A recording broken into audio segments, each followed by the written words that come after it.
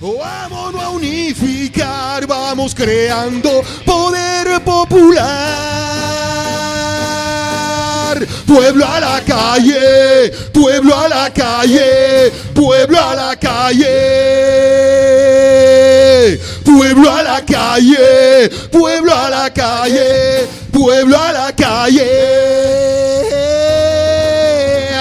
Y el que no brinque es yankee, la que no brinque es yankee, y el que no brinque es yankee. Y el que no brinque es yankee, la que no brinque es yankee, y el que no brinque es yankee. ¡Oh, mi compadre! Tu voz es arma, ven, vamos creando poder popular. Vamos pues a avanzar, vamos creando poder popular. Pueblo a la calle, pueblo a la calle, pueblo a la calle. Pueblo a la calle, pueblo a la calle, pueblo a la calle. A ver, una bulla revolucionaria.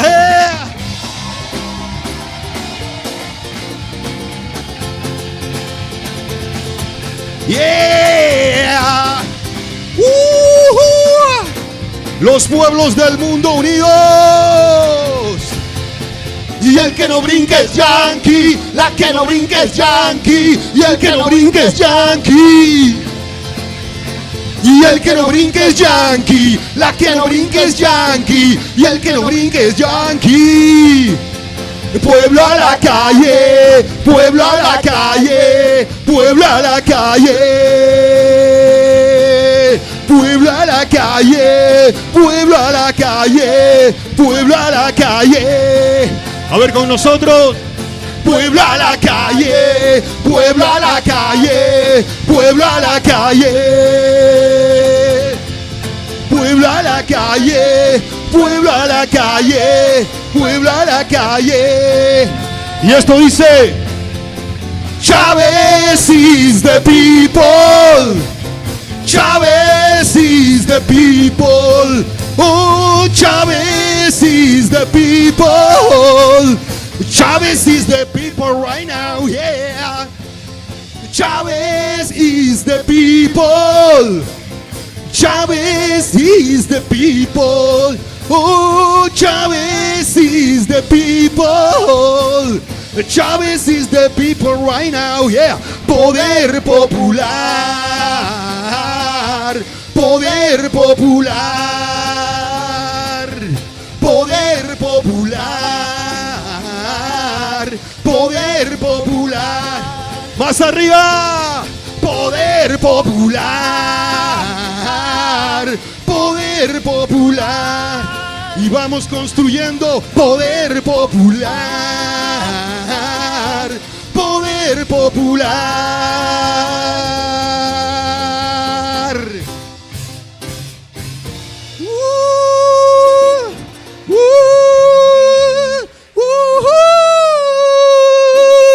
Chávez vive. La patria sigue. Independencia y patria socialista viviremos, sí. Venceremos. Viviremos, sí. Venceremos. Viviremos, sí. Venceremos.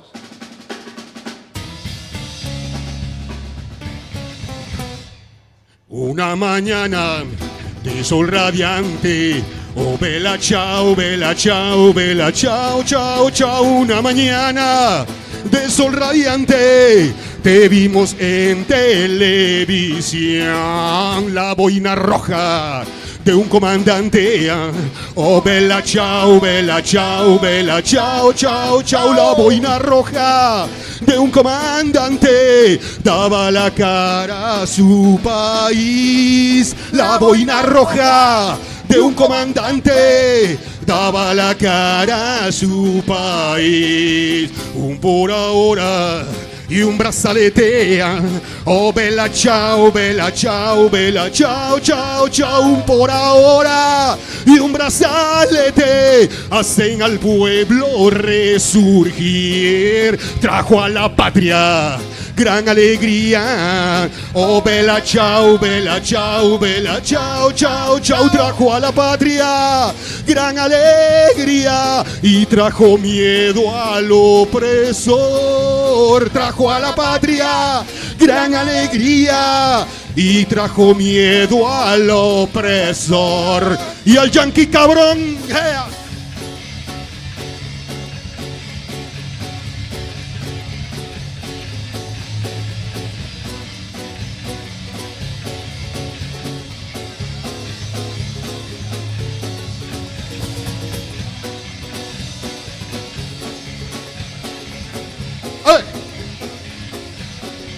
Se hizo gigante y se hizo tiempo. Oh, bella chao, bella chao, bella chao, chao, chao. Se hizo gigante y se hizo pueblo de libertad y de canción. Somos hermanos por parte Chávez.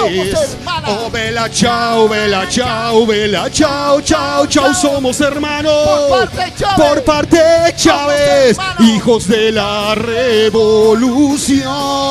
Somos hermanas por parte Chávez, hijas de la revolución. A ver, yo soy chavista toda mi vida. Oh, bella chao, bella chao, bella chao, chao. Yo soy chavista toda mi vida. Como chavista he de vivir. Somos chavistas toda la vida. Como chavista he de vivir. Shum shakabum. Bienvenidas, bienvenidos a la República Bolivariana de Venezuela. Muchísimas gracias.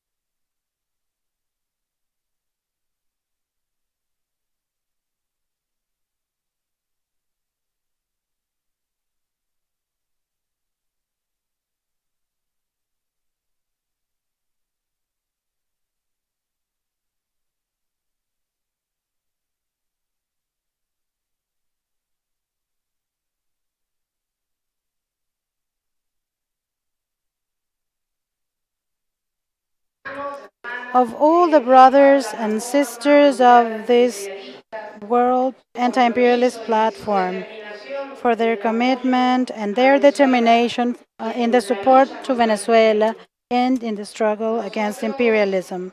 We are very happy that the platform of women is created here. For us, this is vital. We believe that when women are protagonists, we move forward with much strength, and we know that victory will be ours because when we remain together, we can face barbarism and the horror of an imperialism that today threatens, like never before, mankind and life in the planet as a whole. I am going to divide my time because I want us to listen to our mother, Noeli Pocaterra.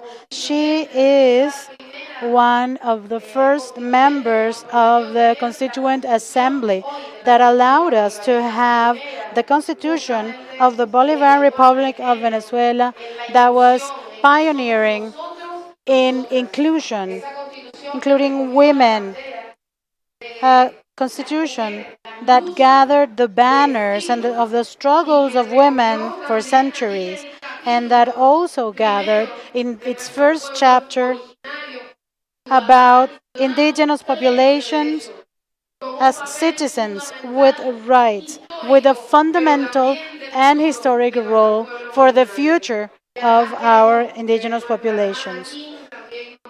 We would also like to listen to Kim, so my speech will be very short so that we can give the floor to these other two people. Commander Chavez was maybe the first one, or at least in our continent, that from the leadership of the presidency of the Republic raised the banners of feminism and called our revolution a feminist revolution. And it's the feminism that is built in the people, in the commune, in the territory. It's the feminism that recognizes the history of our women, of our indigenous women, the first ones to be part of the combat. Because our indigenous populations in the majority of our territory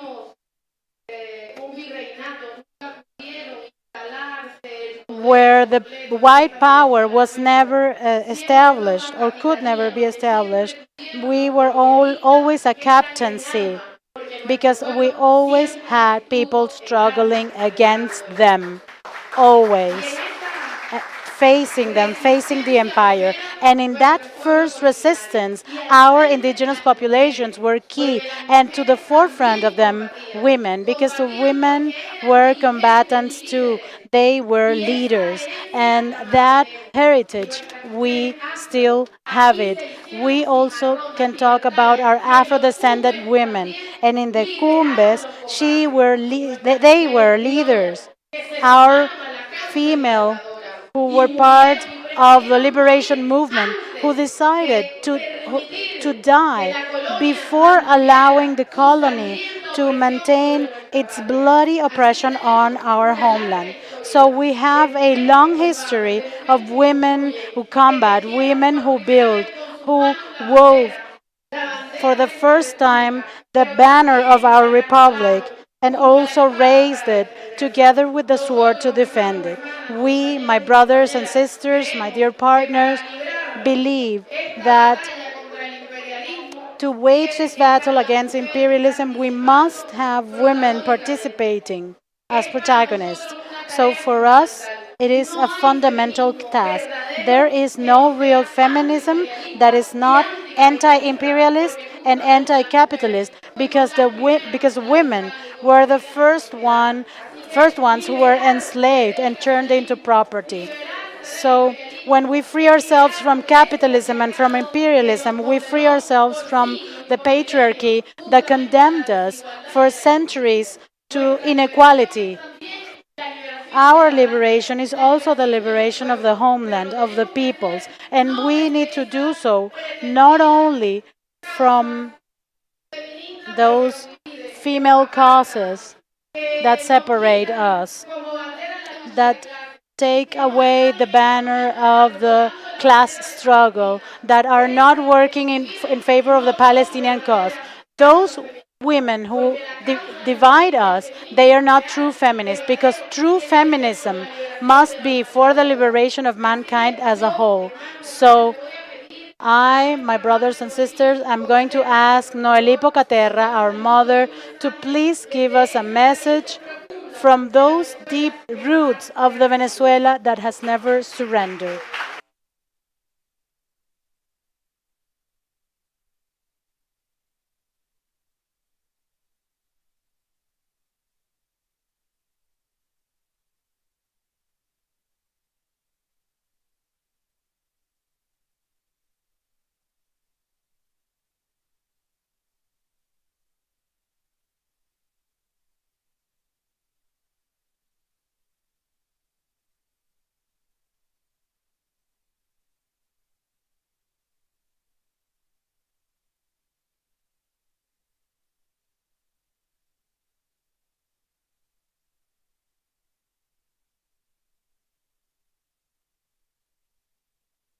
Fraternal greetings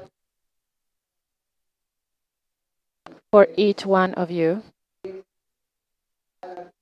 Welcome to the land of Urquía, Apacuana, Gumari, Ansori, and many other women of this small homeland, but also the greater homeland of Micaela Bastidas. All of them, Bartolina Sisa, and many other women who waged their battle when the men fell. Then women raised the flag of struggle, and they continue to fight the invader, to fight the empire. So who else but the original peoples that were here? We lived in communes. We lived as a collective. Our foundation was spirituality, not materialism.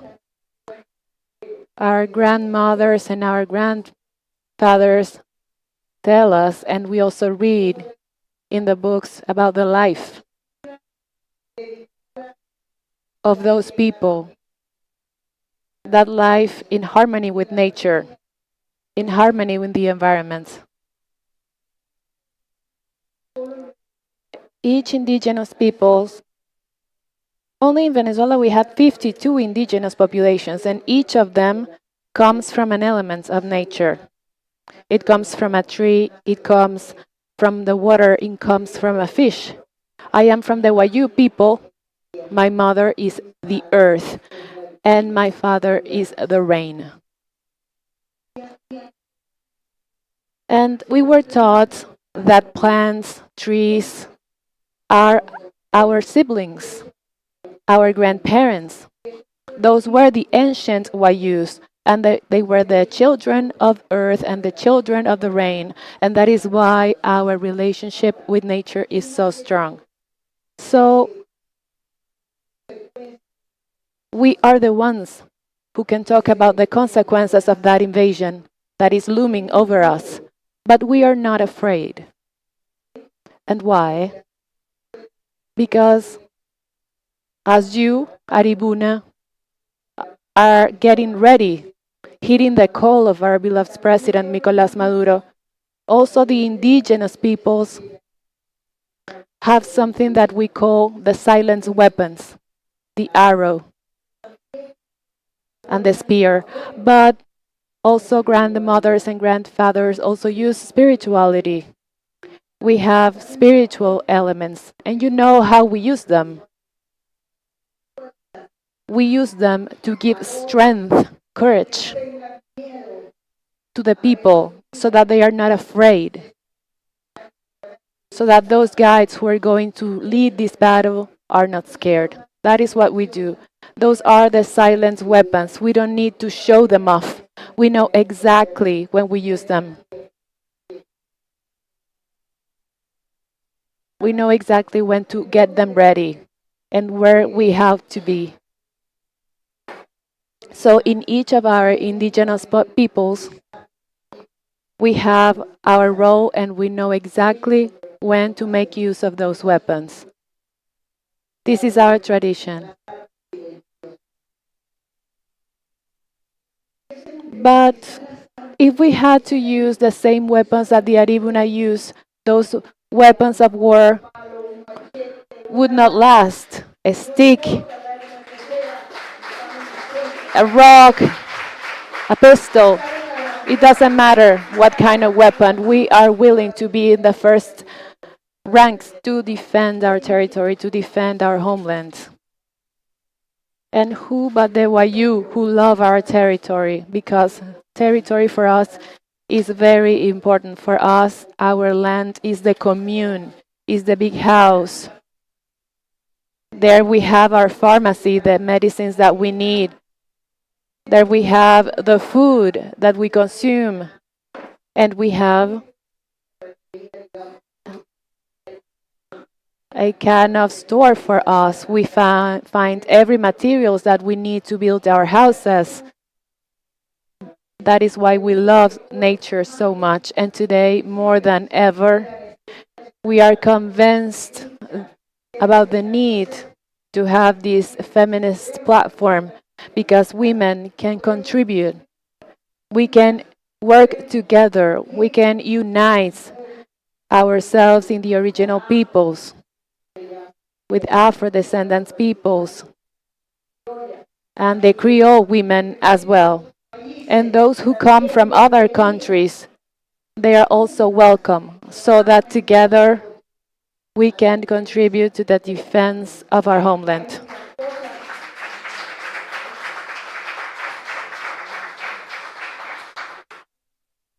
There are many things to do. And who but ourselves who can give testimony, even with our silent weapons? They were not able to defeat us, and they will not be able to defeat us. We stand here, the original peoples, not only here in Venezuela, but in the greater homeland. And in the United States, they have the indigenous peoples. They are in Canada. They are all around the world. And we also have an international struggle. We have already agreed with all of these peoples so that together we can contribute to this struggle and to be at the forefront of this combat, to show as we know how to do it. With our silent weapons, we can defend our country. So it is a privilege to share all of this with you. Once again, welcome. And let me tell you that I arrived a week ago from Bolivia. There was a representation from 10 countries in Bolivia, and before 30,000 people, indigenous leaders from Bolivia, from South and Central America, they showed their support to the Bolivarian Revolution. And they all rejected this threat as invasion. And we will not allow it. Women are the first to fight. Thank you.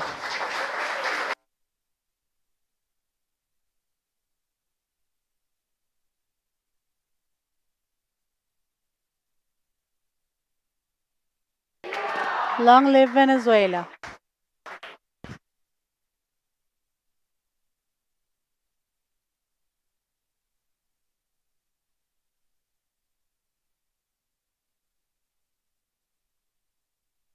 Ahora el siguiente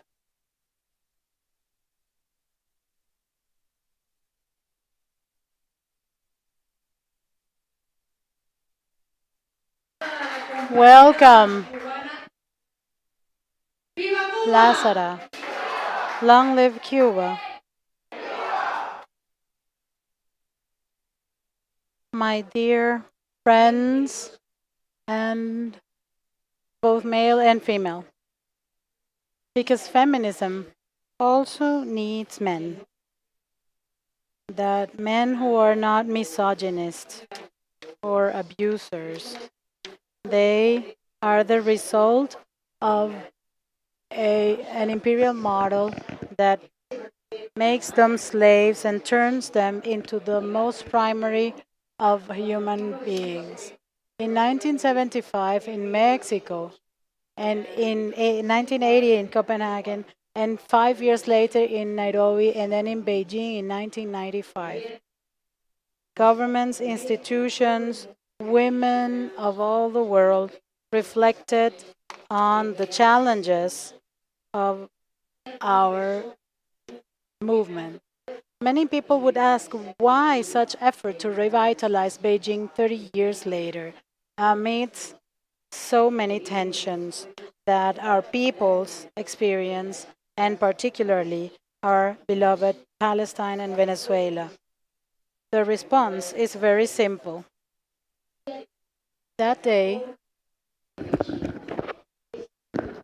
that day must be the most visionary and progressive government for the realization of all the women and children and female children.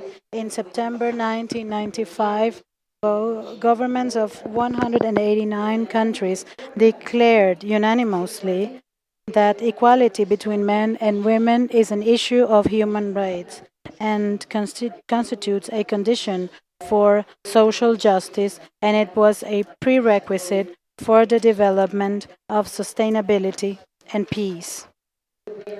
We should go back to Beijing in very hard moments when the trends for colonialism and bellicism are so strong and are strengthening and are threatening, environmental justice and social justice, among other important causes. A high-level meeting last Monday, September 22nd, in the UN, said that none of the goals of development related to gender equality are about to be fulfilled. Sadly, in today's world, we use 6 times more money in war than in protecting women and guaranteeing their rights. It is time to build a broader consensus and create more fertile paths for this cause, which is the comprehensive development of women that still face many complex challenges, like establishing a governance model to write a new chapter in the promotion of global cooperation for women. In Beijing, it was said that we needed to change the channels for the participation of women in politics and in decision-making processes, and promote changes in national and social governance. That will be a way so that liberty, emancipation, and sovereignty of our peoples is not just a dream, but a project of humanization where all people will have the same opportunities and possibilities. For that, it is urgent a larger representation of women in politics, in public administration, so that gender justice is true, is real, and part of all societies. Peace and stability are prerequisites in the comprehensive development of women, and we need to strengthen the mechanisms against violence and refute all forms of abuse. Continue counting on free and independent Cuba, sovereign Cuba, and aware Cuba, that the empire continues trying to eliminate our achievements, to go back to those histories disguised as fake freedoms. Palestine and Venezuela, and every place where men, women, and children are suffering, may them receive our embrace of Cuba, that is also an imperialist woman. Thank you very much.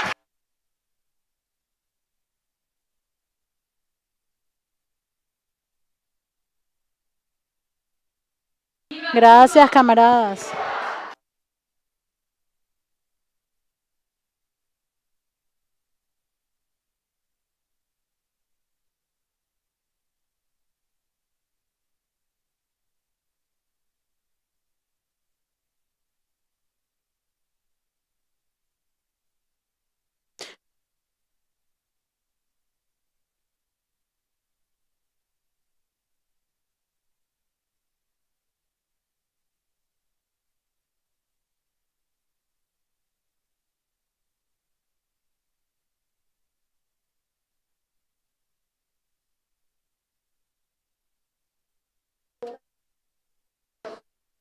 Good morning to everyone in attendance.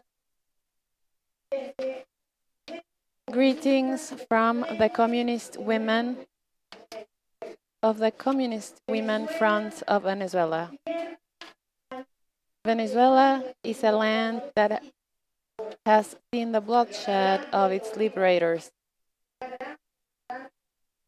Great land of Bolivar and so many ancestors who gave their life fighting for freedom, for peace.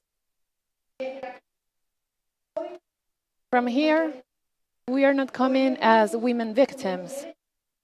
We are coming as women who are empowered with the legacy left by our President Chavez and with the help of our commander Nicolás Maduro Moros, the legacy of Simon Bolivar, of Sucre, of Zamora. We come from the tree of three roots that marks our destiny. We are women who know that American imperialism has tried to break our spirits through a fascist blockade. And we were the first victims of that blockade. Because through unilateral coercive measures, they deprived us from our right to acquire essential aspects of our health, of our daily use, of cleaning. So they try to break women's spirits because they know exactly that we are the ones who sustain our society. They deprived us from obtaining sanitary pads, diapers, but we became stronger. We learned how to overcome challenges.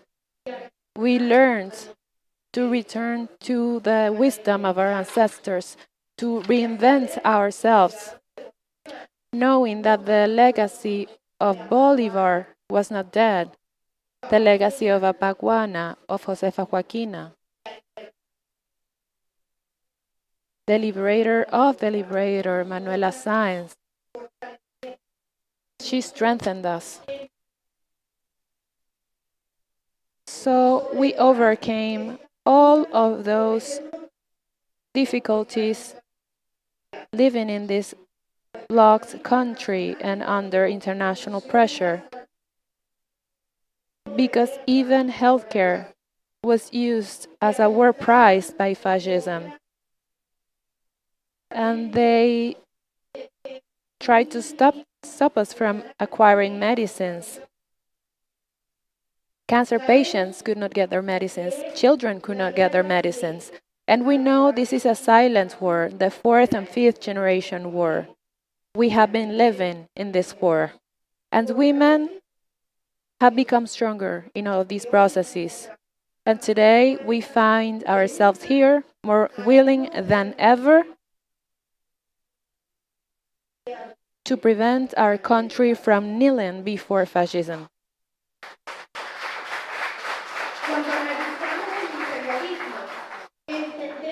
When we study imperialism, we understand that it is the superior and parasitary phase of capitalism. It is not an abstract concept. For us women, it is a concrete reality, the maximum oppression on working women.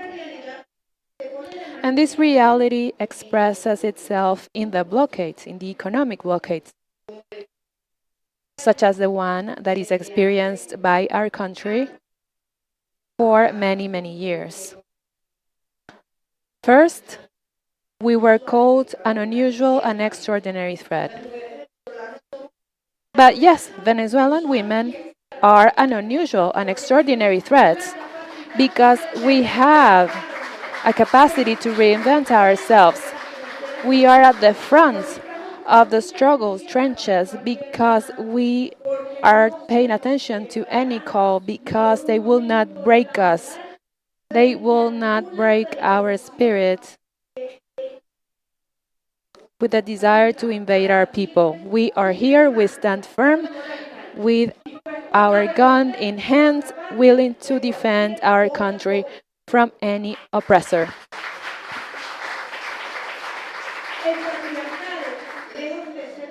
The patriarchy, far from being a separate system, is the arms of capitalism. It is the class of struggle of classes. It is the expression of the real struggle of women. We don't want to be exploited. We want to abolish exploitation. We don't want a piece of the poison pie of capital. We want to bake a new pie in the oven of socialism.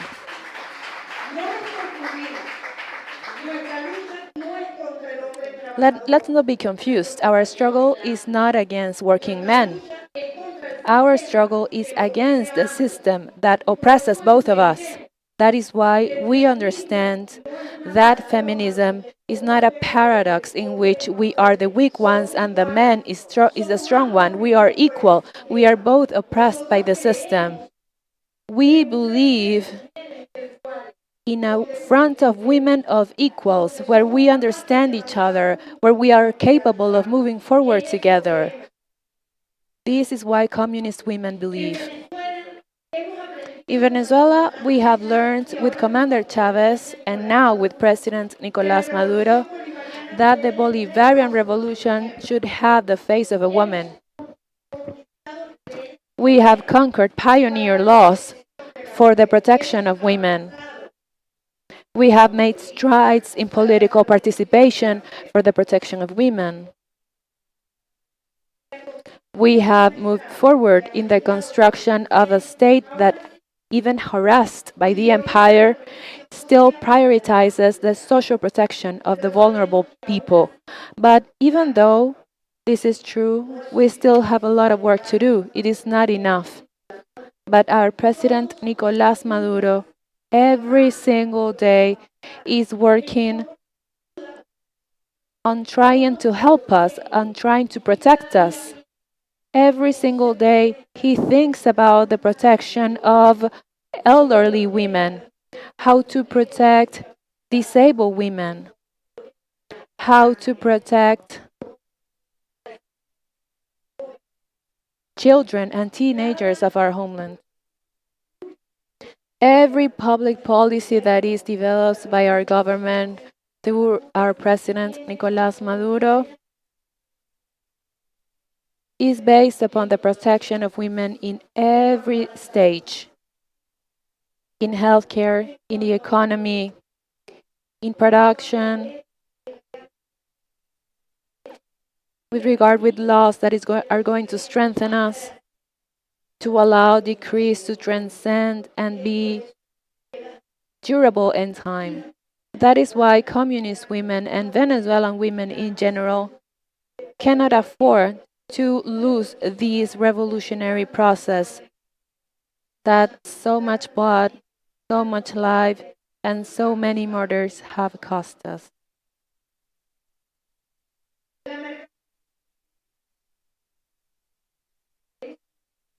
We have been the victims of transculturation that makes stereotypes out of us. An example of this is that we have been sold stereotypes of beauty. We have lost our essence. They have tried to make us believe that if we are old, we are worth less. If we are fat, we are worth less. If we are black, we are worth less. If we are Indians, we are worth less. But that's not true. Our Commander Chavez vindicated us. He taught us that we are all valuable, that we are all sisters, that we are all a single homeland. Indigenous, Africans, fat ones, thin ones.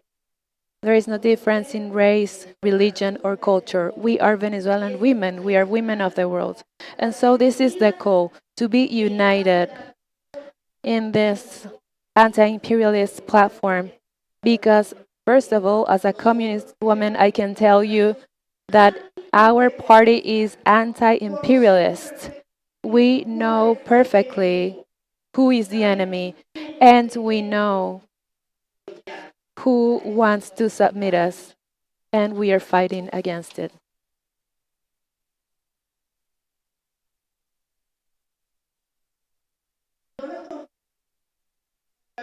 Let's not get confused. Our fight is not against the men, as I said, it is against the system that want to kneel us down. In Venezuela, we have learned many things in a very difficult way. We have learned the hard way, but we have learned to maintain ourselves in the struggle. In the past 14, 15 years, we have been fighting. That is why, faced with this desire of invasion, we are not scared. We will not flee. We will not run. We stand here, firm and willing to give our life, if necessary, for the defense of our land, for the defense of our families, for the defense of our homeland.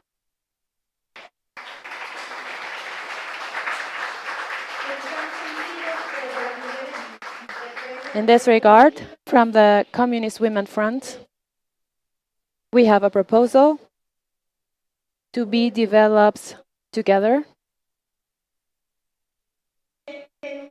This includes tirelessly denouncing imperialism as the main enemy of working women around the world. Mobilizing ourselves against blockades, unilateral sanctions, and wars. Strengthening the unity of the working class at an international level by fighting divisions of gender, race, and nationality that are sponsored by capital. By exchanging experiences and training cadres in the doctrine of Marxism-Leninism. It is important to articulate concrete solidarity with the women who are fighting in the battlefronts against imperialism in Palestine, in Cuba, in Syria, and in every country that has been attacked. Their struggle is our struggle. We are sisters in trenches. We are sisters in struggle. Long live peace, because we deserve to live in peace. Long live the Bolivarian Revolution, because it has been a beacon of light in Latin America. And hand in hand with our Cuban sisters, here we are to strengthen this process. Thank you.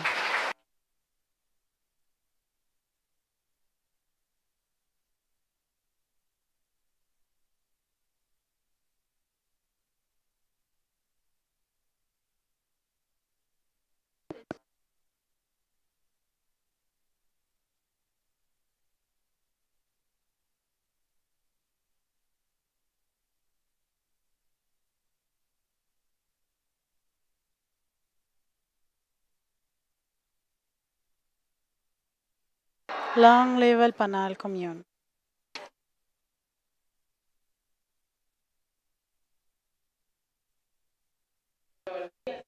Good morning.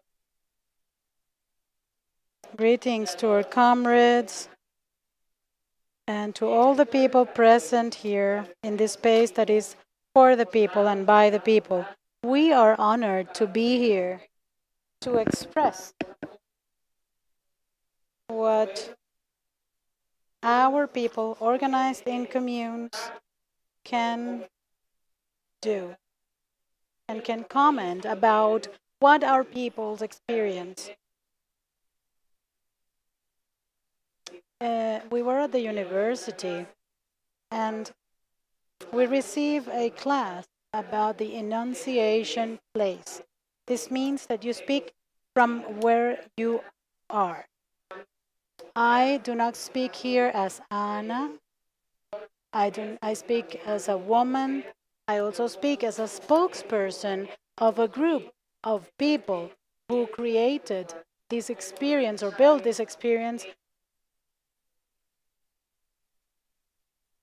where Commander Chavez gave to the commune the strength against the oppression, against a system that generates misery and death.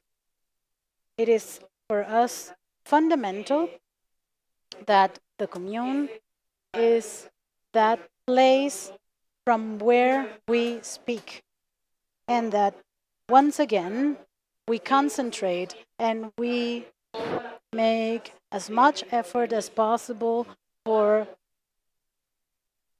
politics to be territorialized and to understand that capitalism is like a worm, a bad worm. It eats away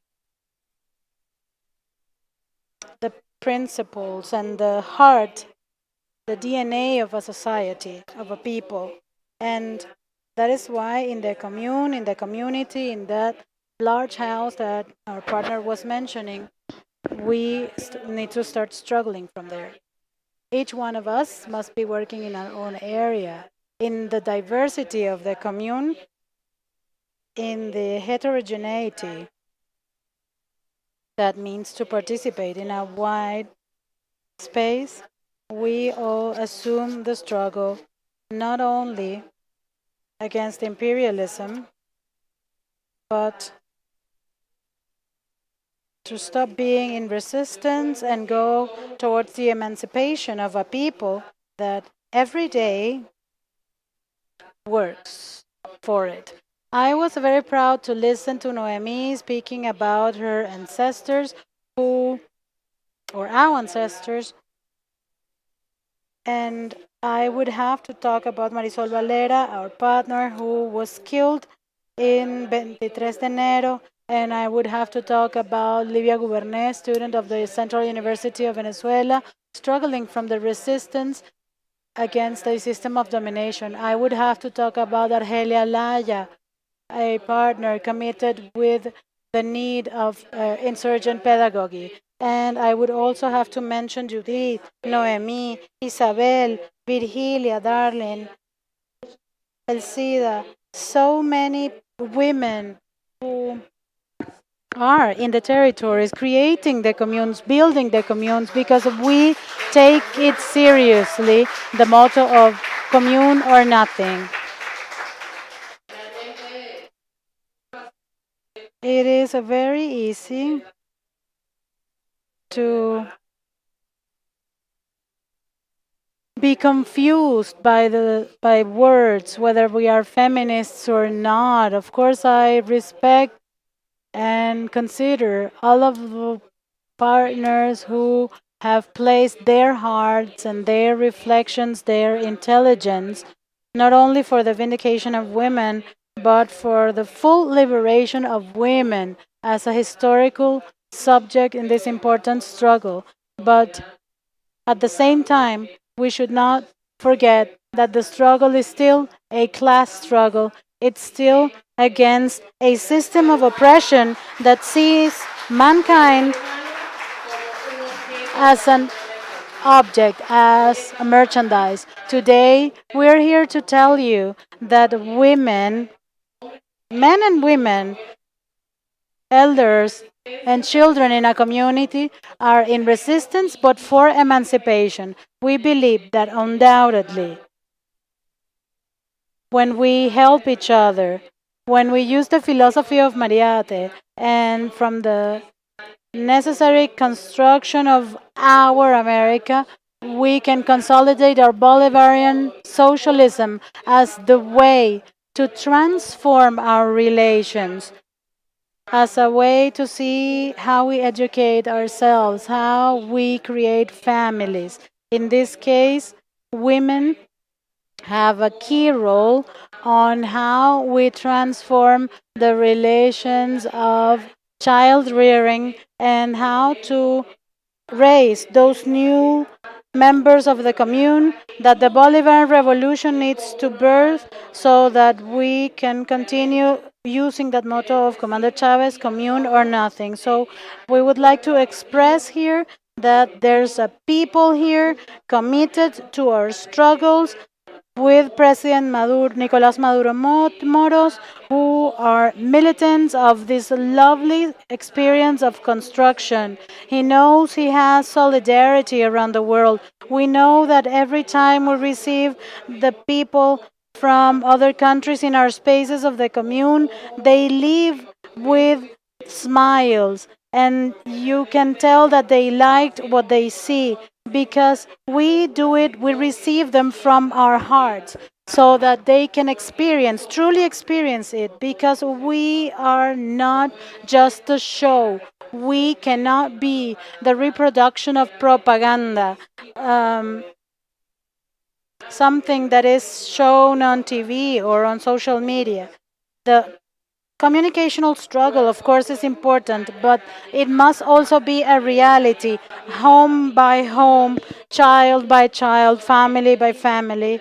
And only then we will be saying, like the women of Vietnam, like Ali Primera when he spoke of those women, that they were plowing their land with their weapons in their hands and with their children, to tell you that here we have the ideological struggle also. And why is it important? Because we need to unify criteria amongst revolutionaries, among those who are patriots. The death decree of Simon Bolivar is a very important document at this point. Cesar Longa said that our communes today more than ever need to be Bolivarian, faced with the threat against our country. So to finish in words by Ernesto Che Guevara, we need to Vietnamize our continent. The homeland is mankind. Long live El Panal Commune. Long live Alexis Vives struggle. Long live the Bolivarian Revolution. Thank you very much.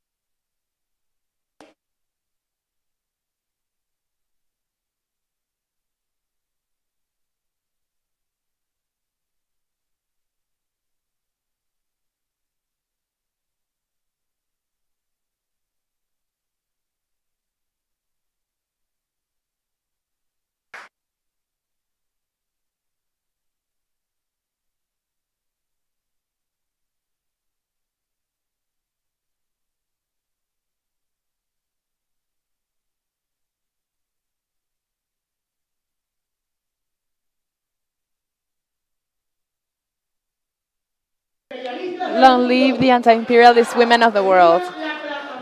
Long live the world platform of anti-imperialist women.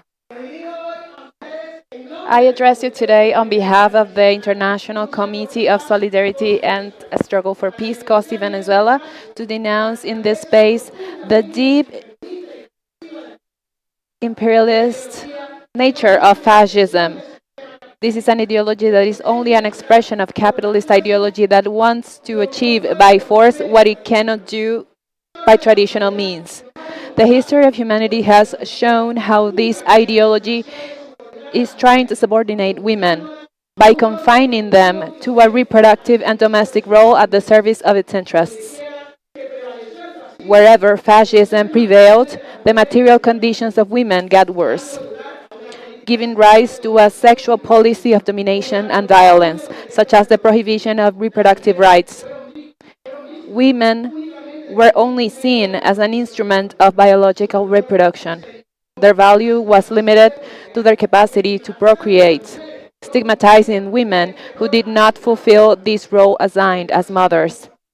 Fascism has always tried, is still trying, and will continue to try to maintain women far from active politics by relegating them to the social and benefit spheres through organizations of women that are controlled, be it in government or the opposition. Only 8 decades have passed from the horrors of the Second World War, when Nazism and other forms of fascism take to the objectification of women and practice of extreme sexual violence in concentration camps and other places. Prisons were publicly exposed in many camps. Women were submitted to the brutal invasion of their privacy and forced to prostitute themselves, as it happened in the Pacific under Japanese occupation. Fascism completely invalidates the autonomy of women. It consists in the radical denial of its freedom and rights. It is a system that condemns us to be a slave of our bellies and the silent guardian of our homes. In the war experienced by our brothers and sisters of Palestine, we have seen how Israel is killing 2 mothers each hour. Women and children represent 70% of the victims, increasing the mortality rates among women and reducing the life expectancy of the Palestinian population to less than 30 years. Some of the main healthcare problems faced by women in Gaza are caused by the lack of access to medical and gynecological services. Women have had to endure the pain of menstruation and birth without any medication, after 84% of sanitary facilities were destroyed. 183 women give birth every day without anesthesia, and spontaneous abortions have increased by 300% in the Gaza Strip. Israel has forbidden the entrance of sanitary pads to Gaza, making the period a nightmare for over 60,000 women and girls. 95% of women who were pregnant are malnourished. The policy of destruction of Israel is a crime against women and against humanity. We cannot stop mentioning the unilateral coercive measures imposed against our country, which have had a disproportionate impact on the life of women, particularly affecting their human rights and their role within the family dynamic. The restrictions in the access to financial resources have generated a crisis that is translated into scarcity and the increasing in the price of medicines and basic resources. So women have the main responsibility of subsistence and guardianship. Most of Venezuelan women, especially those who work from home, have to create strategies of survival to mitigate the deterioration of life conditions imposed by coercive measures, by adding an additional stress burden.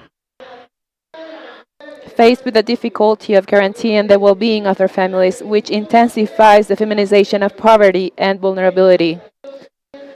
This is extended to the area of education and healthcare due to the interruption of social programs to acquire medications which have put in risk the life of many women, for example, those who have chronic illnesses or cancer. Likewise, the economic crisis generated by coercive measures in our country has been a determining factor in the increase of forced migration, which has provoked the fragmentation of families and has left many women in charge of their homes in a context of extreme economic limitations. In spite of these difficulties, Venezuelan women have shown a remarkable capacity of leadership in their community, organizing themselves to promote solidarity in the search for creative solutions. Even though overcoming these obstacles requires the lifting of the asphyxiating sanctions for the economy and the social well-being of our country.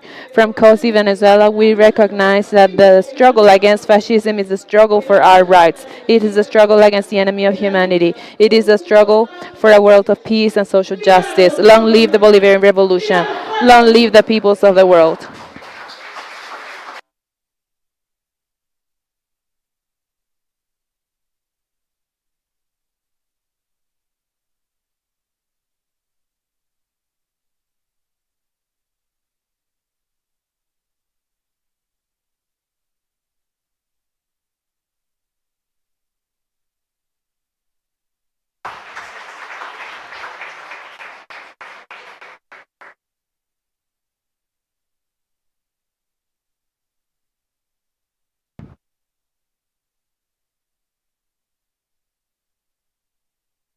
Good morning to all of you.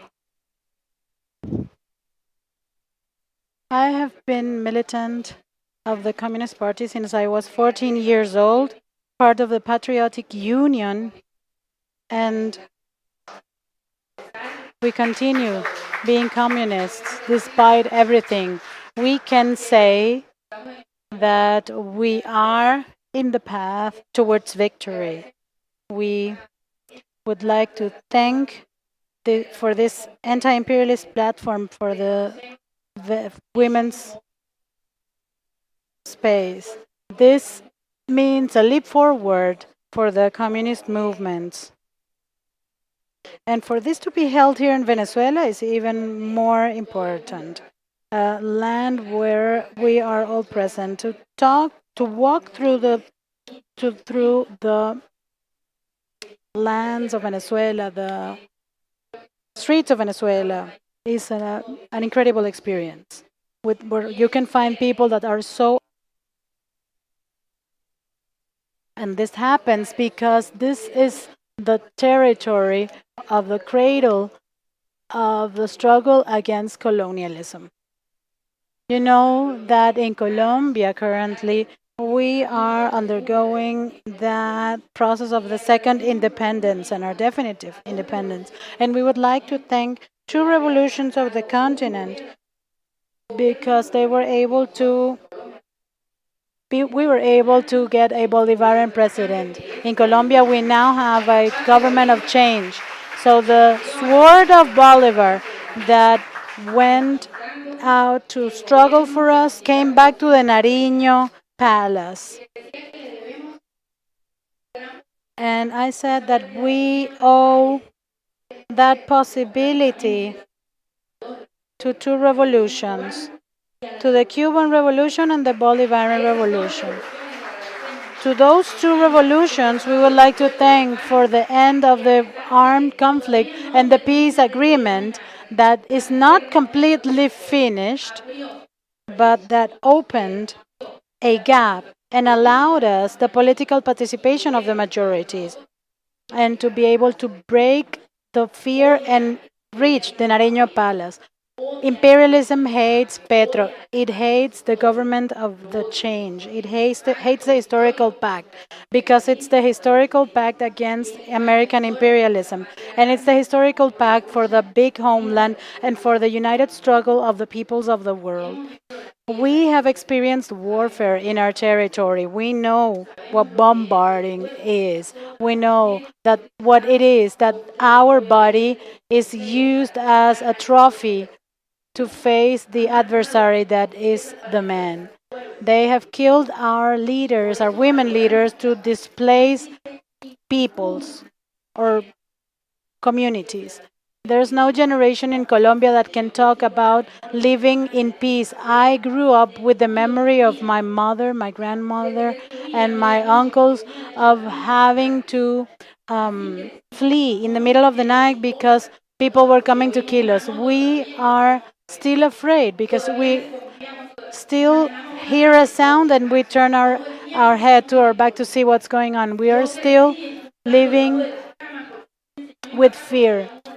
I grew up checking under my bed to see if there was someone underneath the bed to kill me. because that would happen in Colombia. And we eliminated that in 2022 when we managed to get Petro in the presidency and Francia Marquez to the vice presidency, an Afro descendant.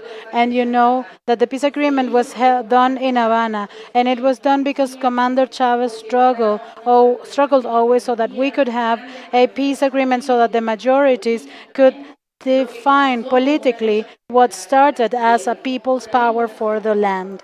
That is where the conflict started, but the United States created a war for us and warfares. I wanna say it. I wanna mention it. Warfares are so that imperialism can take us. And I'm not talking about the warfare as in the defense of the peoples, the legitimate defense, and the need that we have to wage our weapons when we are attacked with weapons. No. Beyond politics is the use of weapons to force your adversaries to do what you want to do. And that is what Trump is doing. And we have to remember, especially women, that any anti-imperialist struggle is an anti-capitalist struggle. Because as Lenin said, imperialism is a stage of the development of the capital. And we do nothing by fighting against imperialism if we do not attack capitalism, because imperialism rises and falls and then another one rises. So any anti-imperialist struggle must be anti-capital, and any anti-capital struggle must be anti-patriarchy, because Federico Engel taught us that the family and the private property started when they eliminated the mother's rights, when they eliminated our commune. And from that, all systems of oppression was created. Patriarchy is not an invention of the feminists. The capitalist system comes with feudalism and slavery. It gathers all forms of oppression and exacerbates to the maximum in that transnational capital form. In Colombia, we are victims of Zionism, and I have to say it here. We suffer because the government of Uribe hired a military who was part of the attack to Gaza to train the paramilitary here in Colombia. So we are victims of Zionism too. When we see Palestine resisting, I am inspired, because if Palestine can resist, if Palestinian women have been able to maintain their language, their culture, and they are in their homes destroyed with their children and still teaching them to avoid extermination, why our continent cannot come from under the boot of the American imperialism. We did it once. We eliminated the Spanish Empire. We're going to celebrate the 200 years of the Anfictionic Congress of Panama. And we go to that Congress of Panama, and we're going to invite all of the peoples of the world who are here, because we need for our continent to become a whole nation, and that will eliminate the dream that they have of us being our backyard. So I would like to call upon all of you to work on this platform in an agenda of articulation for the struggles of the world. Currently, as it was said here, the class struggle is still present because the whole world is attacked by capitalism. But in the genome of capitalism, we find the patriarchy. And so let us create an articulation agenda of all women of the world and the peoples of the world, so that we can combat warfare, bellicism. They sell weapons to anyone. They are still there in Colombia feeding the warfare, even when they don't have any reason to attack Petro. And we're struggling for peace in Colombia because we know that the only possibility to change history is for the majority to have participation, and in a context of warfare, that doesn't happen. The majorities never have participation, and women are part of that. They are denied participation. So there's a contradiction for the participation of the majorities. In between 2020 and 2021, we have a strike, a national strike in Colombia, which was called upon by a counter reform, a reform of the Duque government, the Duque administration. They wanted to eliminate the few rights that still exist of the working classes, and it was the mobilization of the working class that defeated that movement. And from last year to this one, it's the popular mobilizations, the one that were able to approve the pensions reform and the labor reform. So it's the great masses. And we learned that with Commander Chavez in the Bolivar Revolution, when he decided that he was not going to use the weapons, but he was going to use the elections and the majorities. And Commander Chavez struggled so that Colombia could reach that scenario of the political struggle. And currently, imperialism is trying to take us back in Colombia. The same thing that has happened in Ecuador, in Peru, the same way that they put their dirty hands in Colombia. But these spaces fill us with light, fill us with happiness, they fill us with hope, because these are the spaces that allow us to share with people who are similar to us, and we realize that there's a parallel world. There's a dark world, but also a parallel light world, a world of hope, a world of joy. And we have been working with discipline, and we would like to thank the people from Korea because they have worked so hard with their experience, with their political structure, so that we can have a program. Because if we do not have a proper program, we are not doing anything. So we must do our best so that the agenda of the anti-imperialist platform and that agenda of unity stops Zionism. And we need to talk about Nazi fascism and Zionism that is not related to a religious issue. Because Zionism already existed before the Second World War. And they got the money of the communists and they created a state and they had an agreement with Hitler. They gave away the Jews. So the struggle is complex. It's not easy, but it's a lovely struggle, especially when we go together, especially when we see each other. When in so many different cultures and languages, we find common points and a network. As Petro said in the UN, it's the army of mankind. And we're calling for the army of mankind to be conformed against the army of imperialism and capitalism, which are in decadence. It's a different logic that needs to be created. And that is the dialectic of the peoples.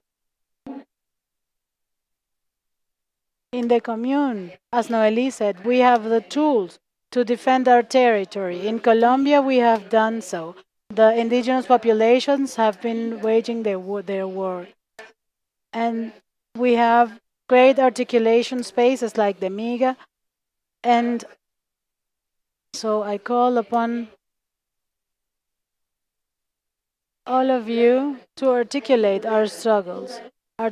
Every struggle is valid, so long as it is against capitalism and imperialism. Every struggle is valid, and in essence, we must remember that capitalism has all the systems of oppression in its genome. Nothing should surprise us because capitalism is a monster that includes all the systems of oppression.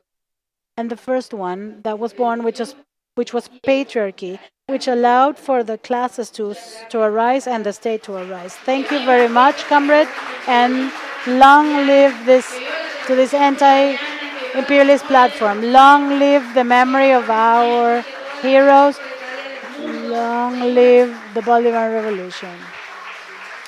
Let the working classes of the world unite.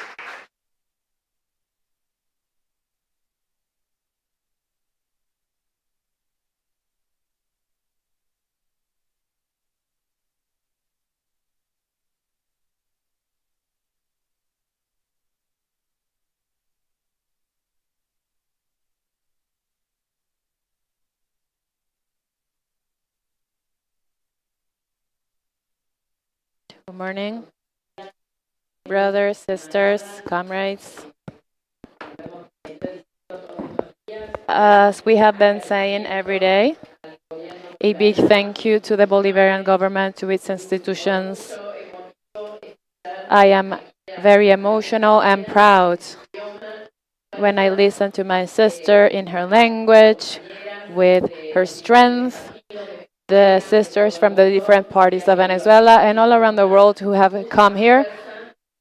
This makes us much stronger to all of those who are facing in our countries the anti-imperialist struggle, the struggle against the system that is oppressing us, against the pro-Zionist and pro-fascist governments such as Javier Milei, who is a worm, pro-Trump, pro-Netanyahu, that is oppressing our people. But also in this conference, we would like to speak about the specificity of the struggle that we are waging as women, as feminist movements, not the little bourgeoisie feminism, but the people's feminism, the feminism that is included in the anti-imperialist struggle, but we are also fighting for our rights. Because of what Aminta just said, we are fighting against a patriarchal system that is oppressing us. Since the birth of the working class, women have been subjected by capitalism. So the first working class struggles, not only the independence struggles, which have already been mentioned by the Venezuelan sisters here, in our country, we had our own women heroes, such as Juana Zurgo and Maria Remedios del Valle in my country. She was an Afro descendant and she was enslaved. She died in poverty, asking for money in Buenos Aires without retirement money from the government, which was already a government completely detached from Spanish colonialism. And from those women in our history, in our schools, we have been speaking about them, but from a very little time. They were invisible for almost 200 years. Throughout the history, we have been speaking only about men. And the women who sewed the flag for San Martin for his campaign in Mendoza towards the cross of the Andes, is as if we did not exist, the rest of the women, as if we did not fight, as if we were not the heroines of the first independence. And regarding the working class, I would like to say that as we saw the class struggle all around the world, and in particular we celebrate May 1st as the International Labor Day for the struggle of the Chicago murders. At the same time, women and in different factories were also fighting because they were being subject to 12 and 14 hours of work with their children. They were exploited in the worst conditions. That is how we saw the emergence of a struggle that gave rise to March 8th, which is the International Working Women's Day. And this was created by a Russian communist militant in 1810 in the Socialist Women's Conference in Copenhagen. We also have a struggle that is more tied to the bourgeois sectors, which was the struggle for international suffrage, because in our countries we used to vote, and there was a law of universal suffrage. But it was a halfway suffrage because women did not vote. Only in 1952 we were able to vote as women. So that struggle was also led at the beginning of the 20th century by the socialist and communist women that then created the suffragettes. So in the concentration camps of the civilian military dictatorship imposed by state terrorism in my country in 1976, even if state terrorism was created before the last government of Peronista government with AAA, this alliance assassinated over 500 popular militants. So in those concentration camps, women were not only brutally tortured, but as women they were violated, they were raped, and the women who were pregnant were not only tortured, but they were forced to give birth in the worst of conditions, and their children were appropriated by the military men. And that is how we saw the emergence of the women of Plaza de Mayo, the Mayo Square. They are a standard in the struggle against the dictatorship and to defeat the dictatorship. Only a year later of the instauration of the dictatorship in April 1977, most of the mothers had no political experiences, and they only knew that their children were political leaders, but they were looking for their children because the dictatorship was kidnapping them and was disappearing them, and they didn't know where they were. So as women, as mothers, they started to gather together in the Mayo Square in front of the House of Government and the murdering military board, and they said that more than 3 people could not gather. So they started walking around the pyramid of the square, and they created the rounds of those mothers. And later, when the mothers of those young women who were pregnant and also disappeared, and their babies disappeared, the grandmothers of the Mayo Square also started. Between 400 and 500 babies were born in captivity, and today they are 40-something years old and they still have a fake identity. They don't know who their real parents are. So in Latin America and in Argentina, we have been waging a very strong fight as feminists, as women, and that struggle needs to also fight against the patriarchy, against imperialism, against the system that dominates us as capitalist countries, as dependent countries. Because imperialism imposes in our countries policies of looting of our natural resources. It imposes poverty, marginalization. It opens the doors for the worst scourges of the world, such as sexual exploitation, drug trafficking, and everything that destroys the human being. So, in our quality of women, we are doubly exploited. It is not by chance that poverty indexes in our countries,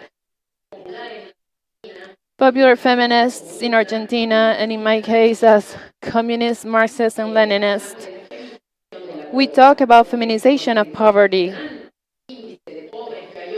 Because in the high index of poverty that we have in our country, which is a rich country with many resources and with industrial developments, we have from 45 to 50% of the population in poverty. Most of the poor people are women. In regard to work in my country with Javier Milei's government, we have suppressed not only gender policies and financing of social policies, but also labor rights. In the case of women, our labor rights have also been attacked. And this is one of the causes of our feminist movements. We want to have equal remuneration because in the same positions we have lower salaries. In the traditional policies, women work in precarious positions in informal economy, so they do not have contributions for their retirement, that they have no access to retirement. So the policies implemented in past governments so that women would be able to access pensions or retirement are being attacked and suppressed today. So we are seeing the consequences of those policies imposed from the governments subject to imperialism and allies of Zionism in a double fight against women.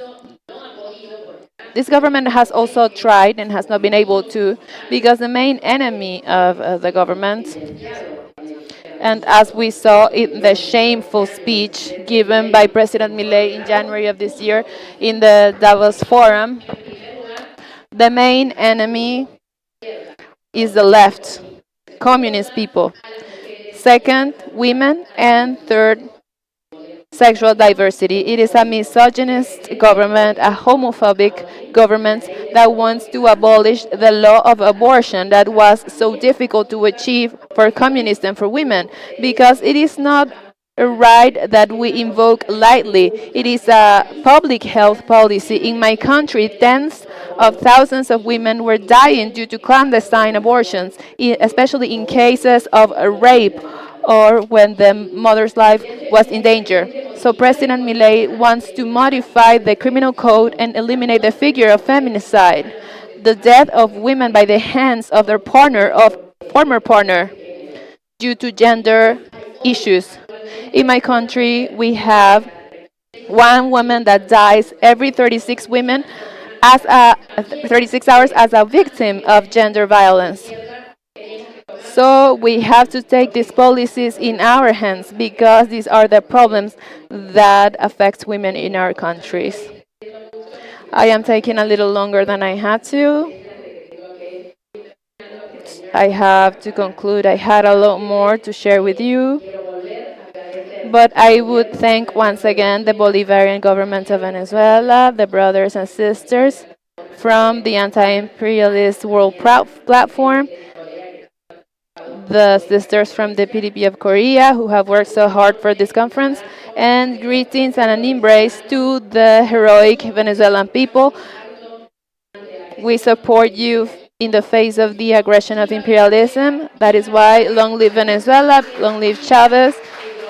We continue to struggle and down with imperialism.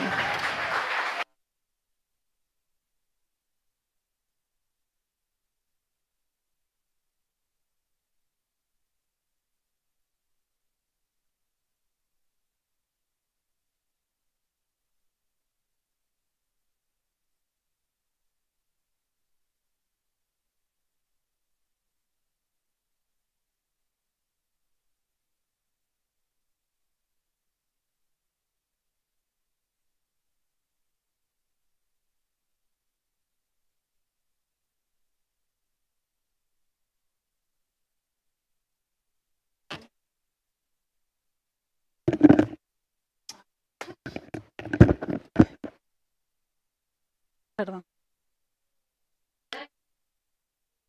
Solidarity greeting. A deeply Chavista and feminist greeting. I would like to thank our partners from the Democratic Party of South Korea. Thank you for this space of this anti-imperialist movement of women. I would like to salute Ana Caona from the El Panal commune because her speech was very strong. Thank you for building socialism in the territory. And I would also like to highlight something about this territory because in 1999, with the Constitution of the Bolivarian Republic of Venezuela, this foundational project that was created by Commander Chavez, they presented two main ideas. The recognition of domestic work as part of the national production, as part of the economic product that gives to the economy of the country.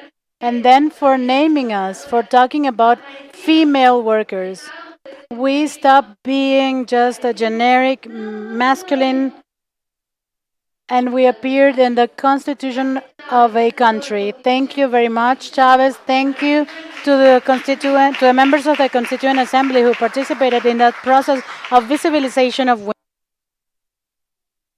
Today, I want to share three concepts. First of all, the patriarchy of the salary. I think that it's very important that we can work on this concept of Silvia Federici, an Italian woman. She says that in this phase of capitalism, patriarchy is a patriarchy of the salary. What does this mean? This means that the salary is created by unpaid labor of women who care for the world. That world that does not receive payment the work of breastfeeding, of doing the laundry, and going shopping. All of that work that we do does not receive a salary. And that is what increases or makes patriarchy great. They are extracting our work without paying for it. The patriarchy of the salary is a concept that is very important for anti-imperialist struggles. I think this should be included. It is related to the anti-capitalist struggle. Then the issue of feminized bodies. What do we mean by that? Well, these are bodies that the capital thinks that they can dominate, that they can use. These are the peoples of the sexual diversity, are the men, are the children, the people with physical problems. These are all political subjects that are important for the Bolivarian Revolution. Sexual diversity is part of our struggle too. We must find those comrades, male and female, who are to be part of our organizations, of our communication media, and of course of our communes, of our communal councils.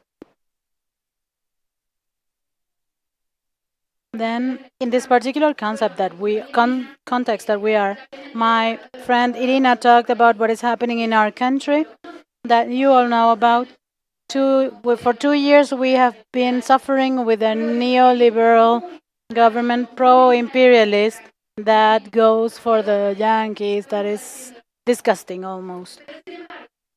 But nonetheless, we want to tell you that the Argentinian people loves the Venezuelan people, that the Argentinian people has nothing to do with Javier Milei, that we stand in solidarity. Do not forget that. Every time that you see that man's face, please do not think that that is related to what the organized people of Argentina feel. Please. And we will come back. We will be government again, and we will eliminate that people from our palace of government. Today, there are two very important women who are in prison, persecuted because of their gender, but also because they are leaders, because they have spoken, as Ana Kauna said, because they said, I am a woman and I have something to say. I can do politics and I have a specific way to do it. Cristina Fernandez de Kirchner, who was president of our republic twice, and the only female president that my country ever had. And in that sense, I want to tell you that very few countries have ever had female presidents. In Latin America and the Caribbean, it's the same. And it's not that we don't know how to do it. We are the people who are in the communes, in the government, and we're building public policy. That is also a struggle that we need to do for gender equality. Because we know how to make decisions. We're not just secretaries. We not only know how to cook, even though we cook very well. So the other person that I'm talking about, because I already mentioned Cristina Fernandez de Kirchner, who was politically persecuted because of the lawfare. Many of the progressive leaders of Latin America have suffered this. Evo Morales, Correa, they cannot go to free elections now. It's the same that has been happening with Cristina. She's in jail at her home. And then the other person is Milagros Salas. Milagros Sala, a leader, a very important leader of the Tupac Amaru organization, a people's organization from the north of Argentina, MP of Parla Sur when she was detained. As soon as the neoliberal government of Macri went into office, they went after her. She's been in jail for very long, and she is deprived of liberty because of her struggles. We demand here, and with the support of the anti-imperialist platform, the liberation of all militant women. but in particularly of Milagros Salas that I visited before coming, and I told her, and she said, "Well, if you see Maduro, tell him." And I told her, I don't know if I'm going to see Maduro, but she is very Chavista and she wanted to send her greetings. I think that it was very important to mention these two women because our struggle would not be possible without them. They were the ones who taught us how to struggle. Milagros is part of the indigenous population. She is also persecuted because she is brown. Her skin is brown.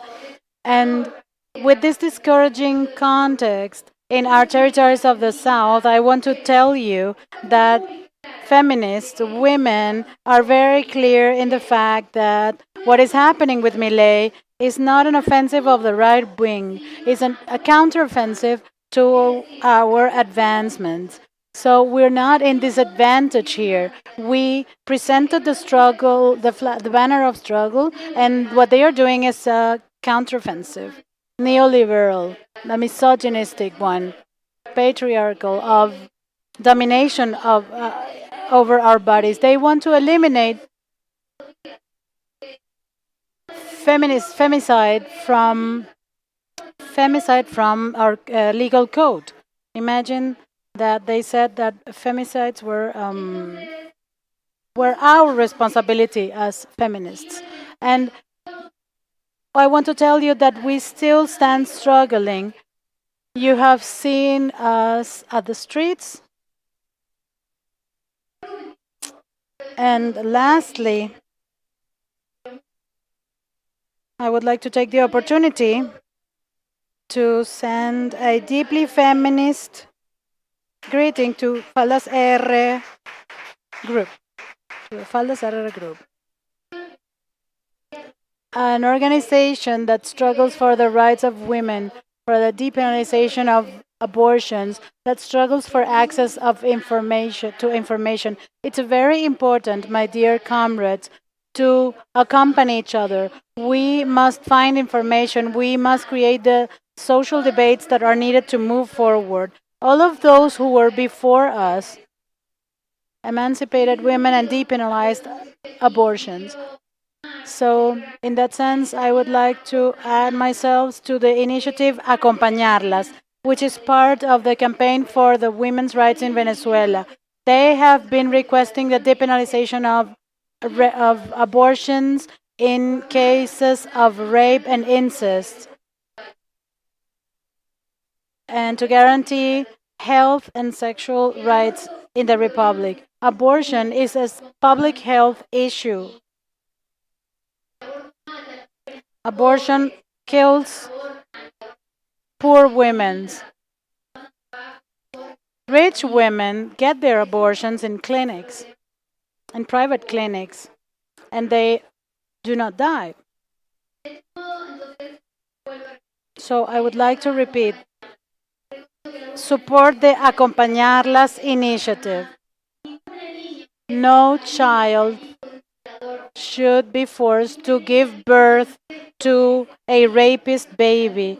No child should be forced to give birth to the baby of her father or someone in her family. The Bolivarian Revolution will conquer. All of our revolutions will conquer. You have the power just as a transition. We continue struggling and we will never stop. Thank you very much.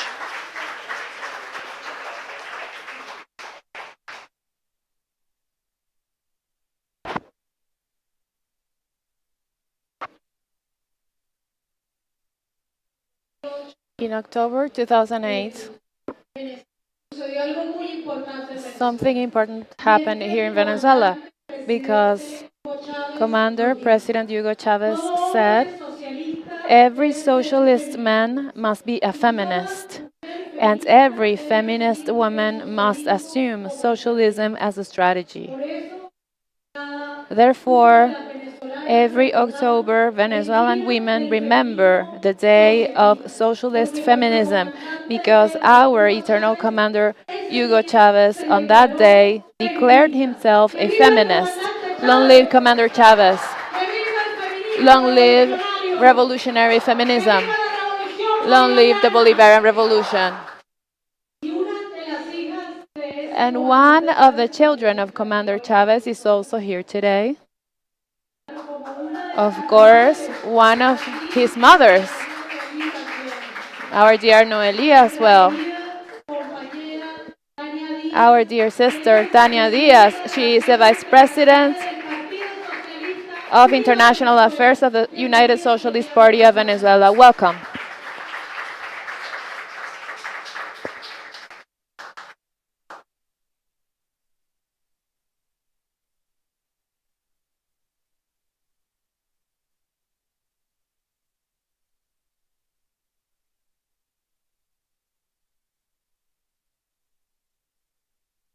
Hello, good morning. Greetings to all of you. Thank you very much for this invitation to the United Socialist Party of Venezuela. I would like to say hi to the Working Party of Korea, the organizer of this event. Also, my dear Communist Party of Venezuela, which is the origin of all of us. And I would like to thank you on behalf of the United Socialist Party of Venezuela, which is the biggest party of the coalition that supports the Bolivarian Revolution. And it is a party that is also supported on the smile, the bravery, and the courage of women. We are a country with 7 million, party with 7 million militants, and we have fulfilled the mandate of Chavez. We have taken our work to every corner of our territory. Commander Chavez has given us the strategic lines of political action, and he said, yes, we know how to win elections, but it is not enough. A socialist party, a real one, needs to know the needs of the population. So we need to create a party of cadres, but also a powerful party. That was in 2011. He got sick, and he left us in 2013. And our Chavista president, Nicolás Maduro, has but fulfilled the word of Commander Chavez. Today, we have spokespeople that have been elected in 47,000 communities all across the national territory and in 260,000 streets of those communities. In every single space, we have a structure of the party that has been elected by the people. So we have a general vote where everyone participates, and then 62% of the ground structure of that party is women. We have the vice president of women of the party, Eda Guzman. Today, I wanted to tell you a couple of things. First of all, what we're seeing in Venezuela right now is not a miracle. 8% of growth that has been recognized by international organizations is not a miracle. It's a product of the hard work and political coherence that since Commander Chavez we have been working to realize. I wanted to bring up as well these words by an American economist. He's a university professor, specialist in the millennial debts. He's Jeffrey Sachs, and he published a report. I have not read the report, but the press says that Venezuela is not collapsing. Venezuela is re-emerging, and it is doing it with a strength that could change the global balance forever. I have traveled around the world. I have advised governments, and I have seen the fall of whole systems. But what is happening in Venezuela is not only economic recovery. It is a historical scream of independence of a country that was silenced and that today speaks once again with its own voice. So I see this meeting and I see my sisters from Colombia, Argentina, and everywhere else that are here. And I want you to help me in this regard because it is an international gathering to support the Bolivarian Revolution, but right now we need it to be more than that. As you have said before in such a beautiful way, in such a feminist way, this needs to be a continental call. If you attack one, you attack all. If one stands, we all stand. And all of those that stand should be armed with every tool that we have available. The tool of awareness, of course, the tool of political mobilization, the tool of organization, the tool of unity, and any tool that we need. So I wanted to ask you to not only stand in solidarity with Venezuela, but we need to understand the aggression that is looking at Venezuela. Well, now apparently he's looking at Colombia as well. I'm sure he has a reason for that. But it is an agenda of aggression against the whole continent. It is the gateway for destabilization and warfare by the capitalist elites to reorganize the continent, as they have done every single time they have a crisis. They have to accommodate the continent to their convenience and take our strategic resources, but especially neutralize, break, and eliminate emancipatory processes. So let's look at it like that, as a process of Latin American unity in which Latin America needs to emerge with a firm, strong voice, with a determined voice, an immediate voice. Because what Mr. Trump is doing is to mark a very dangerous precedent for humanity. It is not only being a bully, not only his spectacularly rude and arrogant and ignorant way to do things, he is setting an important precedent for humanity. Because every time he is bombarding a boat, a small boat of artisanal fishing, because this is what he's doing, he is deliberately ignoring everything that we have given ourselves as humanity in regards to international humanitarian law, agreements between nations, human rights principles, everything that humankind has achieved for decades to be in agreement, to have a more humane collective. He is destroying all of this with a single action: bombarding a fishing boat, and I say that they are drug traffickers, and I do this because I want to, because I am the king of the universe.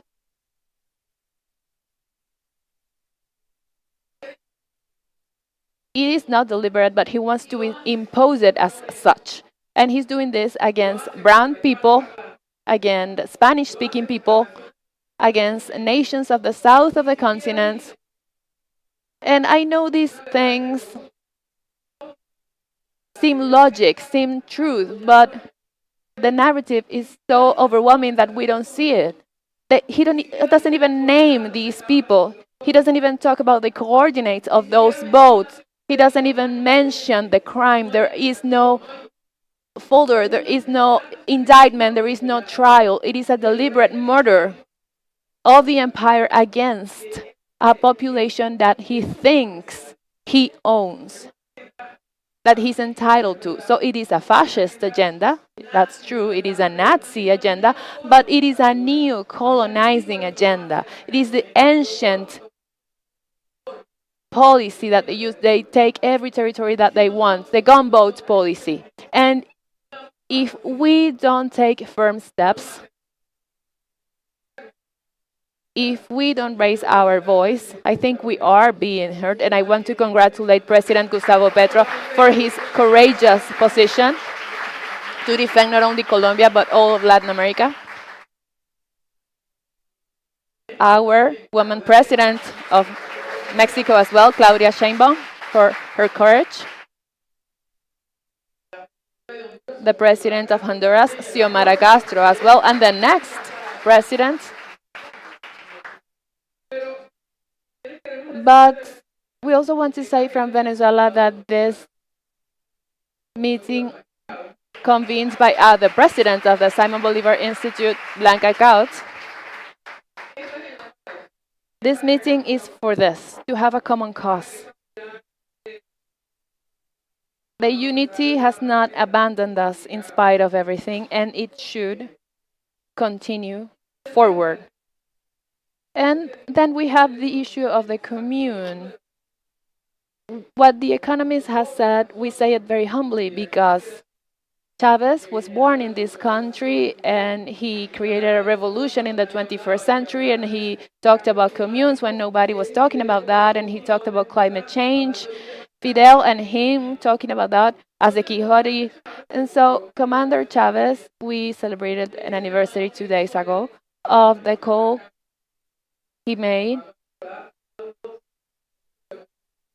He said to Nicolas, well, I give you this as I will give you my life, commune or nothing. So it was the vision of the commander of where we're going. That is the Venezuelan model. And we have done it here with the greatest love. And even with the bombarding and this multi-form aggression that we have experienced. But yes, that is the solution.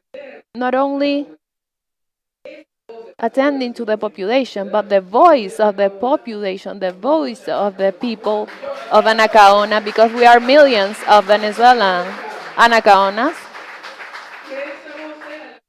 that voice should rule here in Venezuela. We should have the solutions from that voice. And it seems weird, but from the blockade, that was very well described by the Communist Party here. It focused on women because imperialism know that a Bolivarian revolution is supported by women. That taught us many things, and we have been building a country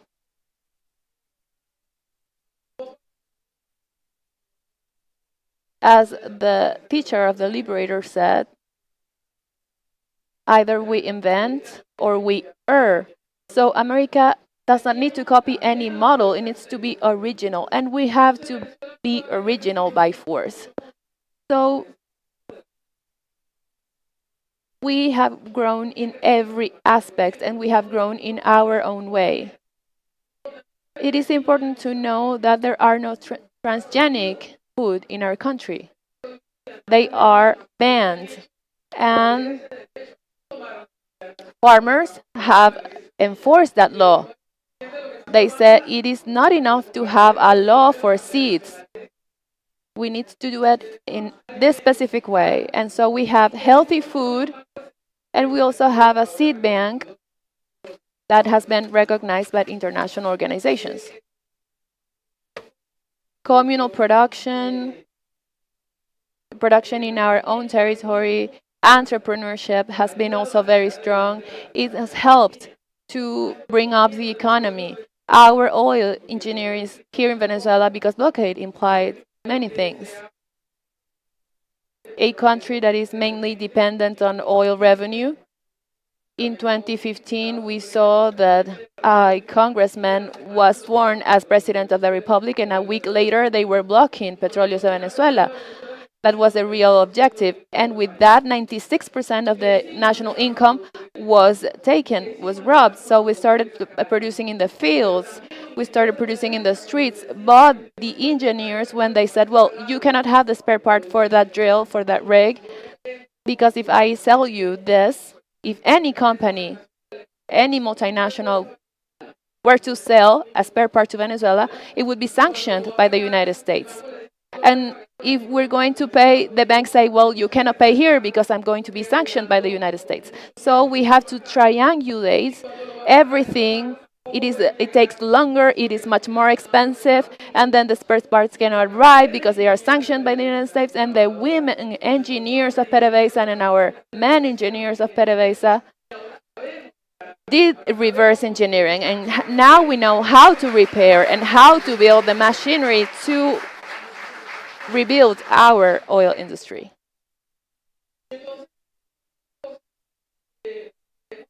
So these are the things that should be known about Venezuela. And as our sister from Colombia said, they don't want to make this visible. They want to hide everything from everyone. But we also find the resistance of women, and I know that the Vice President of Women is going to talk about this. But Venezuelan women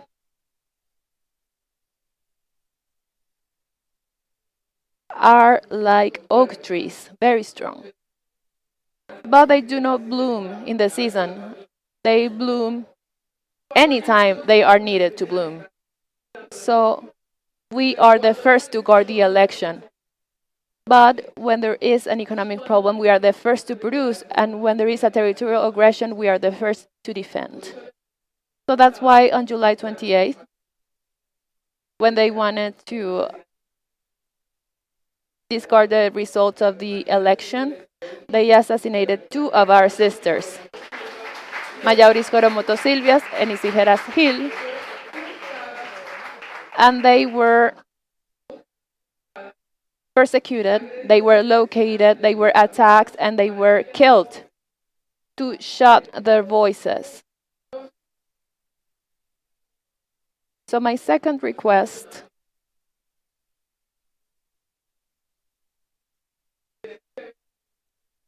is to look at the aggression against Venezuela as a continental aggression. We need to organize mobilizations. We thank all of the political parties of the world for the mobilizations to defend the Bolivarian revolution, but we also have another idea to create international brigades. I know that communists know a lot about this. So we invite you, this is an initiative that emerged from political parties, to create these international brigades of solidarity with Venezuela.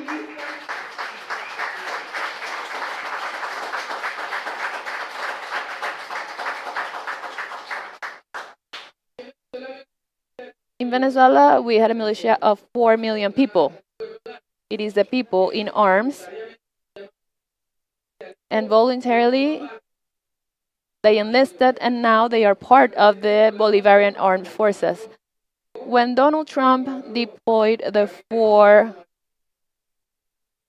war vessels in the Caribbean Sea, we went from 4 million to 8 million.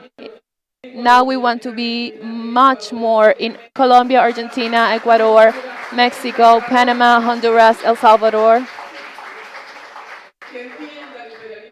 so that American imperialism understands that we have not only resisted, but we are willing to build another world that is possible, that Commander Chavez, Commander Fidel, Che Guevara, Nestor Kirchner, and those leaders started to create.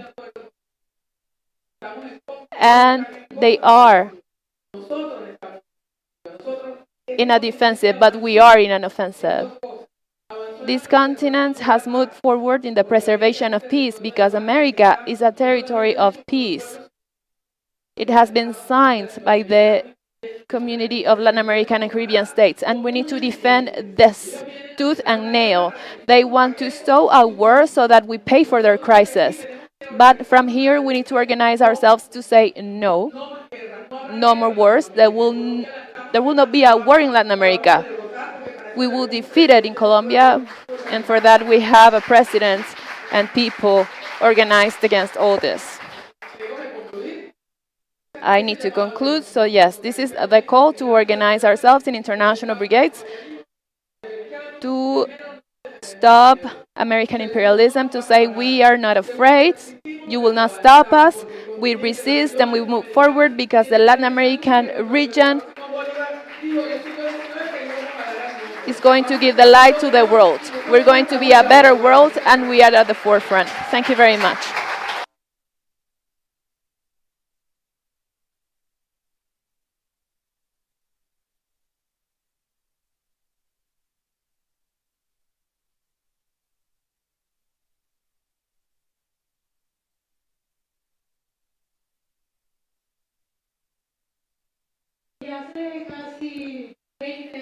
Almost 20 years ago, our commander, our beloved commander, declared himself socialist and feminist, and he founded the United Socialist Party of Venezuela. Long live the United Socialist Party of Venezuela. Long live the Communist Party of Venezuela. Long live the great patriotic Paul. And our party, the Socialist United Party of Venezuela, has a female vice president, and she's here with us, our beloved Dina Guzman. who, after her words, will be joining us here at the front because Tania needs to leave.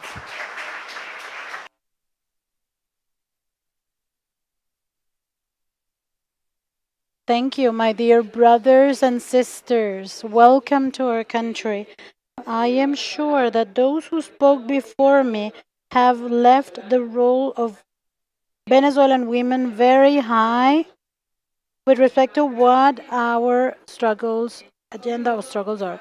Since I only have 5 minutes, I will try to speak as fast as possible, but that will affect the translation.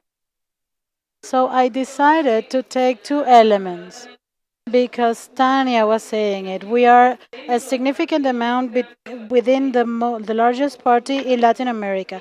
I say it humbly, but when we see our party, this has an incidence on how the credibility concept is created. And in this sense, many political parties face crisis of trustability. And I think that our party is an example, I say this very humbly, an example for other left-wing parties of the world, especially because it has been centered in unity, in a wise unity. And when I talk about unity, I bring that concept into the exercise that women, the Venezuelan women, are doing. Not only those that are militant of our parties, we have the different parties of the Great Patriotic Pole, but from the women's movement. And when I talk about wise unity, I mean that Venezuelan women are today challenging ourselves to consolidate our movements. And we want to consolidate a code of sorority that goes beyond our borders to see our sisters of Latin America in the world to create a real unity of women. Because the challenge that Venezuelan women are facing today is to continue guaranteeing life, to protect the banners of mankind, and that transcends borders. That is why we see the concept of sorority as an important proposal for tasks for these brigades. These are brigades that we are sure have a sense of anti-imperialist struggle, but also for different proposals for the future of mankind. We are not just a left-wing movement to resist, we must insist, not just resist. And one example, based on what the Argentinian women mentioned, is what Venezuelan women have done, not only for the amount of women, militant women, but due to the level of awareness that Venezuelan women have. We have been responsible for something that you mentioned a little while ago.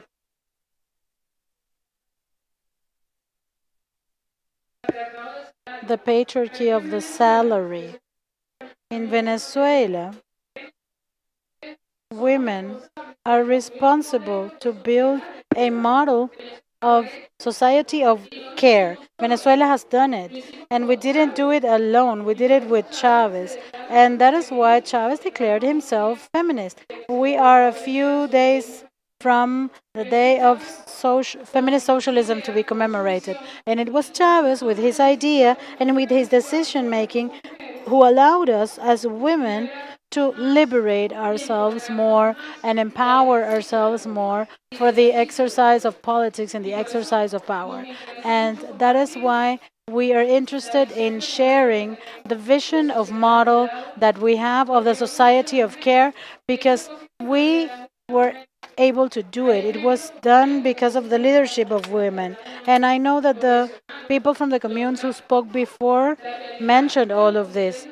The reality of the clubs, the local committees of supply, the affirmative fact to become a space of power, this was done with the leadership of women. A leadership that is aware of the need of protection to their people. And it's not just a maternal protection, it's an action of power. And We use this example in all international spaces because this allows us to stimulate a debate that in which we emphasize to invite other women to the creation of a sorority code.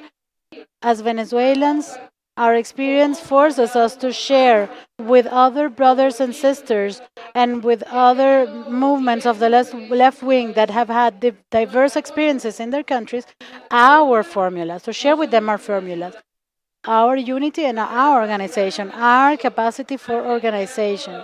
To put the organization before everything has been key in our point of view on how our revolution has resisted for 25 years. And said organization has been led by Venezuelan women, I repeat. Venezuelan women, even though we have actors that use different ideas that do not represent Venezuelan women and that embrace and want to sell the interests of our country to others. We have very far from that are Chavista revolutionary women. We are Chavistas because Chavez's vision went beyond political militants. I don't know how long I have,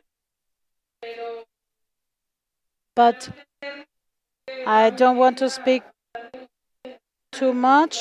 I would like to congratulate Blanca Eckhout for this initiative, for this event, and the whole international team that guarantees that this space can exist.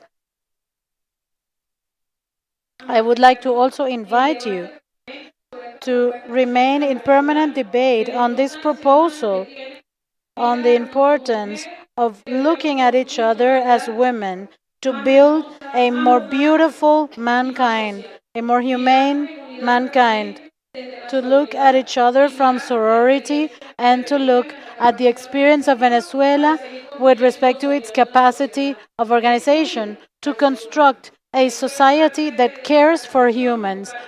This is part of our reflection as part of the Socialist United Party of Venezuela. We are responsible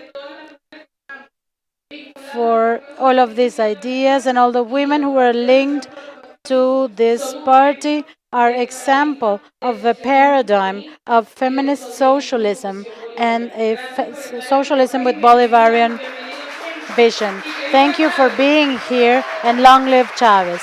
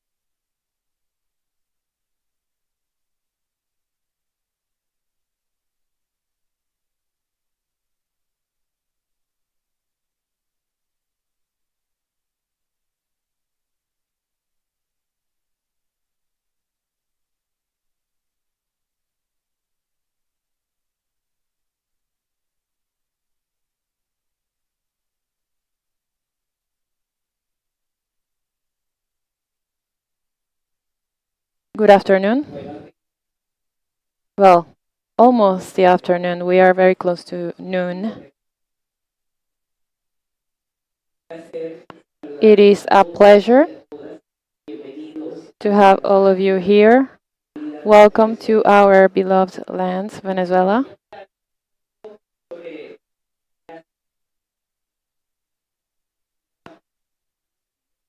My sister Diva Guzman was talking about political participation of women in Venezuela, and now Even though I did not hear everything that you talked about this morning,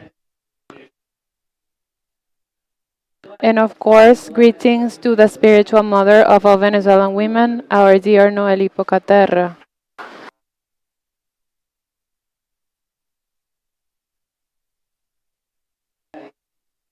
Of course, I'm very thankful to our dear Blanca Icaut for this initiative.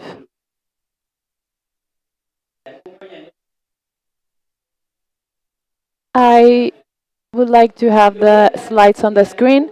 I am going to talk about something a little bit more concrete, and you have seen this before. It's about who are Venezuelans? Where are Venezuelan women? What do we dream? What do we do?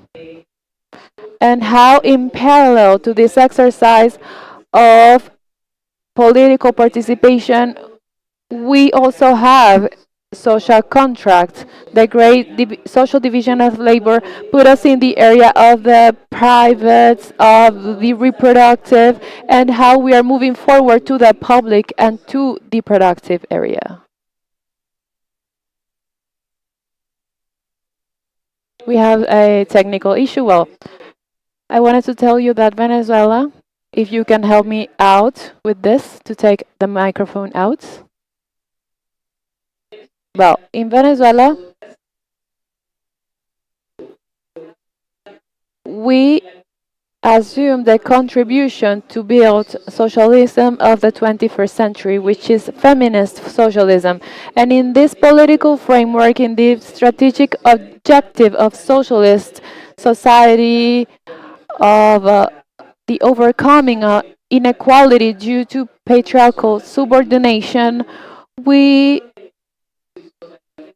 are not only exercising our sovereignty and our rights to decide, but we have also building the path to a society of equals.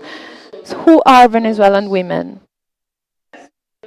We have almost 1 million of square kilometers, and according to the projection of the last census, we are 33 million people.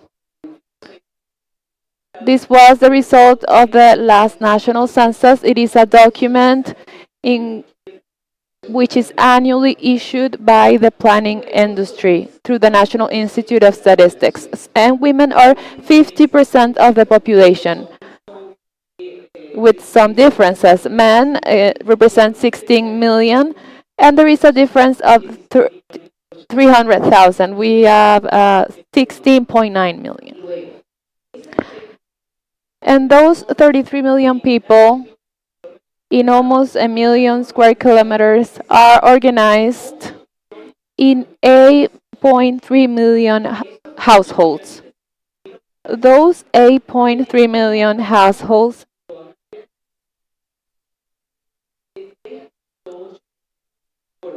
have more or less 3.8 people per house. This is a change in the national demography. But not only that, in 2009,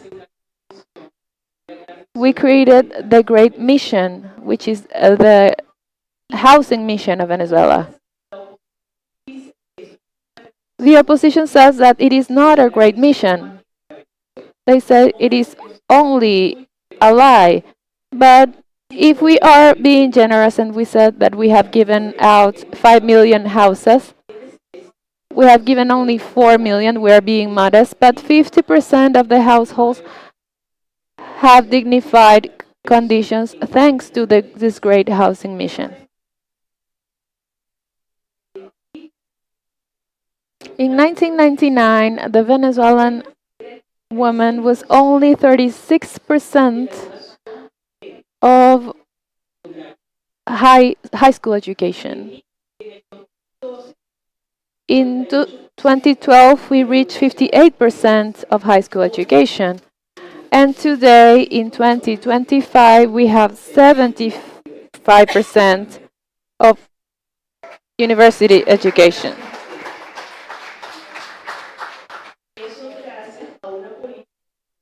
This has been the result of a policy that is the municipalization of university villages. This enabled Venezuelan women to go study without leaving everything behind.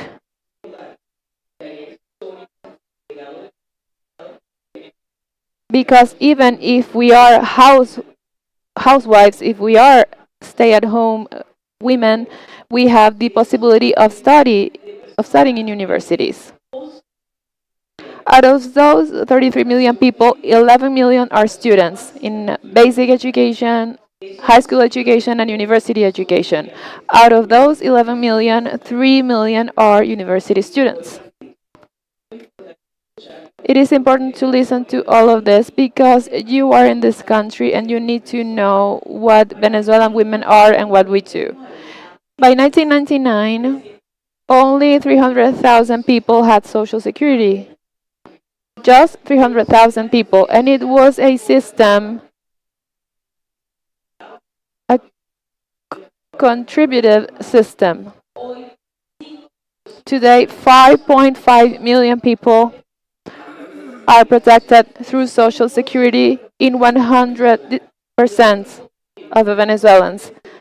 And it is important to tell you that Venezuelan women entered the universal security system at 55 years old, and men at 60 years old.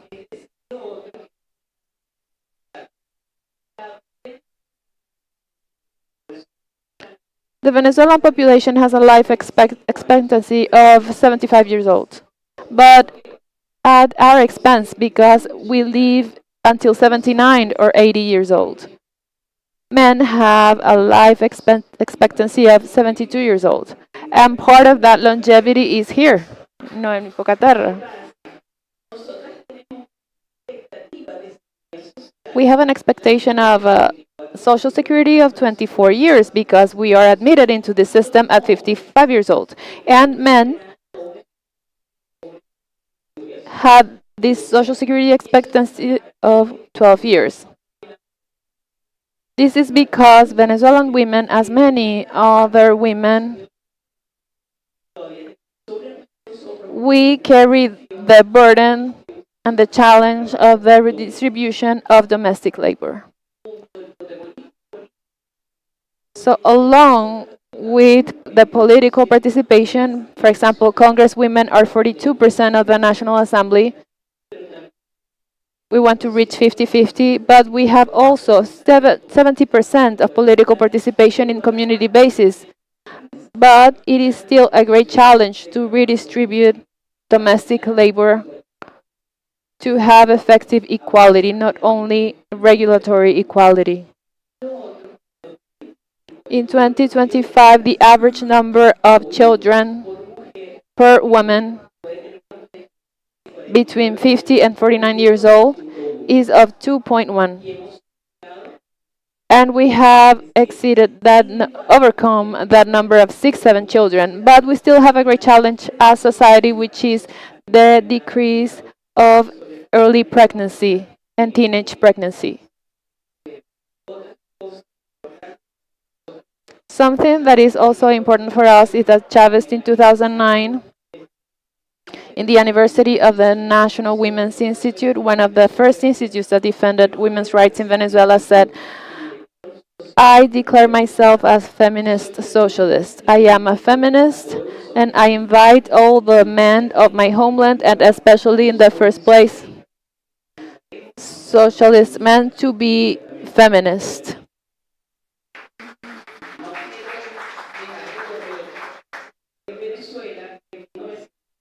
In 1999, we incorporated and advanced regulatory developments within the region.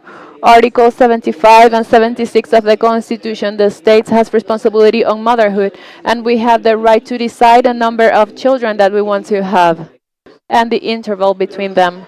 But not only that, but now we have the principle of co-responsibility. Article 88, and this happens with women all around the world. We need to scrub, we need to clean, we need to cook, and it is work. And why is this work? You have 3 assumptions. It generates added value, wealth, and collective well-being. And not only the domestic labor that is vindicated, but also the principle of universal social security that enabled women farmers, fishers, domestic workers to have equal access to Social Security without the odious contributive system that destroyed those equality conditions. We have a non-sexist language, inclusive language in our constitution. We are visible not only because we are citizens, but we have also established that we are subjects with full rights. And the constitution also speaks about the reduction and eradication of the salary gap and other subjects of discrimination. The organic law for the protection of children and teenagers was created and establishes the first principles of the integral direction of boys, girls, and teenagers. The absolute priority above any bureaucratic fact of children which are subjects with full rights, and the principle of free development of their personality. And the fifth principle is the co-responsibility between the state, the society, the family, and of course, mothers and fathers. In 2012, the most powerful legacy of the Bolivarian Revolution in the hands of our eternal commander Hugo Chavez, the organic law of labor, in which work is a social process, and particularly the gender perspectives intersects this law because we have the position between the first 5 countries of the region in which we have working stability for men and women, but we also have the pre-birth and post-birth periods, even if we have adopted children. So we have enough time so that loving raising of children is possible. It also establishes 6 weeks after birth for women and 2 weeks for men for the exercise of responsible paternity.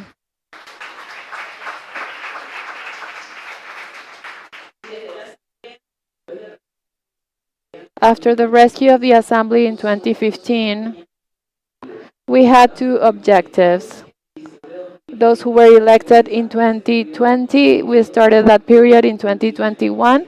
It will finish in December 2025. We wanted to rescue the Assembly, and we did it in a majority way. The Great Patriotic Poll has the 257 brigades of Congress people, and we also have the need so that the Assembly are the political forum for dialogue and peace for the country.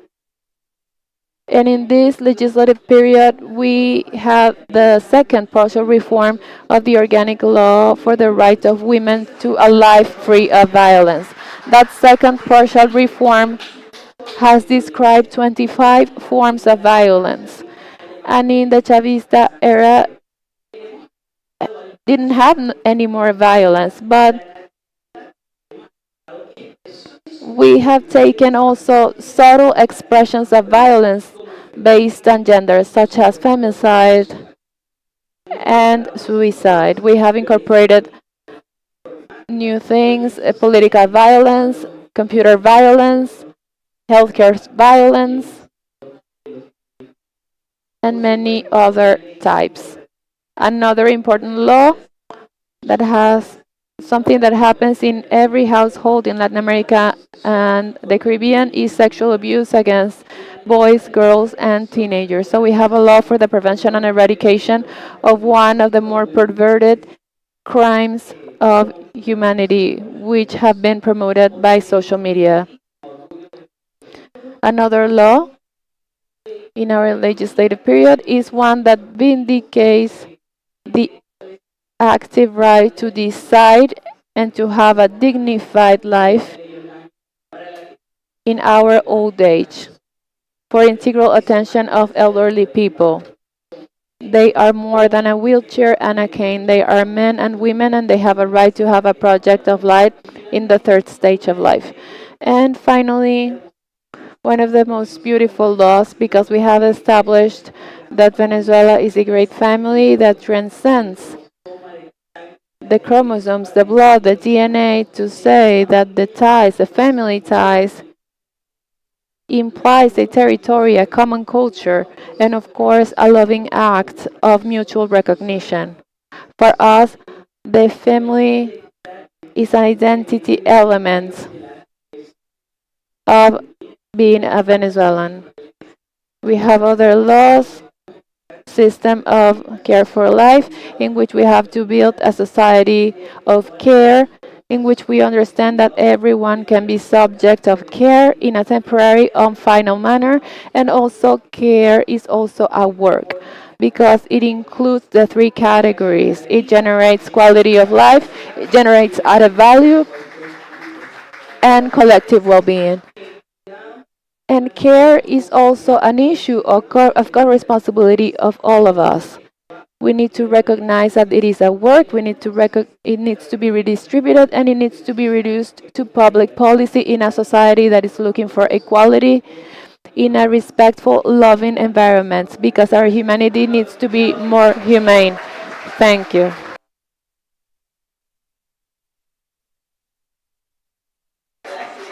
All of this is part of the 70s, and I close with Chavez, always Chavez. Without the true liberation of women, the, the real liberation of the peoples will be impossible. Commander Hugo Chavez. Thank you very much.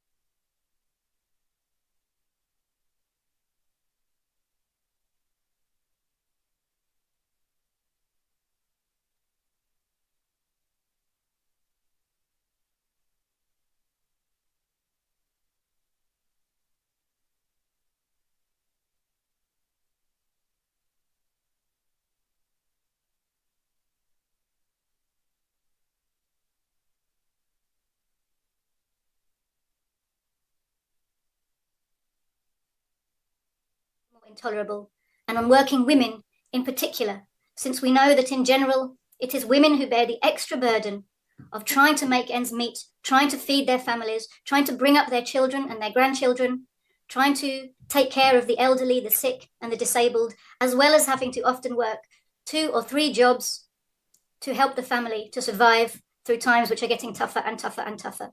And of course, these problems are being compounded by the spread of war across the globe, which is targeting ever more countries and communities, ever more families being broken up,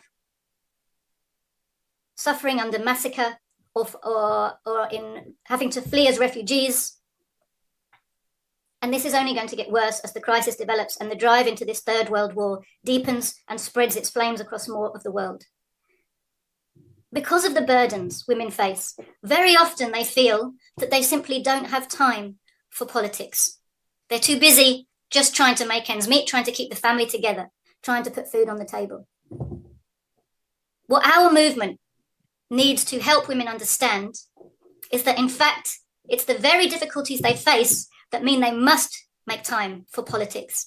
That, in fact, it's our politics, the politics of anti-capitalism, anti-imperialism, that are going to liberate them from the double burdens and the triple burdens that they face today, and offer them and their children the hope of a decent, peaceful, cultured existence in the future.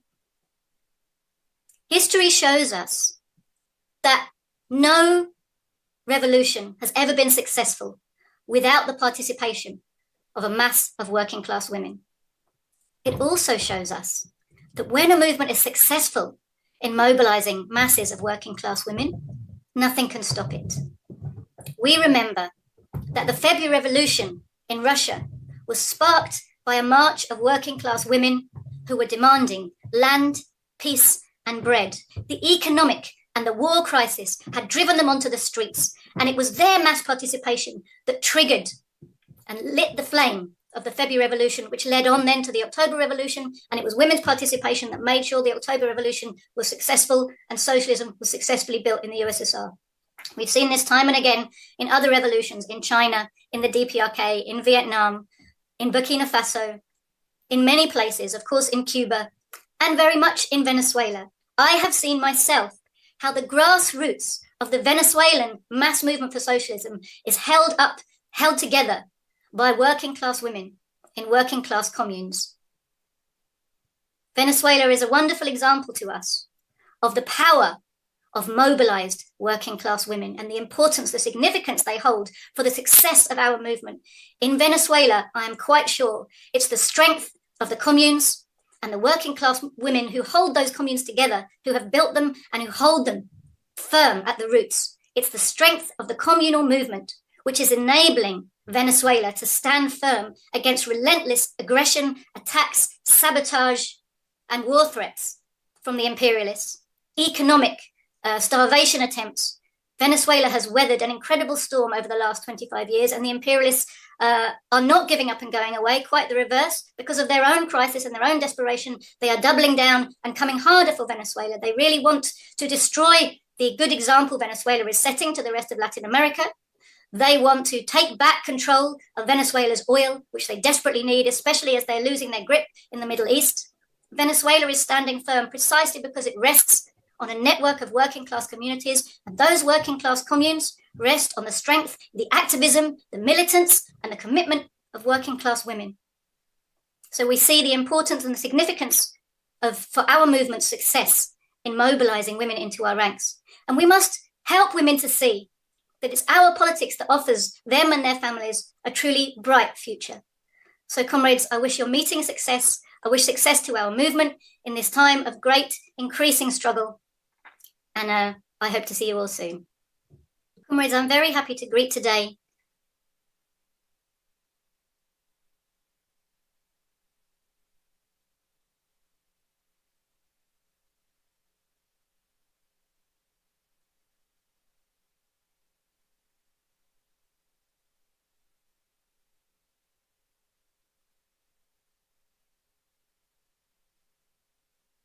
Camarades, bonjour, je m'appelle Yannick Van Unkelen, je fais partie du comité central du Parti communiste de Belgique.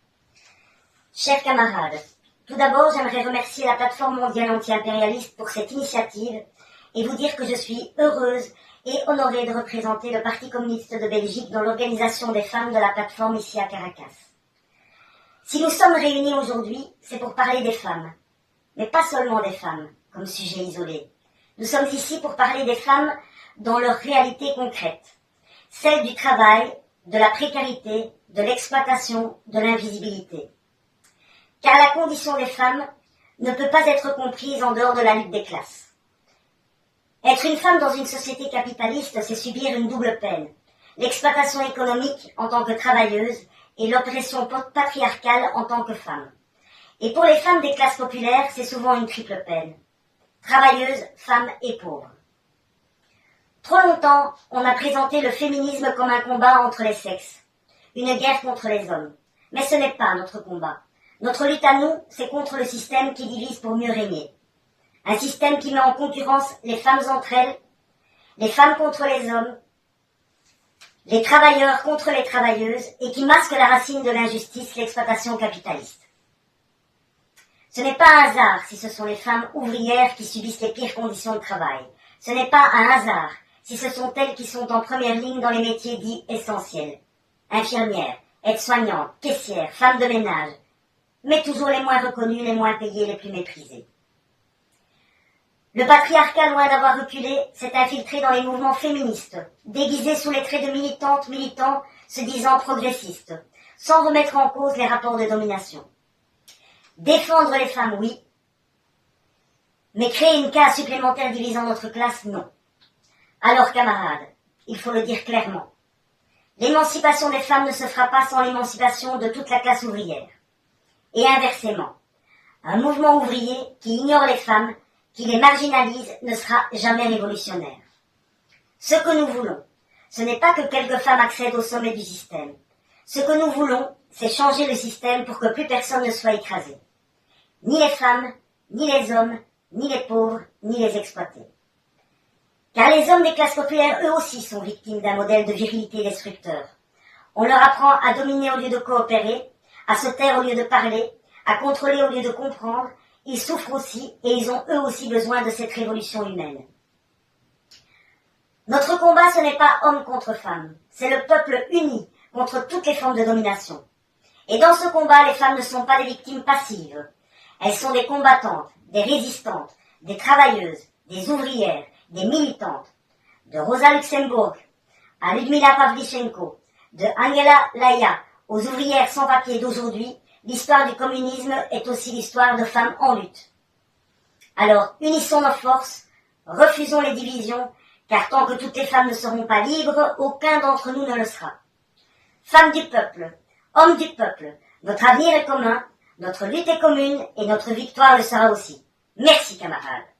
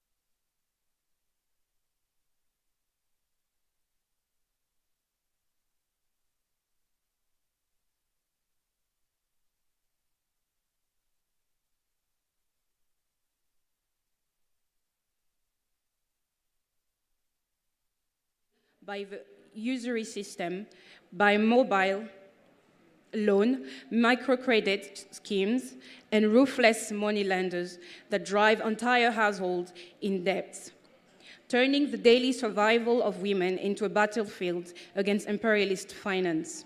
Across all classes of the oppressed, women also face patriarchal violence, rape, forced marriage, beatings, police brutality, and the suffocating weight of tradition. This is the condition of Kenyan women under imperialism. This is the condition of Kenyan women under semi-feudalism. This is why our liberation cannot be postponed, cannot be bargained, cannot be divorced from the liberation of the whole society. Comrades, Lenin taught us that every country must find its revolutionary road. Mao taught us that in semi-feudal, semi-colonial countries, the road must pass through the new democratic revolution. For Kenya, for Africa, for all neo-colonial countries, the immediate task is the national revolution. It's the national democratic revolution. The NDR means smashing feudal landlordism. The NDR means uprooting imperialist domination. The NDR means defeating comprador capitalism. The NDR means breaking the chain of usury that strangle women and peasants alike. The NDR means building people's democracy led by the working class in alliance with the peasantry. And without the liberation of women, the NDR cannot advance. Because women, peasants, are the backbone of agriculture. Because women workers are the muscle of industry. Because women in the slums and village are the living heart of the masses.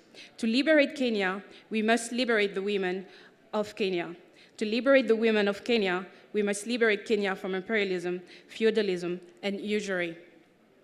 Comrade, usury is not only a Kenyan wound, it is a global chain of imperialism. In Asia, women garment workers in Bangladesh and Cambodia are trapped in microcredit debt, their meager wage swallowed by money lenders.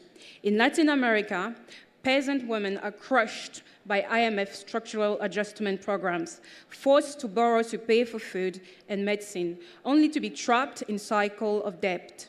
Across Africa, women farmers are lured into donor-backed microfinance projects only to lose their land and labor to imperialist banks.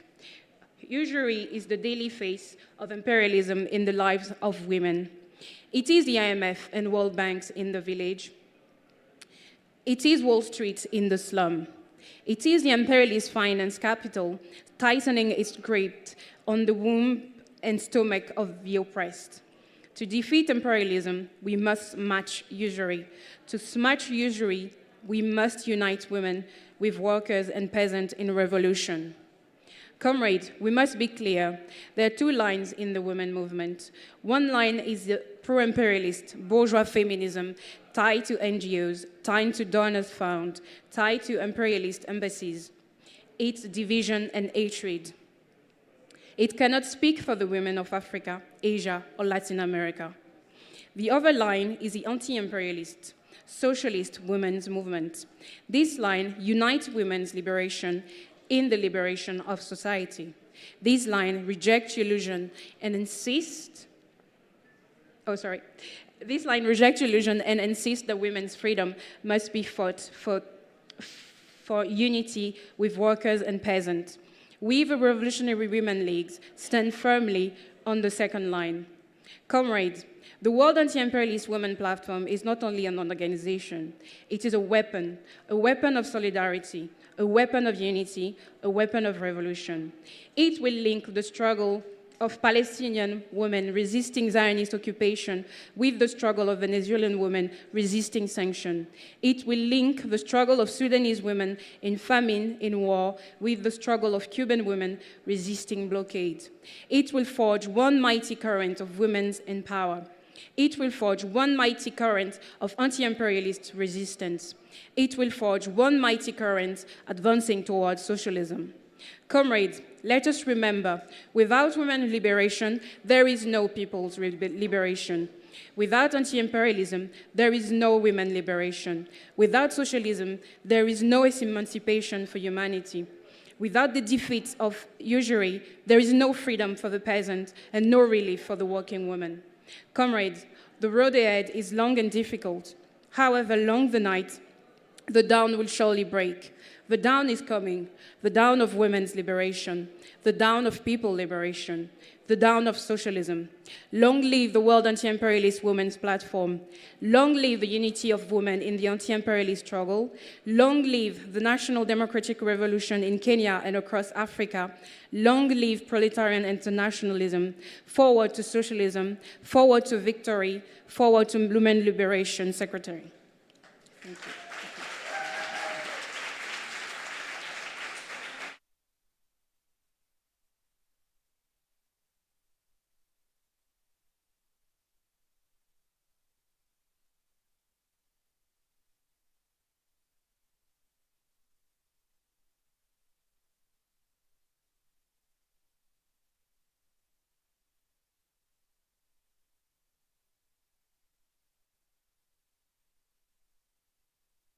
Since borders. We are just at the moment of the history shaking by wars, revolutionary actions, and uprising. Undoubtedly, we, the women, one are the most affected by all these wars, standing at the forefront of revolutions and rebellions.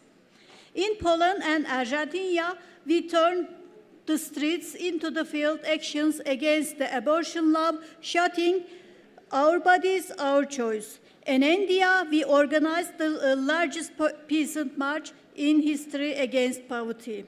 In Rojhilat, Iran, we started the public uprising by removing compulsory headscarves and pulling down the turbans of the mullah.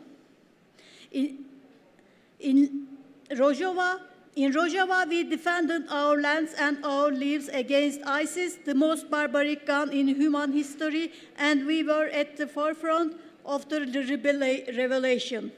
In Latin America, we embraced our nature and our land, and our son raised the flag of rebellion against violence with the scream of basta.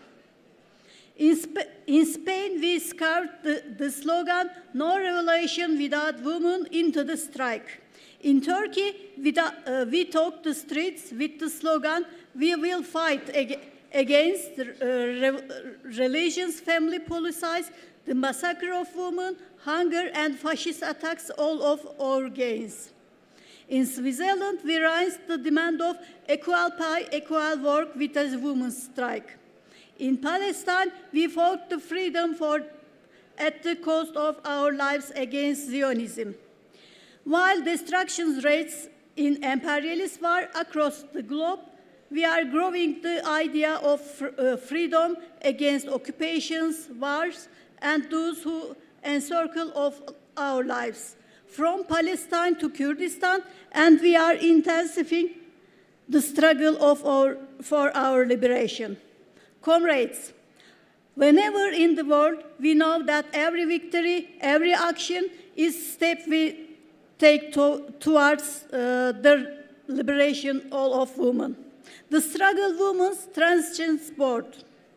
Around the world, we are expanding its international struggle with the slogan, "We are not free until all women are free."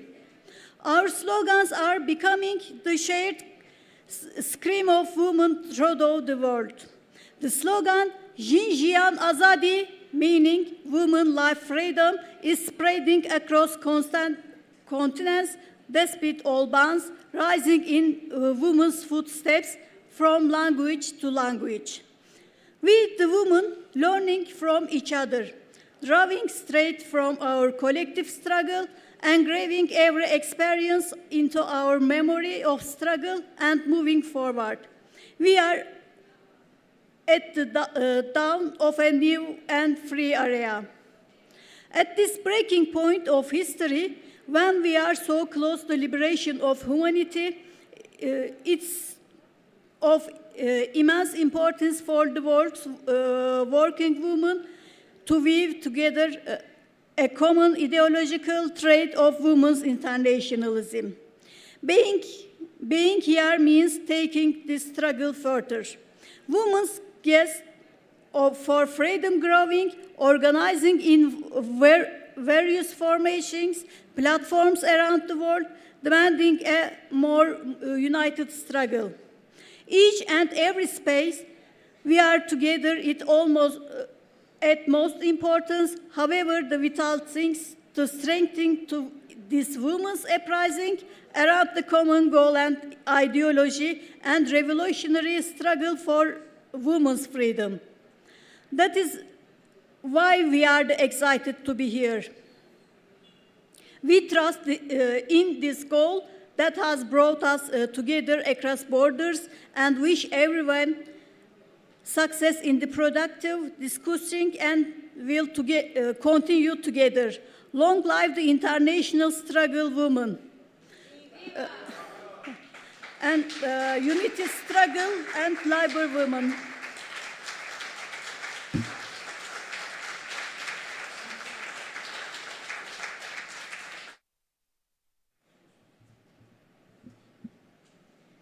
Next speaker from Greece, Mareti Panagiotou.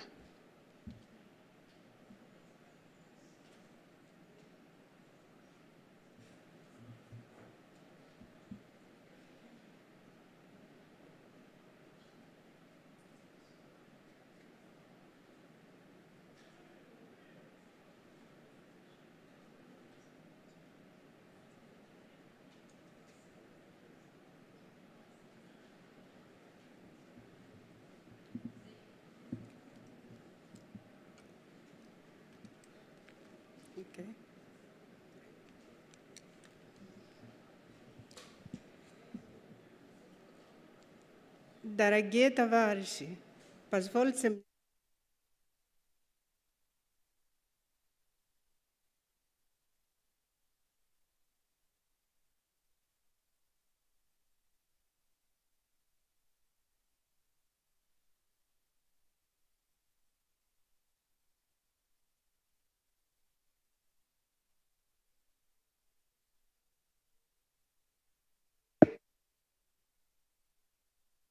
in this current time, particularly with the Third World War intensifying, the unity of action between the forces of socialism and anti-imperialism in all progressive forces is essential both local and international level. Imperialism led by the US is turning even more threatening for the whole planet due to its stagnation and its crisis. It has opened many fronts in Ukraine, Palestine, Syria, Iran, and Yemen, and has destroyed countries using the principle of divide and conquer.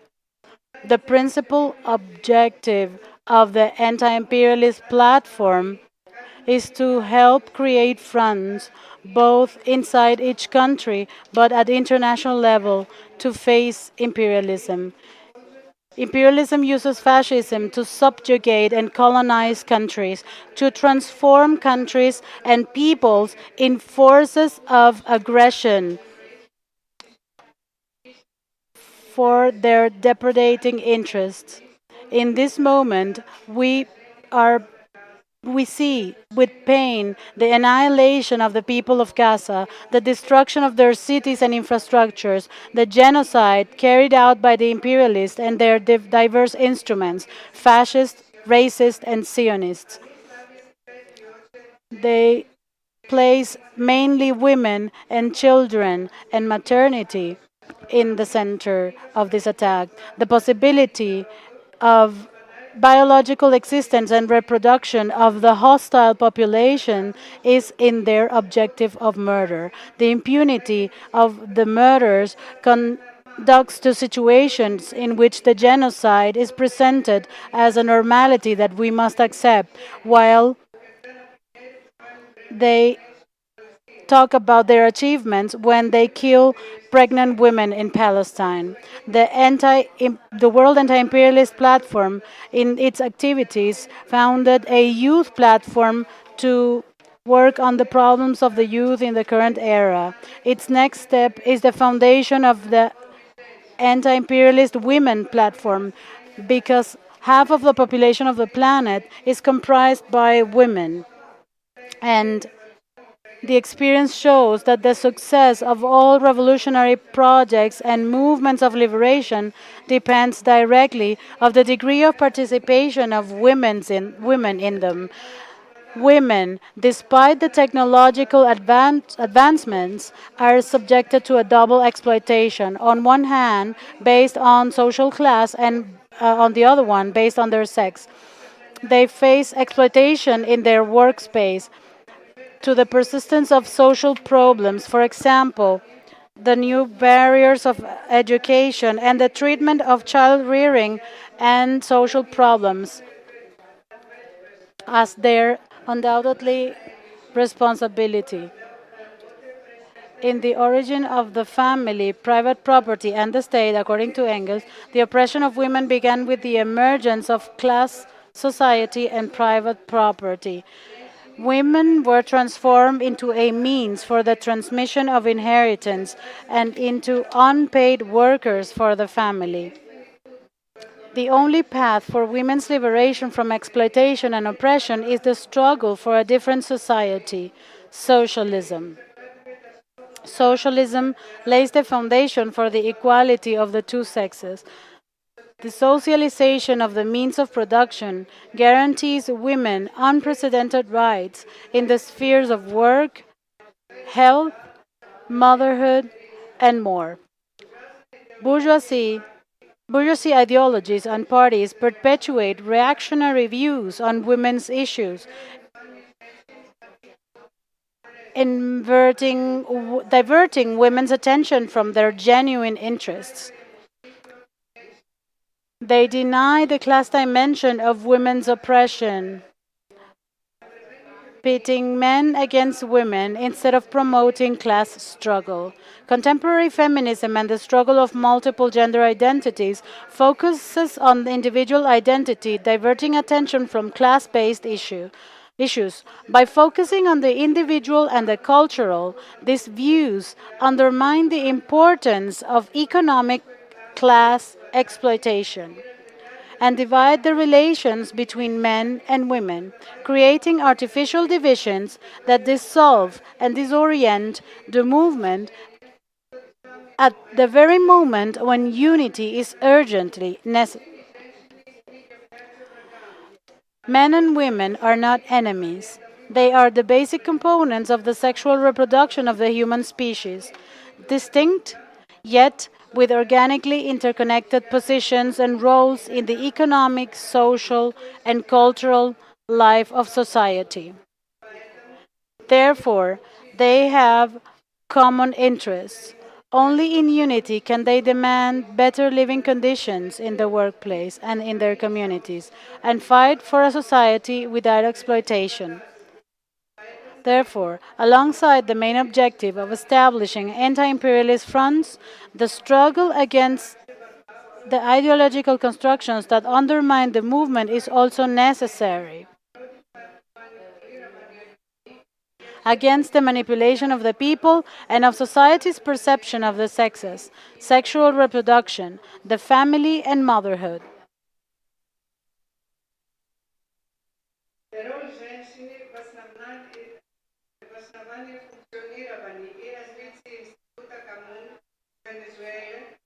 For the development of this idea, I would like to salute the initiative of the World Anti-Imperialist Platform, because they act in favor of the independence of women. It is very important that from the very beginning they put at the center the question of the education of children and society, the problems of housing and infrastructure. This is characteristic that specifically women have been offered housing for their families. They have received the help of doctors and Cuban educators who came to Venezuela to make their international contribution. This is considered as an international duty to support the Bolivarian Revolution. I salute the initiative of the World Anti-Imperialist Platform. Long live the revolution. It will not be defeated.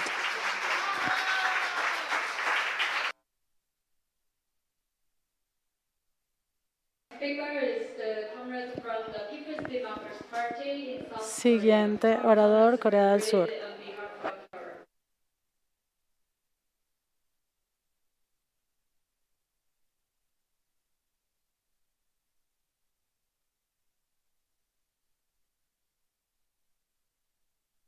The situation in the Republic of Korea and the path to anti-imperialist women liberation. Women in Arab suffer not only the oppression and exploitation of the colonial working people, but also the encouragement between the Federation. As of the 2024, the gender wage gap in our case stands at staggering 29%, the worst among the 35 OECD member states. Wage gap among those in their 23% de los trabajadores eran mujeres.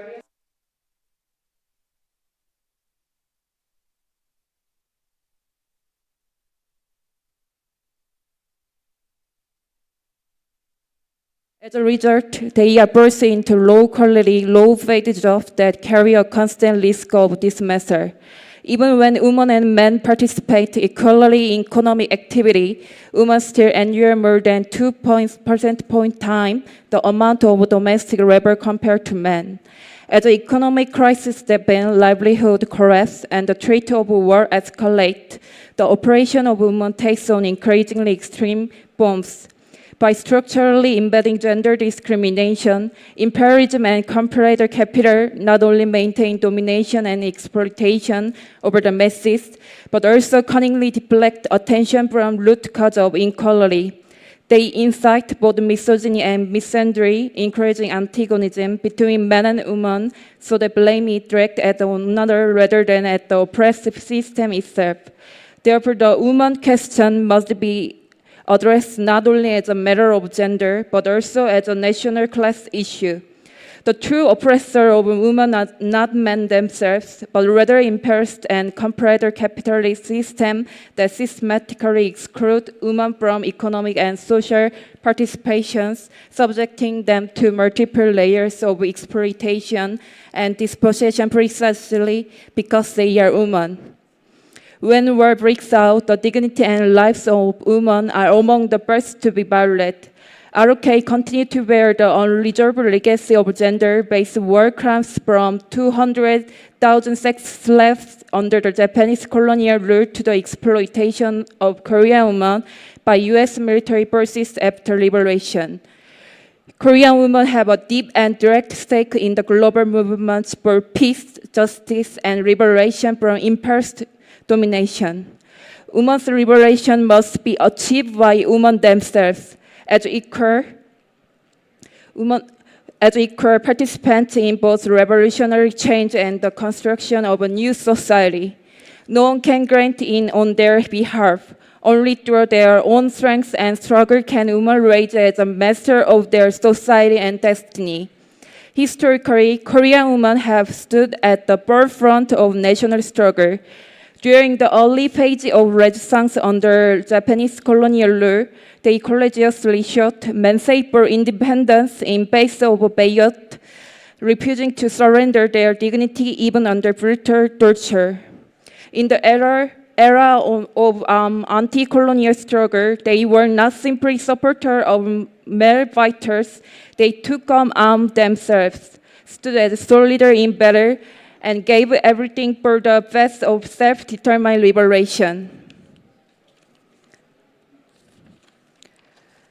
On the occasion of the launch of World Anti-Imperialist Women's Platform, we firmly declare our opposition to anti-imperialism and anti-fascist leftists, the root cause of the violence of women's rights and the denial of their dignity. We condemn and expose the vast rhetoric of women's rights obligations promoted by imperialist and revisionist forces. United in the world anti-imperialist front, we will strengthen our solidarity and intensify our struggle to achieve global independence, lasting peace, and genuine gender equality. As one of the two wheels driving the revolution cart, we, the women, will with our own strength and resistance help bring forth a new world that truly value and respect the woman and a new society centered on the people.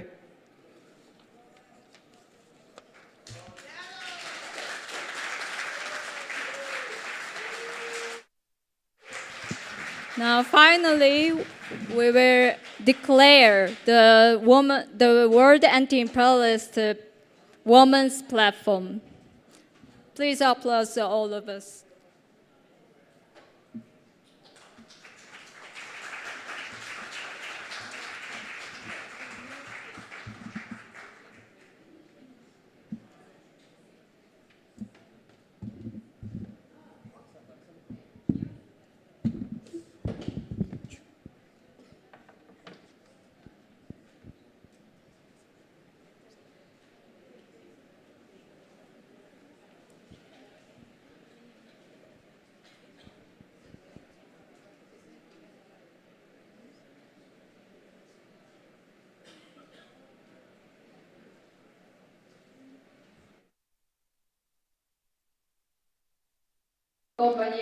Thank you, comrades. Thank you very much.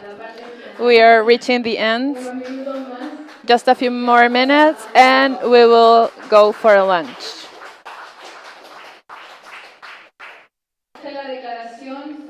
This is the foundational declaration of the Anti-Imperialist Women Platform. Under systemic discrimination, survival and development of women cannot be guaranteed. Human rights and the dignity of women, working women who have been oppressed and exploited, are mercilessly destroyed by war and violence. In these times of barbarism, women and children are those who suffer the most and subject to miserable humiliation worse than death. Imperialist looting and exploitation knows no borders. The women of anti-imperialist countries are objects of monopolist capital. They are forced to accept capitalist ideology and are subject to brainwash by an ideology of domination that wants to divide the women of the third world and the women of imperialist countries. Women who live, however, here in popular governments guarantee women's rights, but they are also threatened by imperialist wars. The imperialist forces sustained by invasion and looting are unleashing a frenetic war to involve crisis that pushes to another world war. Imperialism, capable of devastation of the First and Second World War, is provoking once again an imprudent Third World War. All throughout the history of humankind, the dominant class has always reduced women to a war booty, to labor in war times, and to a slave of war during these conflicts. Anti-imperialism and self-determination are the path towards life and peace. Meanwhile, pro-imperialism and subjugation are the path towards war and death. We must raise the flag of anti-imperialism and self-determination to continue to fight this battle. Massacre, domination, looting, oppression that take place today we to confirm that discrimination nationally and internationally cannot be abolished with the existence of imperialism. Imperialism, fascism, violence, and war. Progressive women must go beyond. We must unite ourselves, mobilize ourselves, and enlarge every sector for women, working women in the fight against war, against imperialism, and against fascism.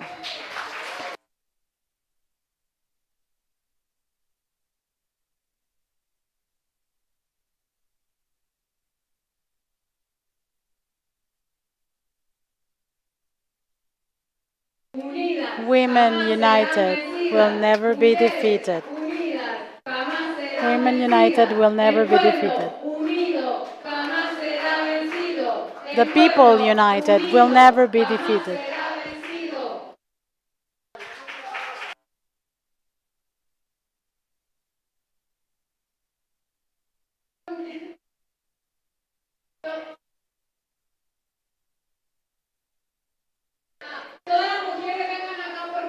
All the women can please come to the front so that we can take a picture.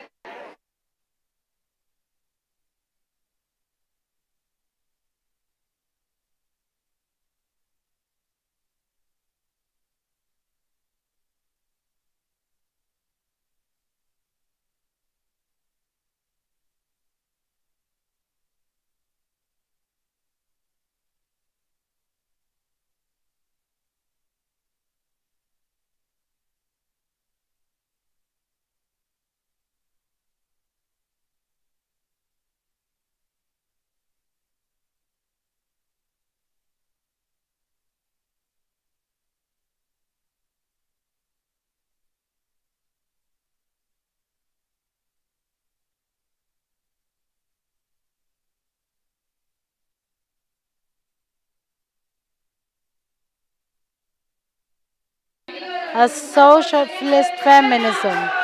Long live the Bolivarian Revolution. Palestine will conquer. From the river to the sea. Palestine will conquer. From the river to the sea. Without feminism, there's no socialism.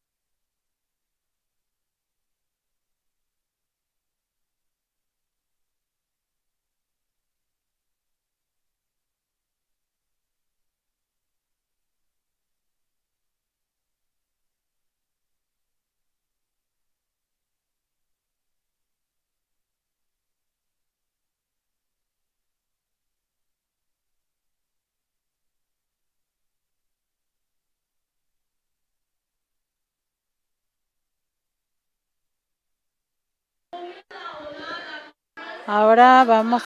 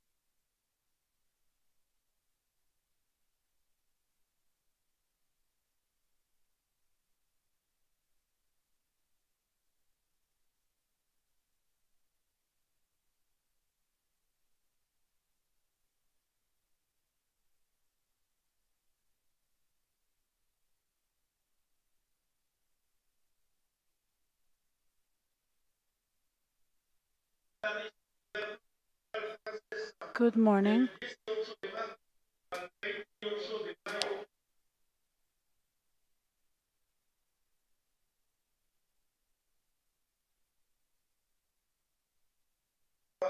As a revolution for the conditions of war, it was an act of legitimate defense of the French Revolution,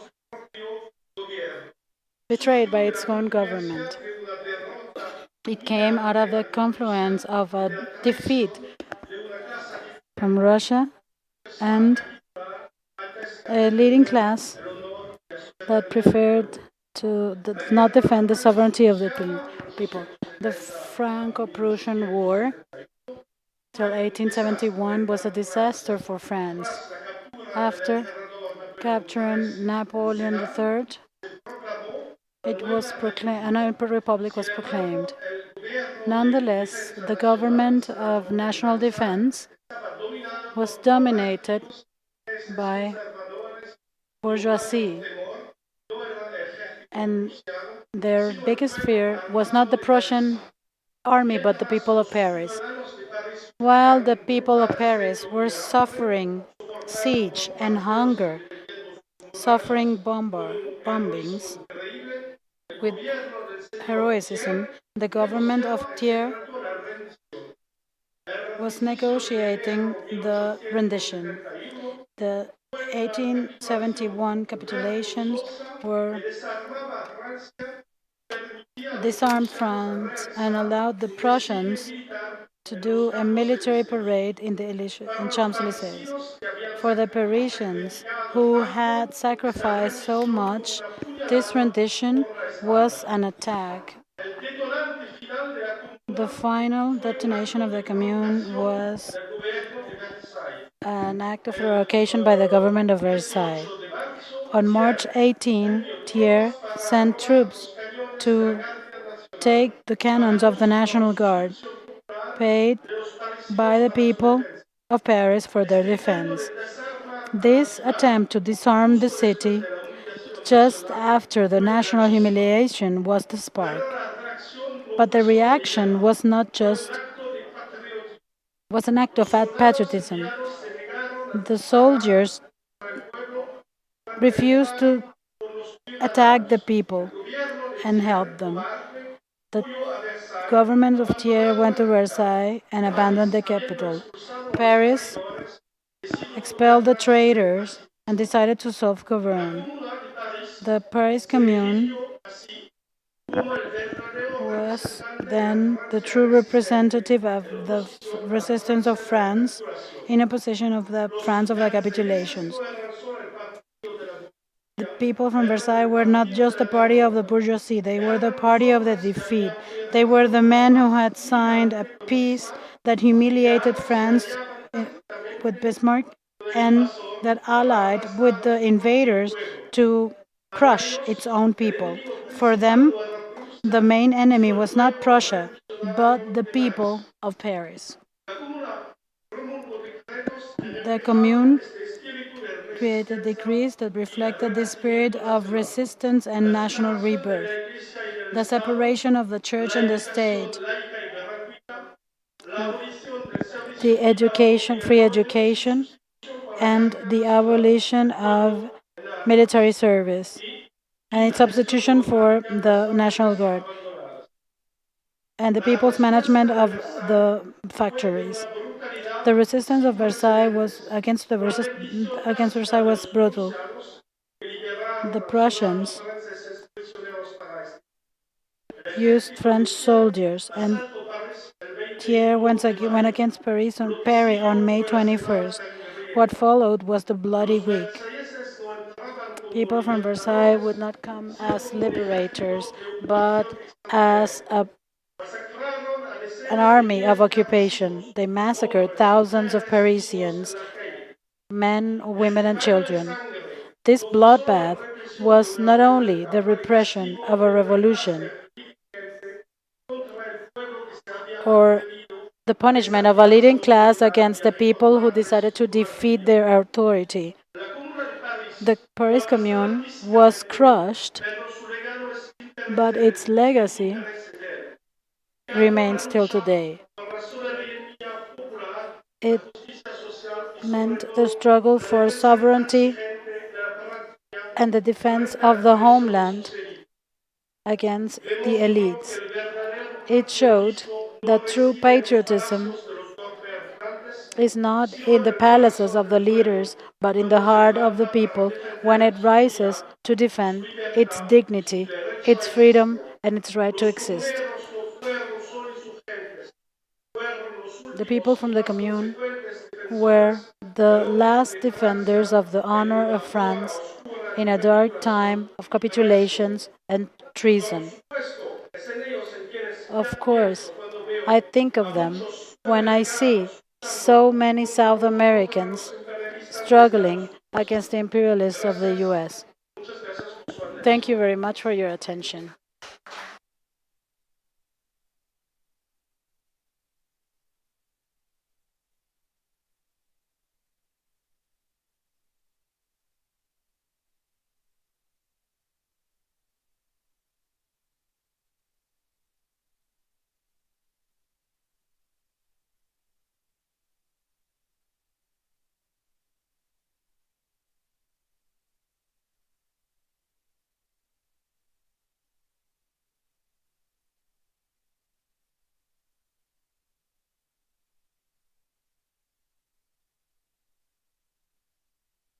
Gracias, camaradas.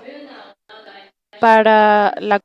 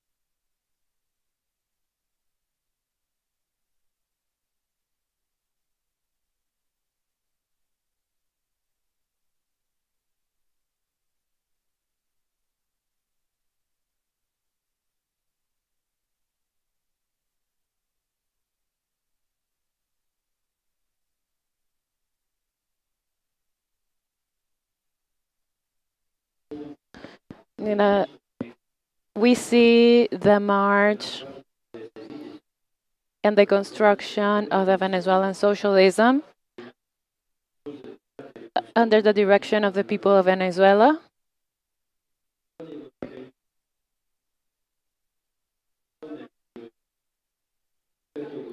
This is not mechanically applied to the local conditions. It is analyzed and then it is applied to the current state of the Venezuelan society. Hugo Chavez was proud of his patriotic streets, and today he has become a true sovereign. He understood that with these natural resources, there should not be poverty, and the Venezuelan people loves its homeland, and this is why he gave the people the power to make use of its riches. Hugo Chavez realized that the well-being of its people can only be achieved through a socialist society. It was a very ambitious objective that was based in the consolidation of the people's power. For this, he launched the motto, "Commune or Nothing." In our opinion, this became the key element, as Lenin said, through which we can extend the whole chain, achieve every objective of the revolution. It is no coincidence that Chavez proposed the commune as the basis of all the people's power in the country. He reflected on this issue and he consulted with Fidel Castro. As a result, Chavez decided to follow the path of creative development of the experience of the Commune of Paris and the Russian Revolution. I have limited time, therefore I would mention only some aspects of the political experience of the revolutionary Soviets created by the Bolshevik Party of Russia, which was analyzed and it is useful for people's communes in Venezuela. Sometimes we'll hear that the desire of making the commune the axis of all the people contradicts the experience of the Russian Bolsheviks, which supposedly refused to accept that other parties would work in the Soviets. And this is a deliberate lie perpetrated by hostile parties against socialism. They want to call the so-called middle class of the Marxist parties by imposing a distorted notion of totalitarianism of the socialist revolution. But the facts of the Great October Revolution, the strategies and the real tactics of Bolsheviks during this period completely undermine this concept. This was not ignored by Chavez and his comrades. For example, what did the Bolsheviks propose during the struggle for power when Lenin came back from Russia from the exile and pronounced his April thesis, the transfer of power to the Soviets, in which Bolsheviks had a majority with the participation of Mensheviks, but the Mensheviks and the social revolutionaries rejected this proposal and formed a coalition with the bourgeois parties. Therefore, Soviets were not able to create a democratic government. And Bolsheviks didn't even have to join. Several months after the rebellion of Kornilov, Bolsheviks proposed another compromise to Mensheviks and social revolutionaries, which still had the majority of the Soviets. They proposed to reject a coalition with the bourgeois party. In both cases, in April and September 1917, the acceptance of the Bolshevik proposals guaranteed the peaceful development of the revolution. By rejecting it, Bolsheviks had no other way for the victory of the socialist revolution than armed insurrection. But even then, after the victory of the armed uprising of October during the Second Congress of the Soviets, Bolsheviks declared their agreement in regarding the proposal of Marcos to create the negotiation of a government that would be recognized by the whole democracy. But Bolsheviks and social revolutionaries also frustrated this opportunity. Even after this, Bolsheviks, by their part, accepted to enlarge the composition of the party by including representatives from the bourgeois party, but only with a condition to recognize the transfer of power to the Soviets and the first decrease on the Soviet government on peace and territory. Today, the bourgeois propaganda omits that even after the Menshevik Party and the right social revolutionary parties rejected the Soviet parties, they continue to legally insist. They forbid the freedom to gather, freedom of press, and freedom of speech. They participated in several congresses. They participated in debates, including those that offered a criticism of the revolution, and participated in election to Soviet bodies. These circumstances forced the Bolsheviks to fight an ideological fight and well-reasoned fight against their opponents. This is precisely what happened back then. What type of totalitarianism is this? In this way, they were shown as a party that was united for all democratic forces and advocated for a truly democratic government based upon a coalition of parties that were capable of defending the interests of the workers. Today, this experience of the Bolshevik Russian Party has been clearly considered by Venezuelan leadership. This indicates the desire of uniting every democratic force of society around popular communes, and on this basis, creating a truly democratic government. As a conclusion, I would like to say that Vladimir Lenin urged to study the experience of Russian Bolshevism, but in no circumstances to copy it. Lenin proposed to make available for the international communism movement what is really applicable, significant, and binding in history, and the modern tactic of Bolshevism. Lenin also emphasized that the general laws of the socialist revolution do not exist purely, but they express in a specific and concrete way in every country. We wish from our heart success to the Venezuelan people in their path to socialism. We express our absolute trust that the popular movement, Commune or Nothing, started by Hugo Chavez and continued by President Nicolás Maduro, will protect the sovereignty of the country and will make it prosper. Thank you for your attention. Long live Venezuela.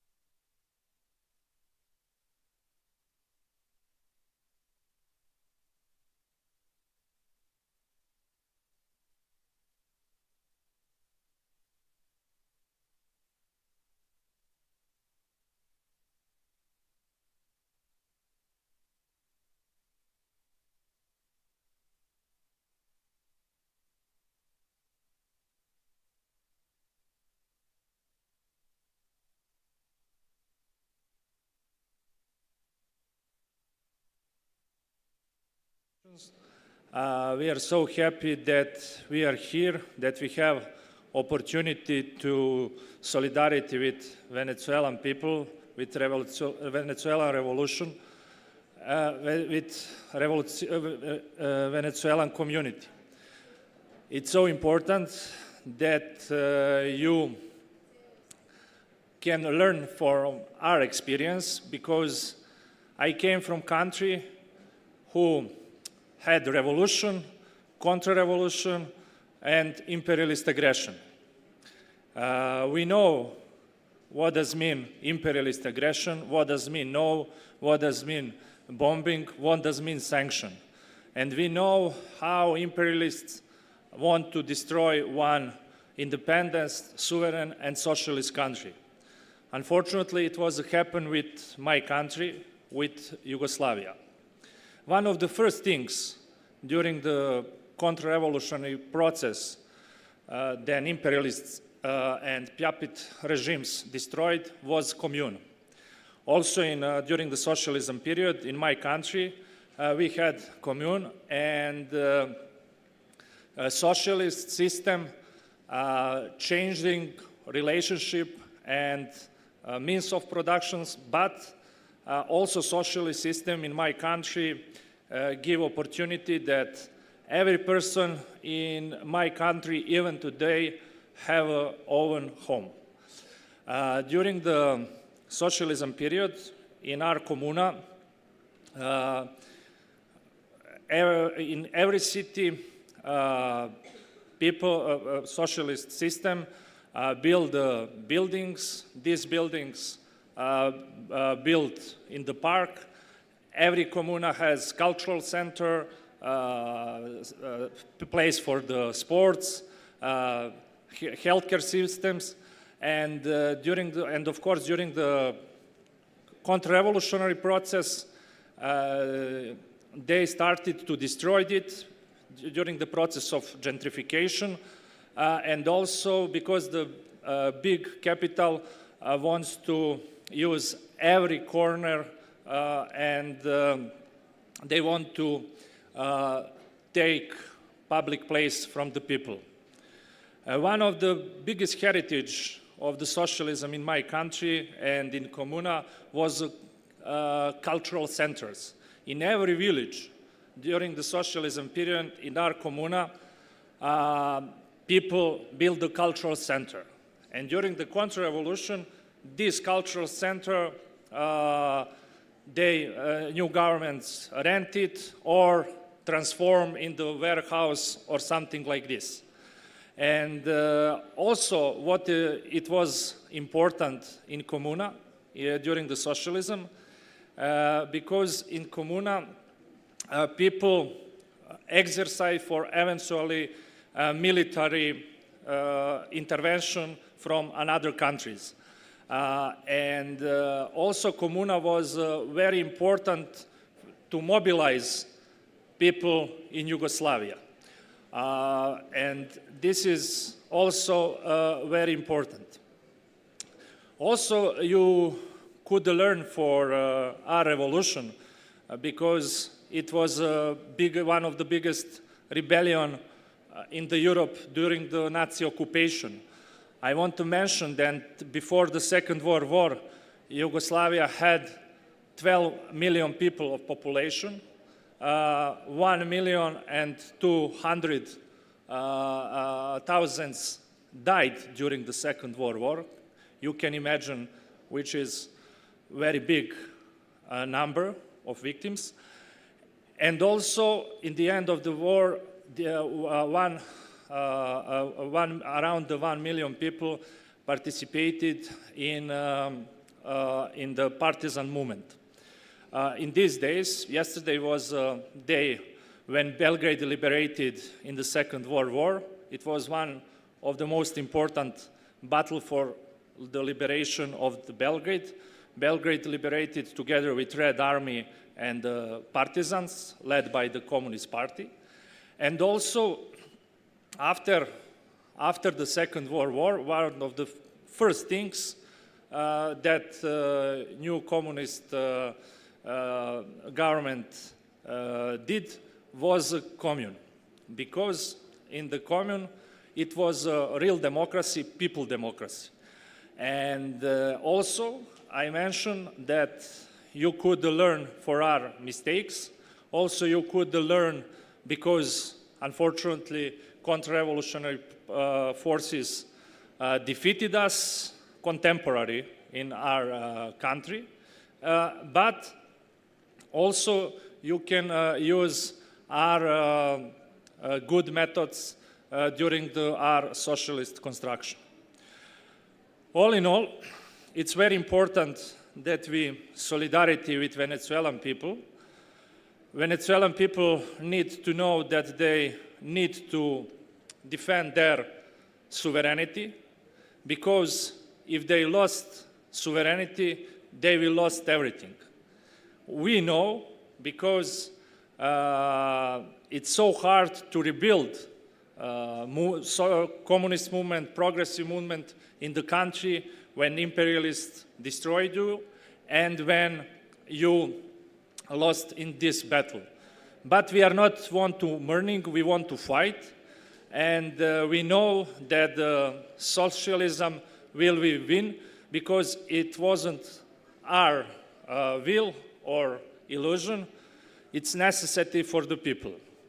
Long live Venezuela, long live Chavez, long live Maduro, long live.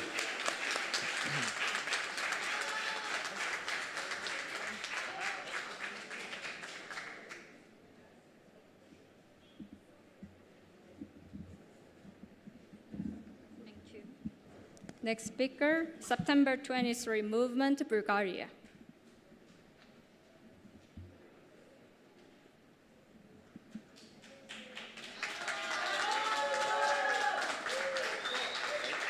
Buenas tardes. Opa.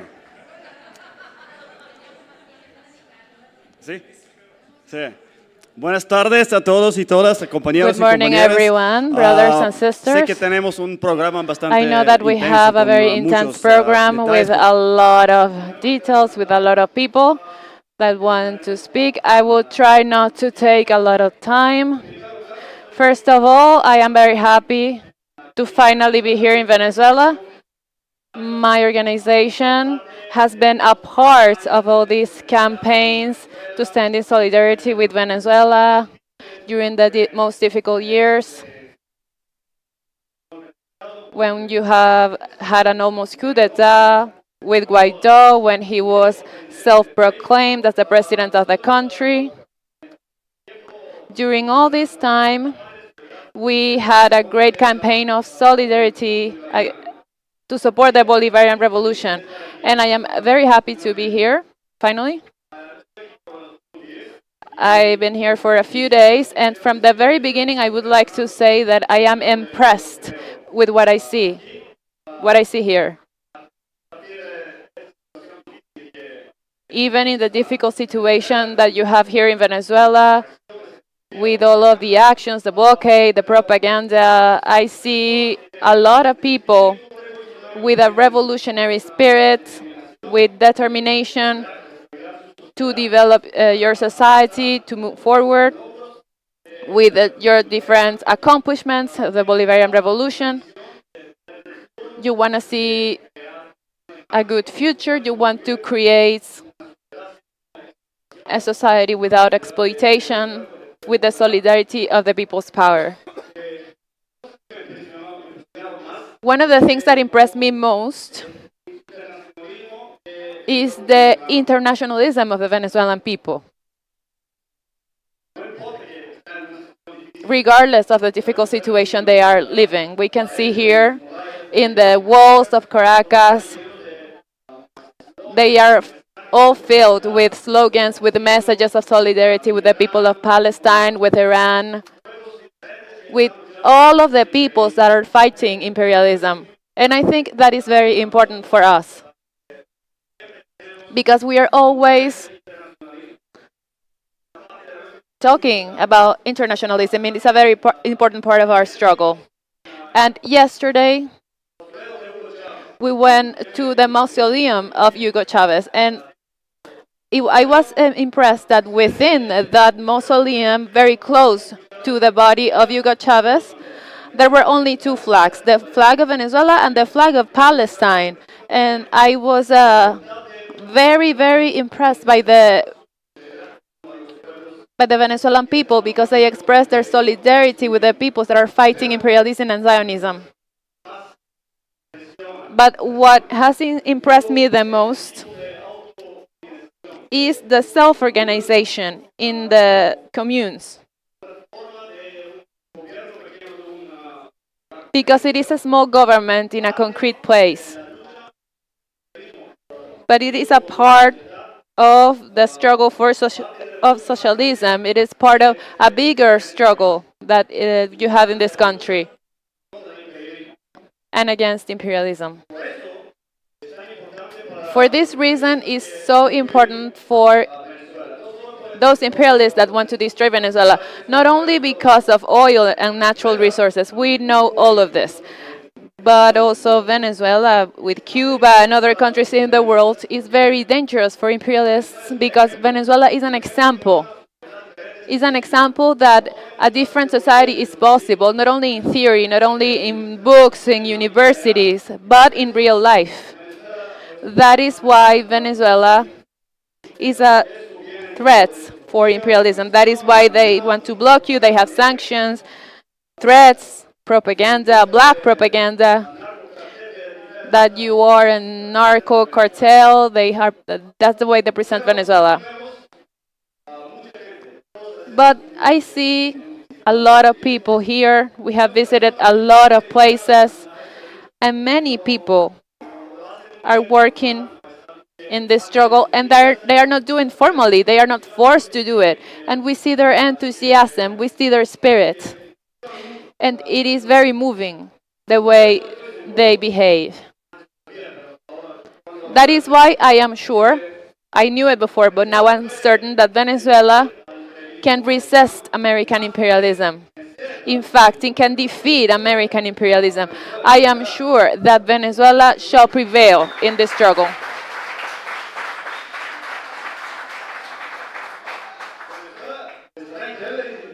Venezuela must prevail to avoid the destiny of many other countries, such as mine, for example, Eastern Europe, and every country that were socialist. And now we have economic destruction, privatization of all the industries, separation of population. They made us a semi-colony of imperialists, and we have to stop this. It is a fight for death, life or death, so it is very important. And we know that these things can change very fast. You can go from a socialist and modern society that can send people to space. You can have an amazing chemical industry.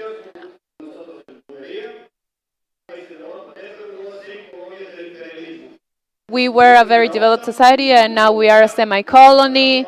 They put us in NATO. They installed the American military bases in our country. The whole government behaves as a state within the United States without any independence. That is why the example of Venezuela is important for the rest of the world, not only for the region of Latin America and the Caribbean. It is important because it is an example of struggle, that a country that is relatively close to the biggest imperialist, the United States, is able to resist. And not only does resist, but it develops its society. Another point that I can mention is that it is important not only to resist imperialism. Of course, that is important, to take arms and to build, but more important is to raise the ideological levels, to have a revolutionary theory, as Lenin said. Without a revolutionary theory, there is no revolutionary movement. That's why I am very glad that I had the possibility to meet the comrades from the Simon Bolivar Institute. I think they are doing very important work, apart from their physical work with the military defense that must be organized. We need to have a theory. We need to know exactly where we're going. Because yes, we're resisting imperialism, but we need to have a vision to know exactly how we're going to build our society and our future. And I see that in Venezuela you are working a lot in this question. So we need progress at a theoretical level. I want to congratulate you once again. I wanted to express my happiness for being here.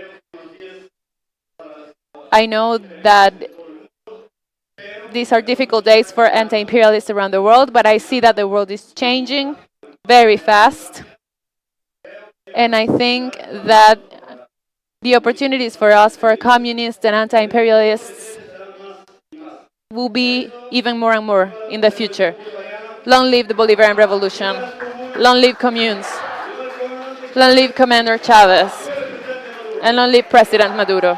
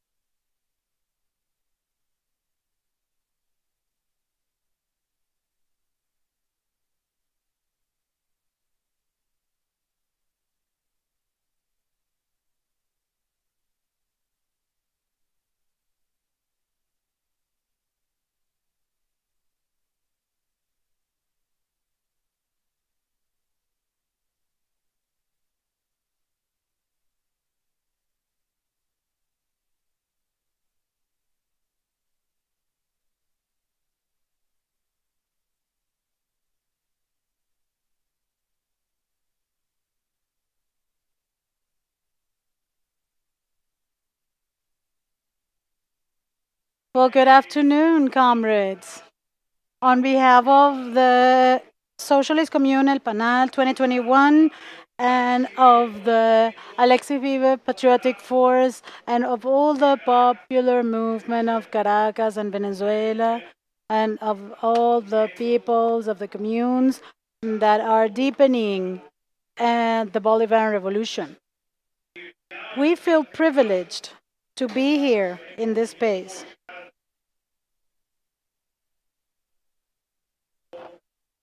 We have been working hand in hand with the Simon Bolivar Institute, which is a tribune for the international debate and the construction of the proletariat commune. We come from the 23 de Enero parish. I was born and raised in this legendary parish that was built in the Fourth Republic amidst persecution. And it was Chavez, the one who freed us from this nightmare that bipartisanist meant. We are sons of February 27 and 29, when the people, what is called El Caracazo, when our people were massacred for rebelling against the IMF and its measures, and against the dictatorship of the pseudo-democracy that was allegedly representative democracy. We come from those struggles, those people's struggles, and we would have loved for those generations that were growing to be at vanguard. But that social explosion didn't turn into an insurrection because we did not have a cohesive leadership. It was after Commander Chavez took the stage with the insurrection that he created. The world was coming from a recession. Francis Fukuyama had spoken about the end of history, and the unipolar world was being imposed, the hegemony, or as Negri said, the empires. NATO were unified over the hope of the oppressed peoples of the world. And just like in 1927, Lenin went with the Bolsheviks, Hugo Rafael Chávez Frías came to the arena as the Lenin of Latin America, and he started a new chapter in the world revolution. And Chavez started speaking about what he defined as, he started talking about the participatory democracy.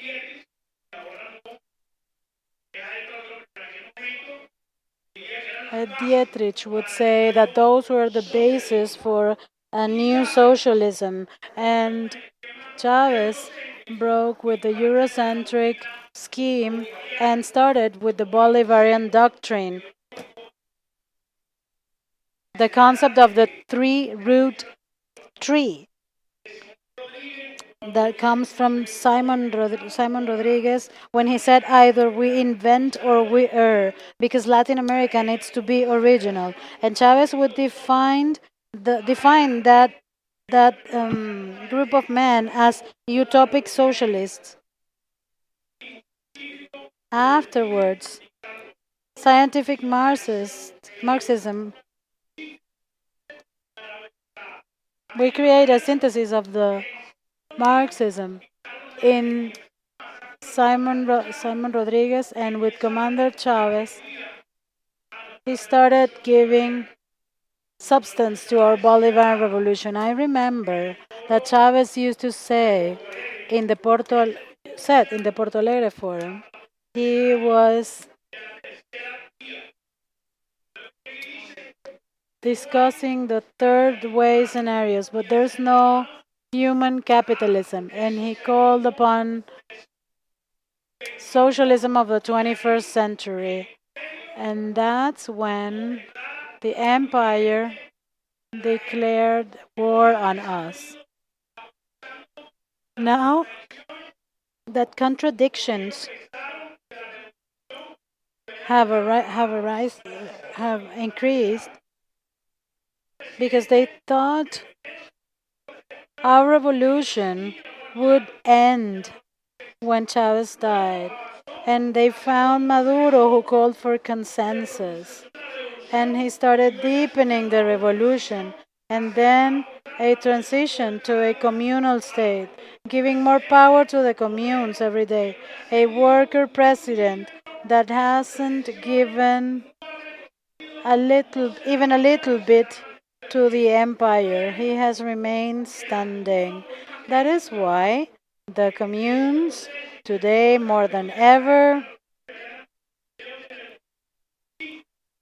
there are so many categories. Chavez used to refer to the Bolivarian Revolution as anti-imperialist. Then he called for the communal councils, the local cabinets, the land committees, all of those different groups that were created. And Chavez called upon the creation of communal councils. For us, as the communal councils are the same thing as the Soviets that were born in Russia and the Soviet Union, adapted to our own reality. Then Chavez called for the creation of the communes. And then we started the construction of the commune El Panal, among many other communes that exist and that are carrying out a lovely type of work in our country, building their own reference. We, as El Panal commune, studied the Paris commune and analyzed it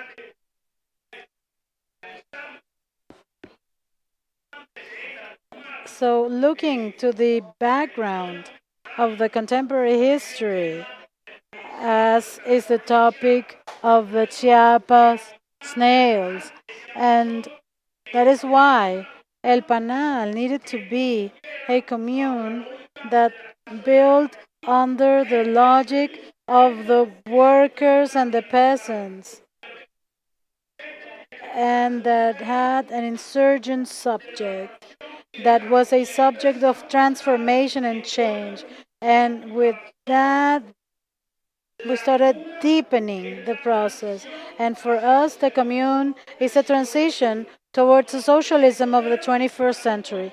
Together with our worker president, we are building a scenario for the communal state, and we will continue radicalizing and deepening our revolution so that the communes mean the transition and move forward to the socialism of the 21st century. Each step that we take is a tactic step, and the threat that comes from imperialism against our revolution, we have said, would be very bold by us to say, for us to say that we want warfare. We are a people of peace. But all those contradictions that are being generated by the genocide in Gaza allows us to deepen our process. The more they attack us, the more we will deepen our revolution. We hope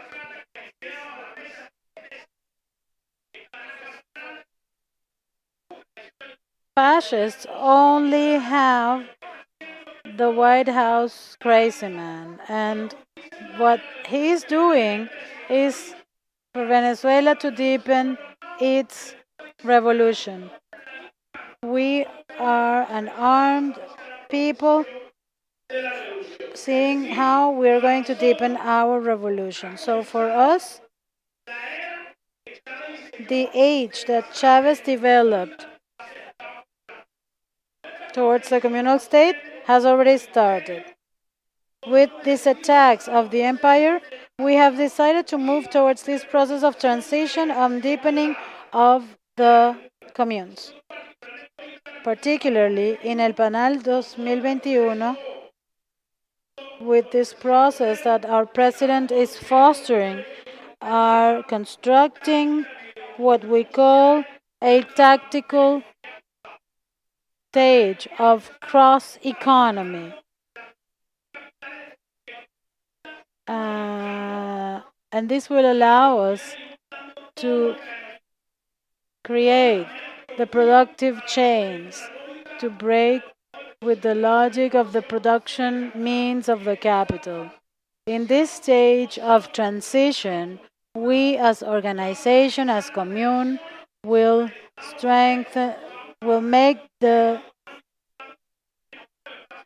take more spaces of Caracas to move forward to new relations of production and new means of production. We do not conceive the communes as something that is like old spaces of the Fourth Republic.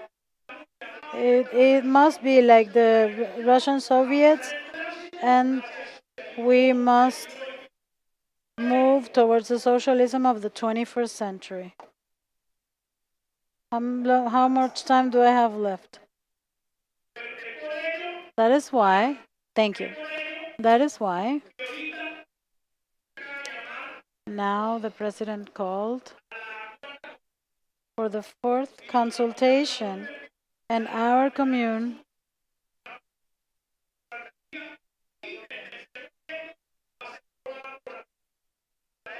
will approve this project and will self-finance it.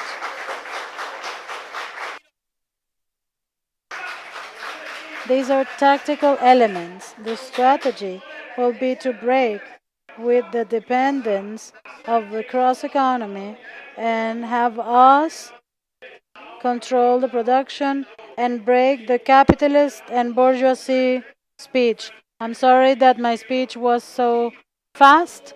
I tried to summarize all that we have learned to be able to present it in this lovely space of international construction. We are very moved by the possibility to be here to talk about revolution with these international visitors. Greetings to the communist parties, to lots of love and commitment. Commune.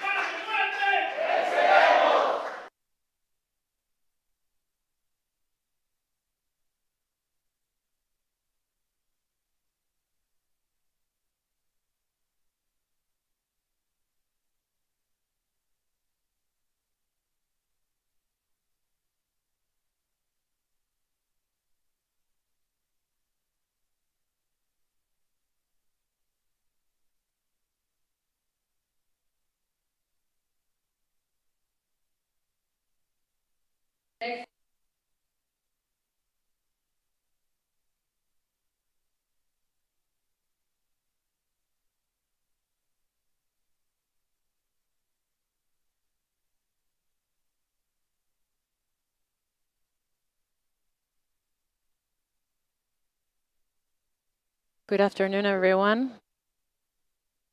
Well, it is a great commitment to take the floor after my comrades, because Robert is at the front of the construction of communes and El Panal Commune 2021 in our parish. Anyway, when the people from the Korean party asked me to write a brief essay on the commune, they also put me in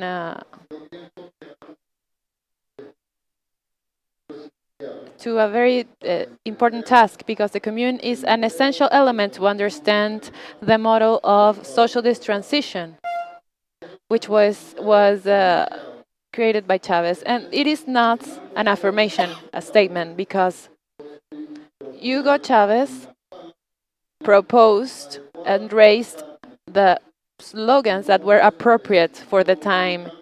He was never rushed to propose, for example, socialism before the accumulation of forces and the circumstances that enabled him to do it. And he did not propose the commune from the beginning of the Bolivarian process. He proposed the commune after the Bolivarian process had gone through something that was offered during the political campaign in 1998 and was the first thing that he fulfilled to open the constituent process that would substantively broaden democracy, to enforce the people as protagonists. And that was in the constituent process of 1999. It was a process that did not eliminate immediately the existing social system, but it laid the foundations for a transformation process in Venezuela. Here in Venezuela, unlike other countries in Latin America, two events took place which fractured the system of domination of the elites. The popular uprisings of February 27, 1989, and the military insurrections.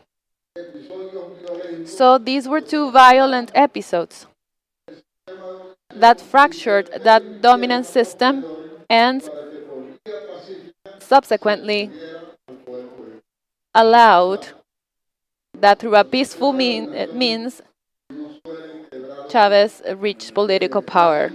These domination systems are not easily fractured because they are used to the exercise of violence. So there had to be very strong events such as February 27, 1999 and the other that produced the necessary fracture in Venezuelan society so that we were able to aspire to deeper processes, much deeper than in other countries where changes that were qualified as progressive took place but never led to a social revolution. Chavez did not propose this social revolution from the very beginning. He proposed a political revolution that would give the main role to the masses, so the masses would feel as the owners of the future. And so there was a debate within Venezuelan society that was accelerated by the actions of the enemy because they attacked the revolutionary process.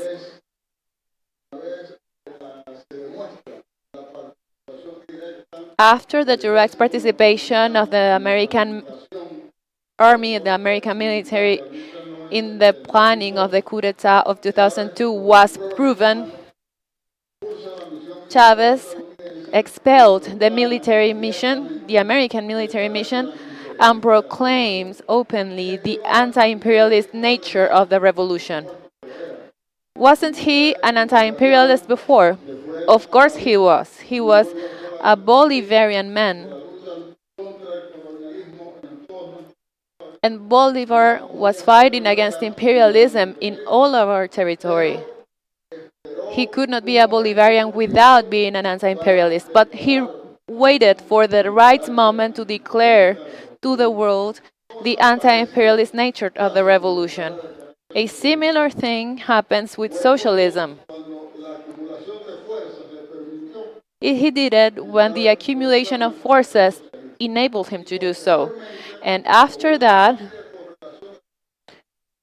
with a broad correlation of forces as a result of the elections of December 2006, when throughout the campaign he called to defend socialism, and even with the media campaign that was against him for many, many years, he won with 64.2% of the votes. So, it is not easy to win an election. Of course, governments suffer from electoral wariness, but it is even more difficult to win with that margin of voters after you have declared that you were a socialist. In this context, Chavez was looking for formulas to generate a social economy, to transform Venezuelan society from a structural point of view. So he transferred the resources from the oil income to promote that social economy. And he was not happy with those austerity measures that were imposed from the beginning. He continued to move forward, and after this, he proposed the commune. And I would say this is the highest point of the radical ideology of Hugo Chavez. If at some point, to make a parallel here, Lenin said that imperialism was the highest point of capitalism, and Chavez conceived the commune as the higher degree of the socialist transition in Venezuela. And we have to understand that the effort that has been done in promoting the communes is being done in the midst of a transition.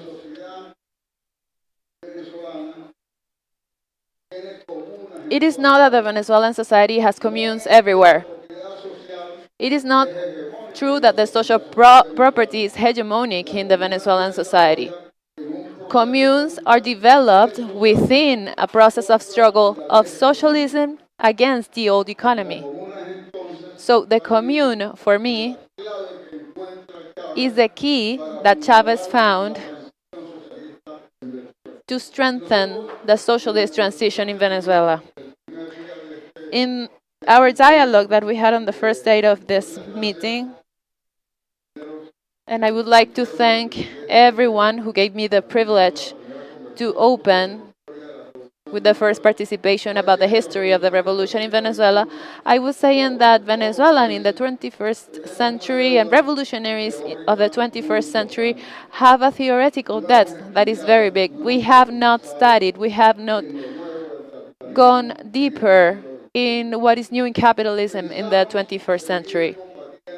We keep thinking that we're going to fight capitalism from the perspective of the classics of the Marxist theory. But one of the most important tasks that we have is to study the changes that have been produced and to adapt to the basis, the foundations of the socialist thinking and to the requirements of this capitalism in decadence. Something that not many people know about Chavez, of course we know that he was a military man who rose to power. We know his political work, but something that not many people know is his dedication to study. He was a permanent student. He read, he went deeper into every subject. He had something that was so important and something that you can see that he studied very deep, because he would go from the most difficult thesis to the language, to the everyday language. So in that work, to provide us with a theoretical instrument for transition in a society in which the Constituent of 1999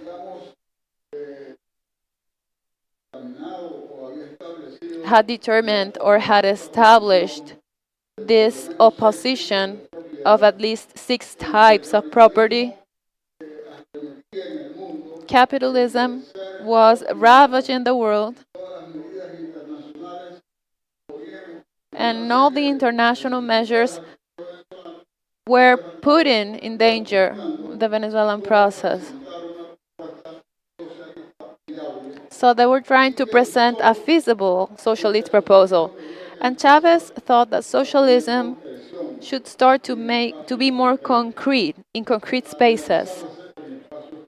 It needed to be realized in concrete spaces. And so he reached the commune through that path. But the first ones who conspired against the development of the commune were the militants ourselves, because we did not understand what he was saying in his call. That is why October 20th, more than a call,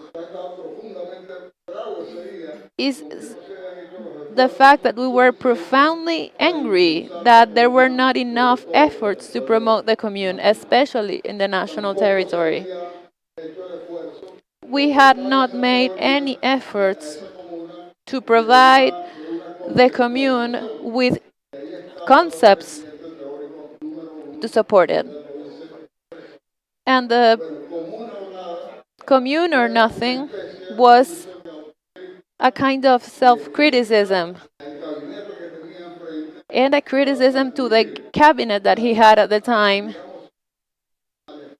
to shake the state officials and the party because they needed to work in exploring that path of the commune. Back then, Chavez used to meditate on the fact that it was not enough to fight capitalism. It was also necessary to overcome its reproductive logic. He was reading Misaros at the time, and there are many comrades here who may remember how such an intellectual who is very confusing when proposing his ideas, Chavez would translate to us. And he was very concerned about many things. He was concerned about something that maybe my comrades from El Panal or the Che Guevara commune at the south of the Merida state, or my comrades from all of the different communes that have been significantly developed. He was concerned that the amoeba of capitalism would involve and cover the communes, because the commune is expressed in Venezuela by the class struggle. The commune is expressed in Venezuela by the contradiction between the new and the old is not going to surrender easily. The example, we see it right now with the imperialist aggression and warmongering of imperialists that is threatening to break the peace in our continent. It has broken peace in other parts of the world, and now it seriously threatens to break peace here in our continent. And so, what can we do now? How can we continue to wage the battle for the commune at a time in which anti-imperialists' tasks and the tasks for the defense of the revolution have become, if we may, in the main tasks of any revolutionary man or woman? Well, that is one of the great problems that we have right now. Unfortunately, in spite of everything, in spite of the economic blockade imposed by the national and international right wing here, has imposed very difficult conditions in the Venezuelan economy. In this territory, there is still a great number of what we could call socialism embryos. Not only they were not able to defeat the Venezuelan state itself, but they were not able to defeat or the people that were fighting for a different way of life to that of proposed by capital. So I think that in communes and the experience of the people in communes, the international revolutionary movement has an example that it needs to study.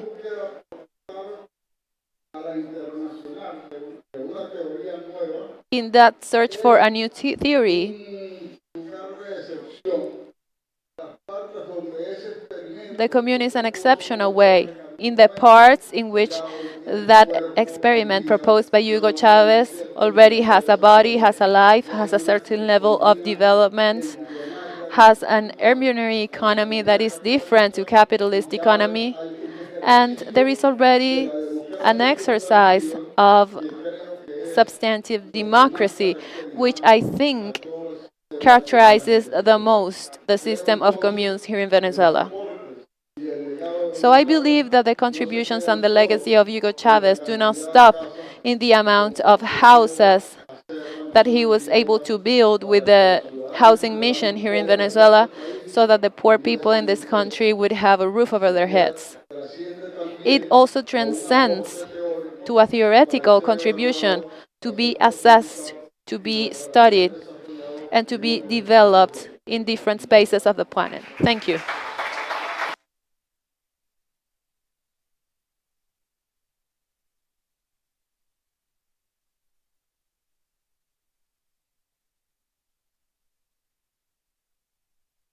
Siguiente orador, el Partido Comunista de Kirguistán.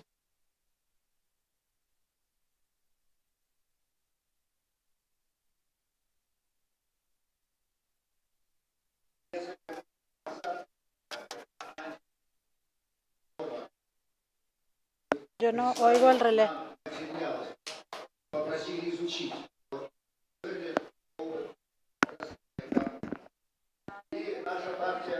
For the development of the issue of the communes, and our party studied this material, and we consider that this movement of Chavez and Maduro and the Socialist Party of Venezuela is correct. Why? Because in 1917, during the revolution that Lenin carried out, and in the first days of the revolution,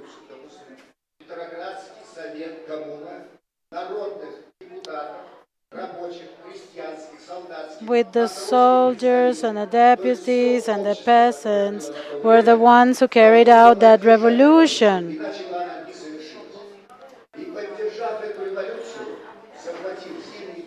When they supported this revolution, they took the Winter Palace and other different buildings. Back then in Russia,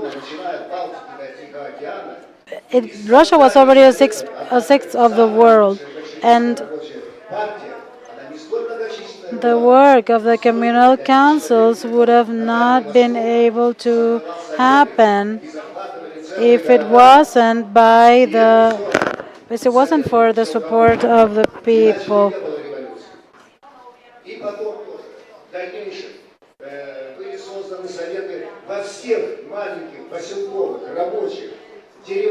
The councils were created in all the villages, and when the Second World War happened, they called upon the youth towards this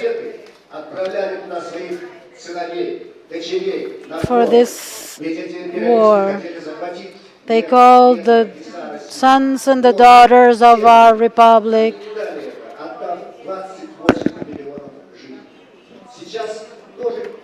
We gave 28 million lives. So I see the situation of Venezuela, and we follow the media, and we see that even the communes are supporting the government.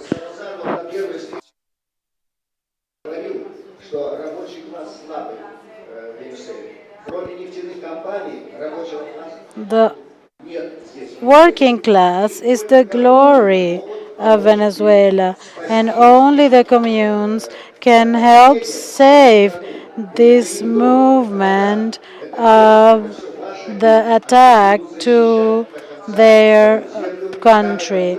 The oil, the water, it's all theirs, and they will defend their land as happened in the Soviet Union. After the war, these councils of land over the small villages sent the peasants and their sons to study in Moscow and into other countries, and they came back and they worked for the production, they worked for agriculture, and I have seen in the communes how There are different representatives of those youngsters that came back. They develop agriculture and clothing industry.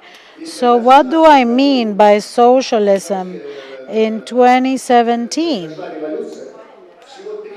In 1917, I'm sorry, only 3% of the production was from Russia. And by 37, it was a country that was surrounded by all imperialist countries.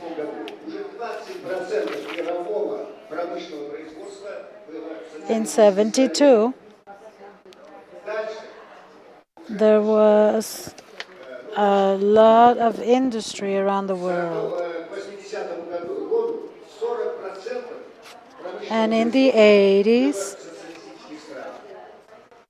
more than 40% of world industry was accounted by socialist countries.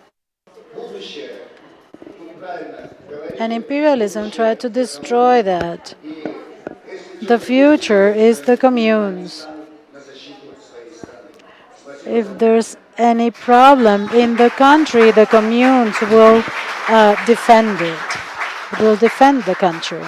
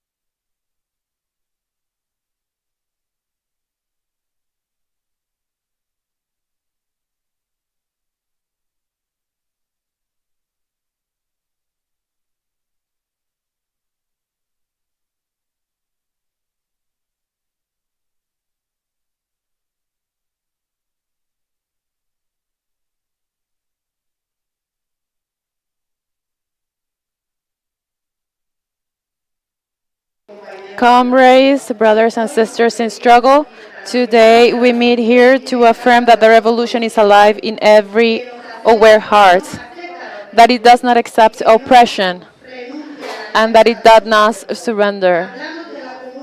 We are talking about the commune as a live project, as a force of emancipation that unites workers, peasants, students, and militants in a single voice. The first great experience of emancipation in our region was the commune of Baku in 1918. There, at the heart of the Caucasus, workers, peasants, and soldiers rose to take the destiny in their own hands, led by Stepan Shaumial, the Lenin of the Caucasus.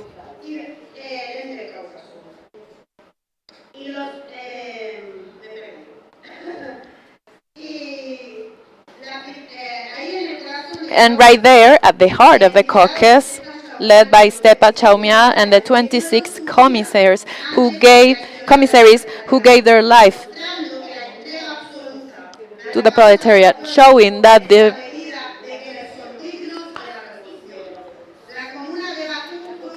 total devotion to the people's cause is the measure of those worthy of the revolution. The Baku Commune was a heroic attempt to establish Soviet power, a true symbol of proletarian internationalism.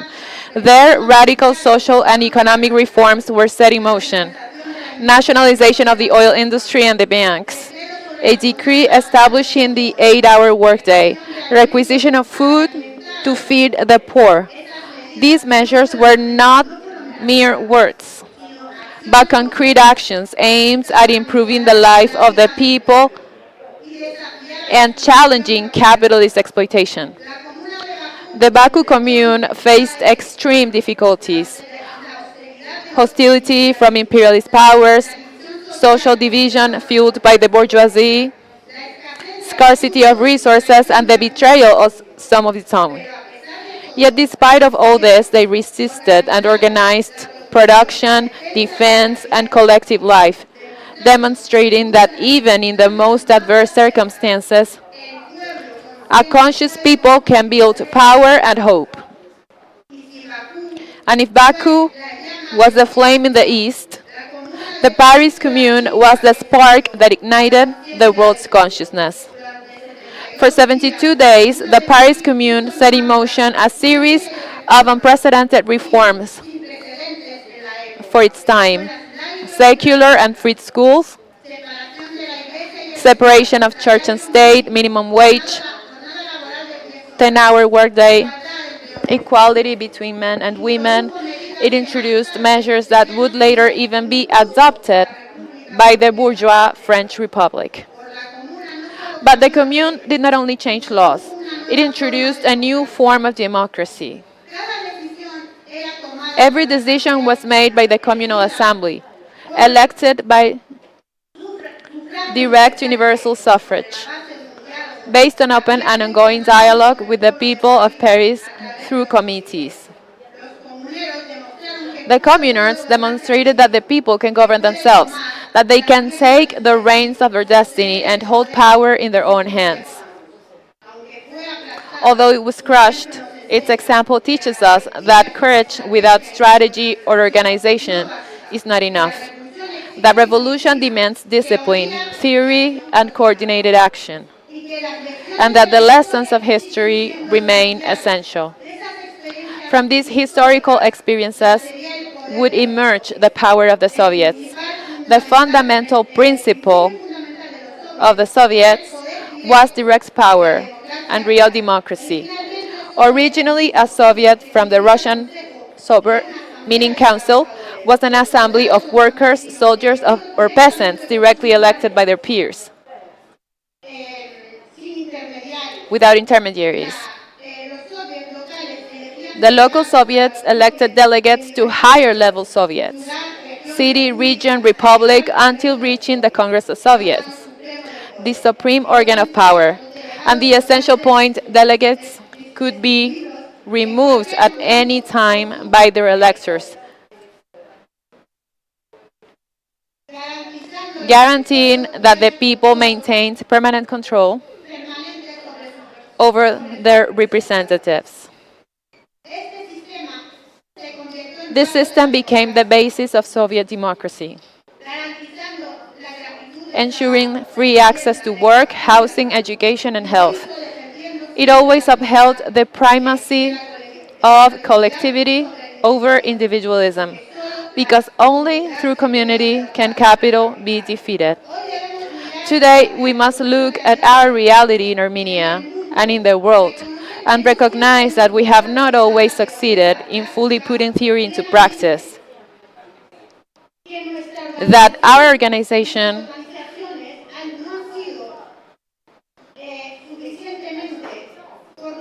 have sometimes been insufficient, that coordination among communes has faltered, and that discipline and political education have been weak.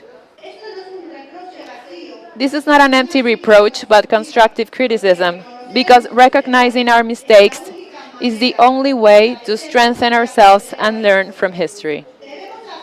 We must learn to organize popular power in every neighborhood, workplace, and community, building strong communes capable of resisting attacks and blockades and sustaining the life of the people.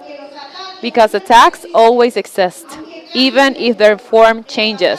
In the past, it was the rifle occupation, direct imperialism. Today, it is economic blockades, media attacks, political and diplomatic pressure, corruption, disinformation, subtle sabotage, and even military interventions. In Venezuela, we have seen attempts to destabilize organization and crush popular power, but the intention remains the same: to divide and weaken the people. The enemy of yesterday and today is the same: capital, imperialism, the exploiters who refuse to let the peoples decide their own destiny.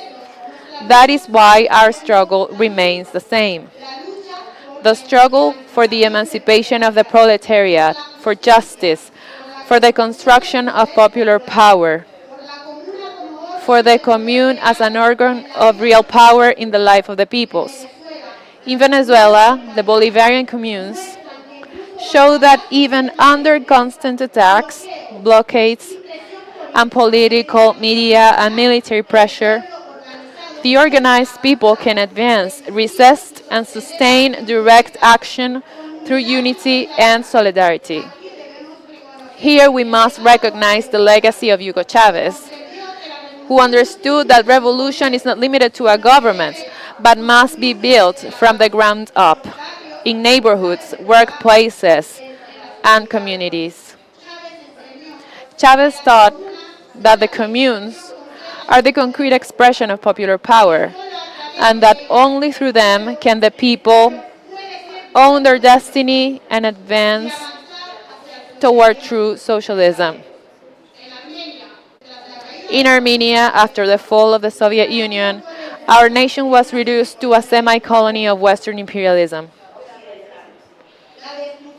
The destruction of industry eliminated the material base of popular power, weakening our capacity for organization. Faced with this situation, our task is to build communes in neighborhoods and workplaces, to rebuild the strength of the people, and to form a broad popular front that includes all layers of society. 2 years ago, we created a virtual commune, which we called Comuna, with a K, as a starting point, where workers, peasants, students, and militants meet to discuss, decide, and act collectively, uniting those who remain in the homeland with those who live abroad. Because a nation is not only a territory, but a living community of conscious workers. Every commune anywhere in the world is an example of all those who gave their lives for their ideology.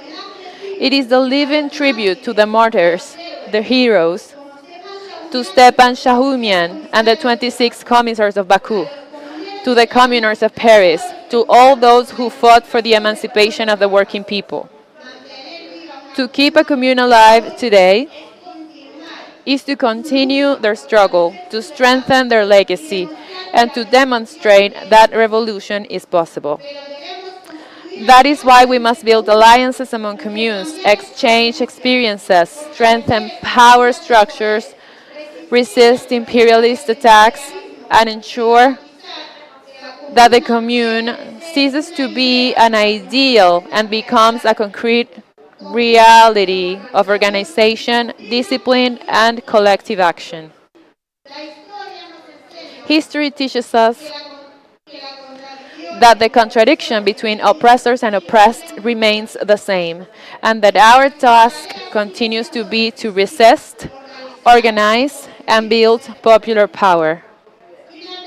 Finally, I wish to end with the words of Stepan Shahumyan, who said, "The waters of the world, wherever they spill, wherever they flow, will eventually come together and meet in the ocean.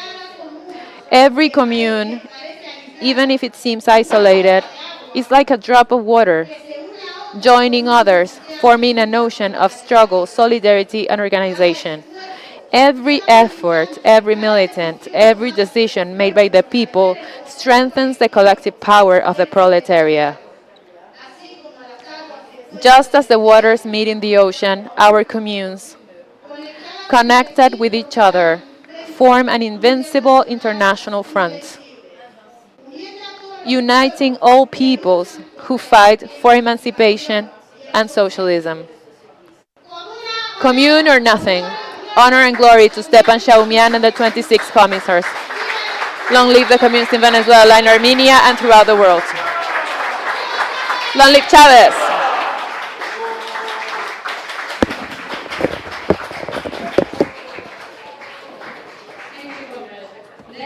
Gracias.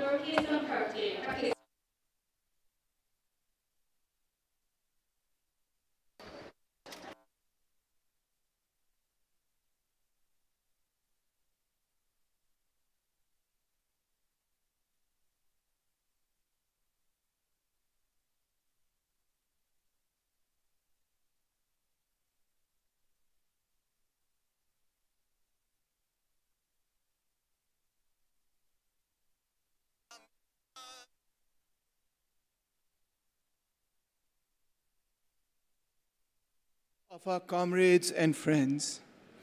Has has laye haniyo, jina has jindadi wari, yaro sanu nayo pulni.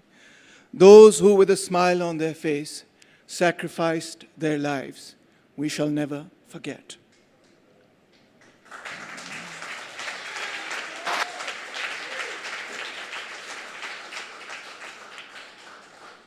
My friends, the fundamental question Marx was concerned with was how to end the exploitation of the vast majority of humanity. His critiques of capitalism, and not just capitalism, but all preceding systems, his observations of the Paris Commune, his observations of the revolutions of 1848 inevitably led him to the conclusion that the class struggle would lead inexorably to a communist society. This was not a question of mere interpretation, but also a call to action. The Paris Commune, he felt, was the path that could solidify working class power. But what does it mean to end exploitation? For Marx, it meant nothing other than the abolition of property, but not all property. Property that was used to exploit people, the monopolization of the means of production. If this appears to be something unimaginable, it needn't be. It can be just as simple as walking down the street, enjoying the street light whistling on the pavement, which does not belong to any individual, but belongs to society as a whole. As Marxists, we must be clear that our primary mission is to transfer the means of production out of the hands of the exploiting class, the capitalists, the billionaires, the oligarchs, and into the hands, the collective hands of the working class. If we fail to do this, we will merely be achieving what Hugo Chavez called capitalism with a human face. Here is what the great Marx wrote on the Paris Commune. He said, quote, "Yes, gentlemen, the Commune intended to abolish that class property which makes the labor of the many the wealth of the few. It aimed at the expropriation of the expropriators. It wanted to make individual property a truth by transforming the means of production, land and capital, now chiefly the means of enslaving and exploiting labor, into mere instruments of free and associated labor. But this is communism, impossible communism. Why? Those members of the ruling classes who are intelligent enough to perceive the impossibility of continuing the present system, and they are many, have become the obtrusive and full-mouthed apostles of cooperative production. If cooperative production is not to remain a sham and a snare, if it is to supersede the capitalist system, if united cooperative systems are to regulate national production upon a common plan, thus taking it under their own control and putting an end to the constant anarchy and periodical convulsions, which are the fatality of capitalist production, what else, gentlemen, would it be but communism, possible communism? Therefore, there can be no talk of the building of communes that are not in their very essence revolutionary. A true revolutionary commune represents the working people and at the same time organizes the productive forces, organizes the economy itself. But how can these communes, what will they look like? How can they come about in the context of different societies? It was the Franco-Prussian War and the defeat of the French that brought about the Paris Commune, as we know from history. But it needn't proceed that way. In different countries of the world, this new form of social organization, communes, will come through a different path. And Chavez also remarked in 2005, he said, quote, "In Venezuela, at the beginning of my presidency, many of my supporters criticized me and asked me to go at a faster pace, to implement changes, and to be more radical. But I considered that it was not the right moment because each process has several phases and different rhythms that not only have to do with internal situations in each country, but with the international situation at the time. This reflects what Marx also wrote earlier when he said, and I quote, "The working class did not expect miracles from the communes. They have no ready-made utopias." Utopias, unquote. Utopias are for the utopian socialists, not for Marxists. They have no ready-made utopias to introduce per decret do people. They know that in order to work out their own emancipation, and along with it that higher form to which present society is irresistibly tending by its own economical agencies, they will have to pass through long struggles, through a series of historic processes, transforming circumstances and men. They have no ideals to realize. I cannot emphasize this enough. They have no ideals to realize but to set free the elements of the new society with which old collapsing bourgeois society itself is pregnant. To put another way, as Marx said, communism is not an ideal, it is the real movement of the working people. That means that in each country, the path to communism will be inevitably different. It will not emerge out of the imagination of a single individual. Rather, it will emerge out of the objective and subjective conditions of each society. In Pakistan, we have a very tough situation. In Afghanistan and Pakistan, as you may already know, the forces of counter-revolution with the help of imperialism won a decisive victory over the left in both countries. You must know that in Afghanistan today, the government denies girls above grade 3 any form of education or the opportunity to work in jobs, employment, etc. So whereas on the one hand, Venezuela has a huge left-wing movement, 97% literacy, and a government that is pushing forward communes, the socialist agenda, and so on. My country is in a different stage of history and in a very complex situation. We have many different languages. We have lived under military dictatorship for many years, just as Venezuela has as well. We are in the midst of reverting to one as I speak already. And most importantly, the forces of counter-revolution, the right-wing forces, religious fundamentalists and extremists, are incredibly powerful with their own private militias and very powerful political parties as well. Our economy is also dominated mainly by petty commodity production, not by large-scale production. So that's why the task is pretty hard and very different from Venezuela. But that doesn't mean that we as Pakistanis cannot learn from Venezuela. I have learned a great deal just in the 2 days that I have been here, believe me. In Pakistan, we have either this problem of people saying to us that everybody should just get together and form some sort of a loose, amorphous, broad left, which is not Marxist in its orientation. Or sometimes we have the opposite problem, that because we don't have a mass party of the kind that you see in other parts of the world, small groups tend to go towards sectarian, dogmatic sort of thinking. But this does not mean at all that we cannot learn from Venezuela.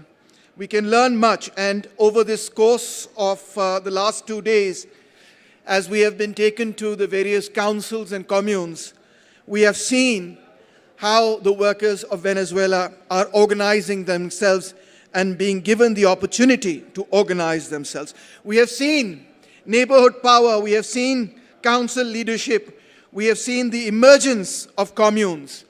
And when we hear the slogan that Venezuela needs communes or nada or nothing, that is the solution, it cannot but help but fill us with a sense of inspiration.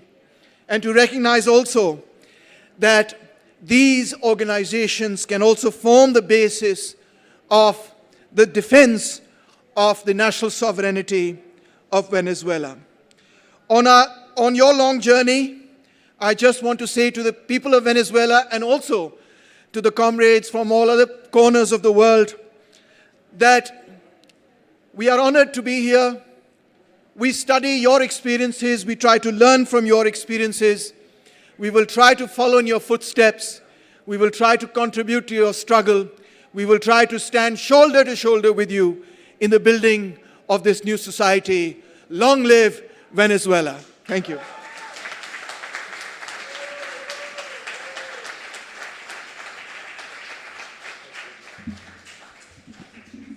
Next speaker, Chris Gilbert from Epana Comuna.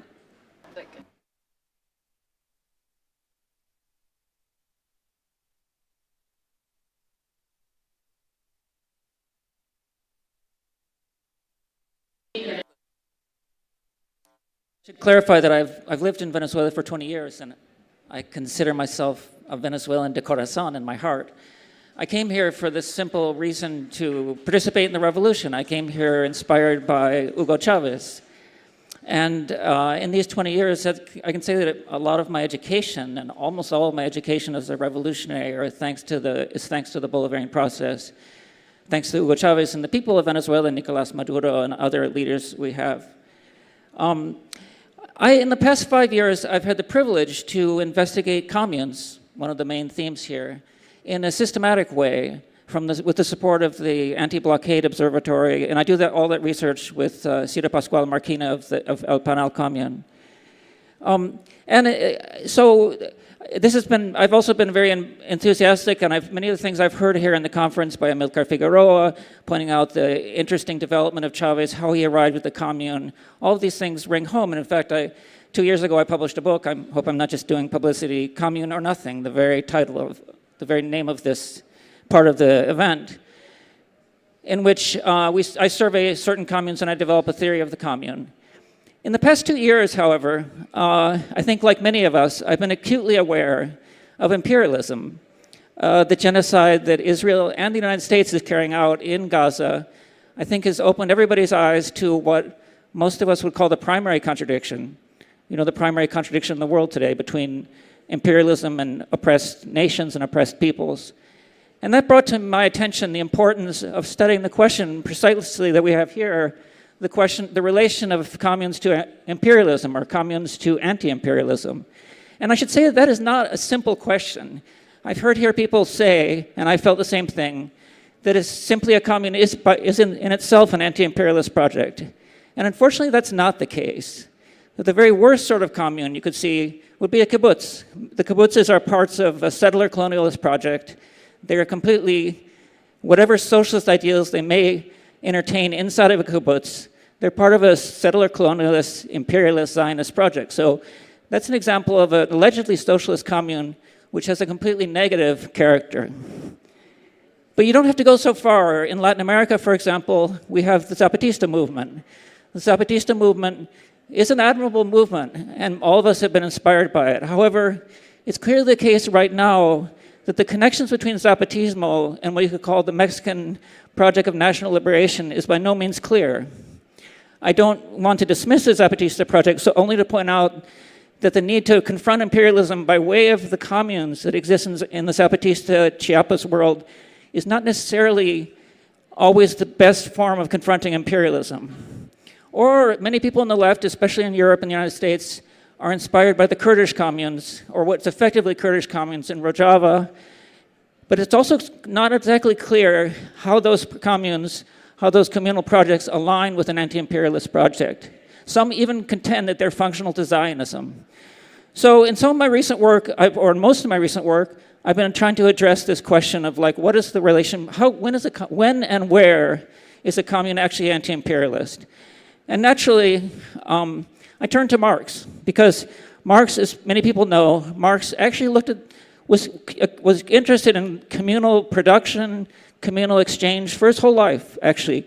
For his whole adult life. In 1842, you can find Marx defending the communal collecting of land, communal rights to collect wood among Rhinish peasants. And then there's the famous moments along the way in the Grundrisse, in the Marxist manuscripts for Capital.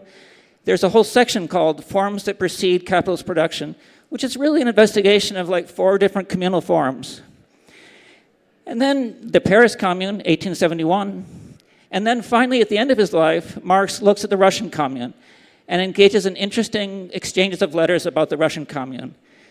Now, what I want to say about that is that many people have looked at this, particularly now there's a kind of fashion to look at the last moment of Marx and his relation to the Russian Commune. However, it's important to look at what Marx actually said. It is true, as many people will say, that Marx said the Russian Commune can be used French. I believe he was writing to Vera Sasulik, his correspondent, he was writing in French, said point d'appui, which I guess means a lever, a fulcrum for building socialism. So I would say, translating loosely, you can say, yes, Marx recognized that a commune can be a fulcrum for socialism. You can build socialism, as Chavez would say, with communes as the cell.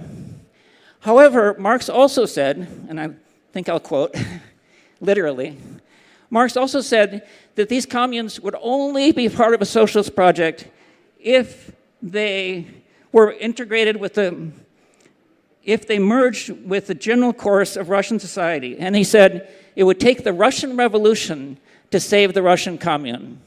So from the beginning, from Marx's most thorough investigation of rural communes, Marx insisted that only if a commune was part of a project of national liberation, a part of general social emancipation, in which there was a political revolution, would the commune survive and actually be a useful cell of socialism. We should point out that Russia at that time was also a dependent country. It was a peripheral capitalist country, so there was an element of national liberation from especially French and English capital. Also, I've heard many people talk about the Paris Commune here, and it's true that Marx became very enthusiastic about the Paris Commune. He said the Paris Communists tried to take the heavens by assault, tried to reach the heavens by assault. Nevertheless, we should remember that Marx was also critical of the communards. Marx was aware that the communards should have acted more decisively, that they should have formed more of a national project, and also they should have had more of a strategic vision. So I think these moments in Marx, both the last Marx and this kind of late Marx of the Commune, of the Paris Commune, Marx is aware that only if a commune is incorporated in a national project, a project of national liberation, will it really be a meaningful contribution to socialism, to the anti-imperialist struggle today. Now, I think if you look at Venezuela, you can see that our communes do function that way. First of all, in Venezuela, I think Amilcar gave a history of the Bolivarian Revolution. It declared itself anti-imperialist in 2002 or 2004, socialist in 2006, so it accumulated these definitions. But the whole communal project emerged after there was a political revolution in 1999 when Chavez takes power, and then the movement towards anti-imperialism and socialism. So the communal project accumulates these definitions, and it's already part of a project of national liberation.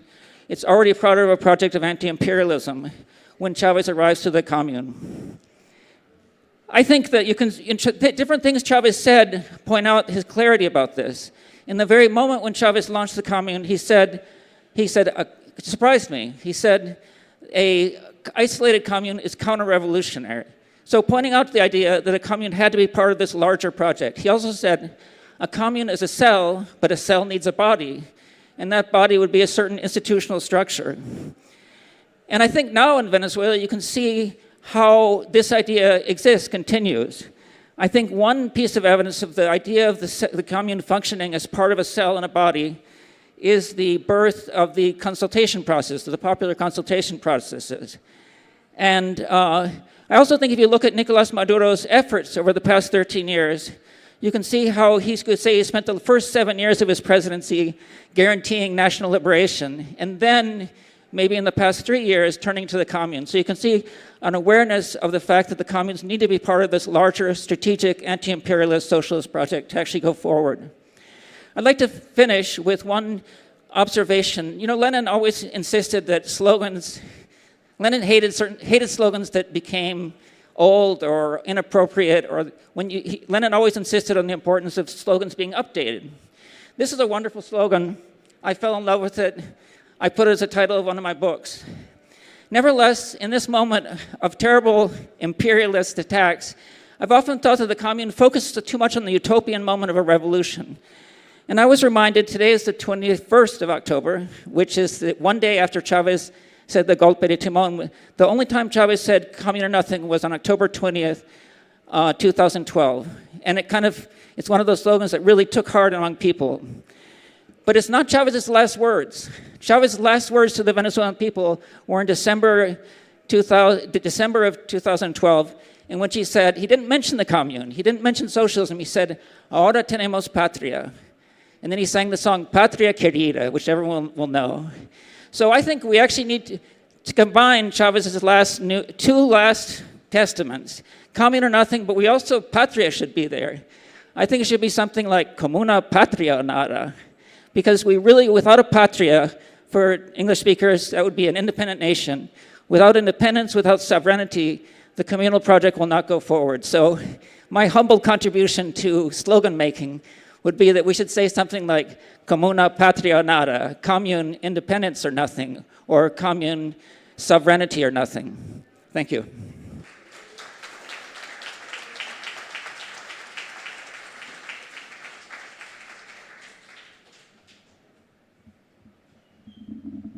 I want to correct what I said. It belongs to a partner, but it is not a partner. Writing a monthly review, which is analysis theoretically of commune. So I want to correct this again.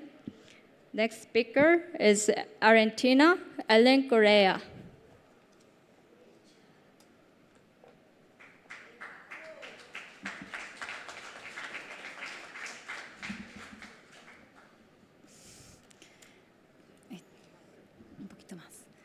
Gracias. Buenas tardes. Good afternoon, my dear partners.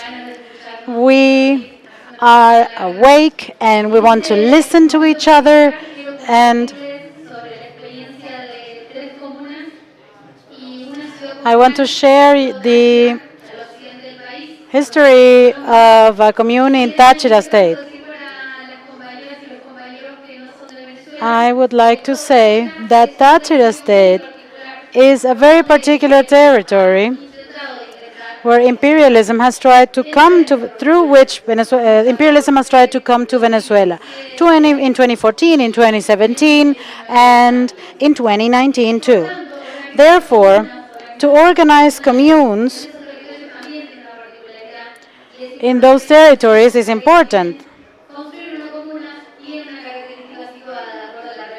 And this has a specific characteristic that depend on the reality of the community. The time that I'm going to talk to you about the time frame is from 2014 to 2017. I'm going to mention these communes, the name of the communes, because it's very important. I'm going to talk about the Los Queniques commune. The people from Táchira know what I'm talking about. The integration commune in the Junín, people known as Rubio, and then Guerreros de Asua commune, the first commune of San Cristobal municipality, and the Juan Pablo Peñalosa community in the Pregonero municipality.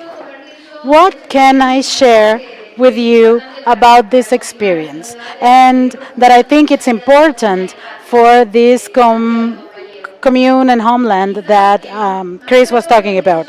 Well, the main idea that we can discuss for other territories is how the commune is part of the people's power based on legality, because the Bolivarian Revolution did an accompanied process from the beginning of the Bolivarian circles, and the fact that there was the possibility of direct participation of the people with the 1999 Constitution creates a new way of making politics, and that is very important.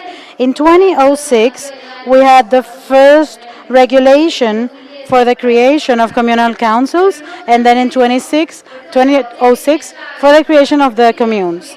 And Chavez had many policies for participation, and the communes were organized long before that. And that is why imperialism attacked these organizations strongly. Blanca Eckhout was saying the other day that they tried to hinder the creation of the regulatory framework for the communes, and there was a fierce campaign of media manipulation about the communes in those years. That did not only affect the organization of communes or the creation of communes, it also affects the mind of the people, because they were saying that the commune would come to take away your land or your little home, and that was done over and over. And allegedly, those who were going to do that were the people from the commune or the people of the revolution with their red shirts. This means that this fierce campaign by imperialism is very clear. Since 2014, we saw this. There was an attack, a systematic attack against the communal councils, against the club personnel. Capitalism attacks this, and imperialism attack these projects because they are different from the ones that they have. And from the communes, I would like to highlight, for those who come from other territories, that the organic law of communes presents a legal framework for this organization, not just any organization. It is a way of organization that establishes the limit of the territory. It establishes the limits where they are going to produce food, for example. It also creates the possibility of the creation of different committees. It doesn't mean that all the communes will have the same committees. It depends on the different needs of each territory. Then the possibility to make a development plan for that commune, which is going to be the plan that we want to do or carry out for our commune. And when we wrote the reflection for today, we called it territorial socialism. That's the name that Chavez used to give it. And socialism of the 21st century. How do we think about ourselves from the Abya Yala without colonialism? So I think it's a very important, the geographic aspect of it, to understand that this organization anchors a territory and defines it based on citizens' assemblies. And in those assemblies, the ones who vote are not only male and those who are over 18 years or those who have a doctorate. It's people over 15 years. This is a very deep democratic movement. This is what we, as internationalists, anti-imperialists, must tell the world. Venezuela has a democracy that teaches the world is a participatory democracy where people over 15 years can say what they want for their community, what they hope for the future of the rest of the population or for themselves. These are the things that Venezuela teaches us every day, and this is what we have seen in El Panal and in many other communes. I would like to finish by saying a specific particularity of the Guerreros de Azua commune. San Cristobal is a city where the mayor in 2014 called for people to be set on fire at the streets. Daniel Ceballos, I think it was his name. Well, in that territory, it was very hard to create a commune. It was against Chavista forces. And it was within the context of the extreme violence of the Guarimbas that the forces of Chavismo, the Great Patriotic Pole, the community organizations that have had smaller expressions, finally were able to organize the community.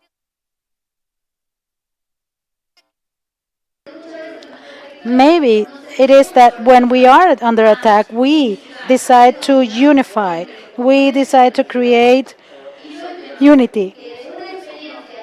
And it is important that from an attempt of invasion, because in the Guarimbas, over 40 people were killed. They set people on fire just because they were black. Of course, there are tensions in these communes. There are tensions among the leaderships. There are tensions among the political leaders and the social movements that are part of the communes, yes. There are tensions with the institutions, with some majors that do not like the commune so much. And there's also tension between the people of the communes and their leaders. But that exists in every form of organization. We know this as militants. So I would like to invite you to spread the word that in Venezuela there's not only a democracy, but a participatory democracy. That people from 15 year onwards are part of the spokespersons of these groups. Thank you very much for the space.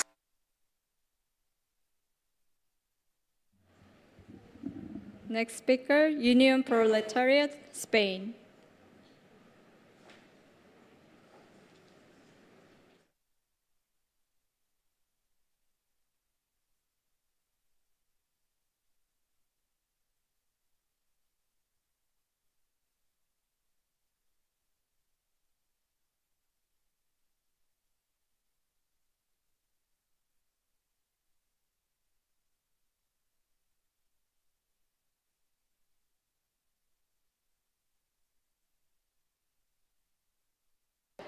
Dear comrades,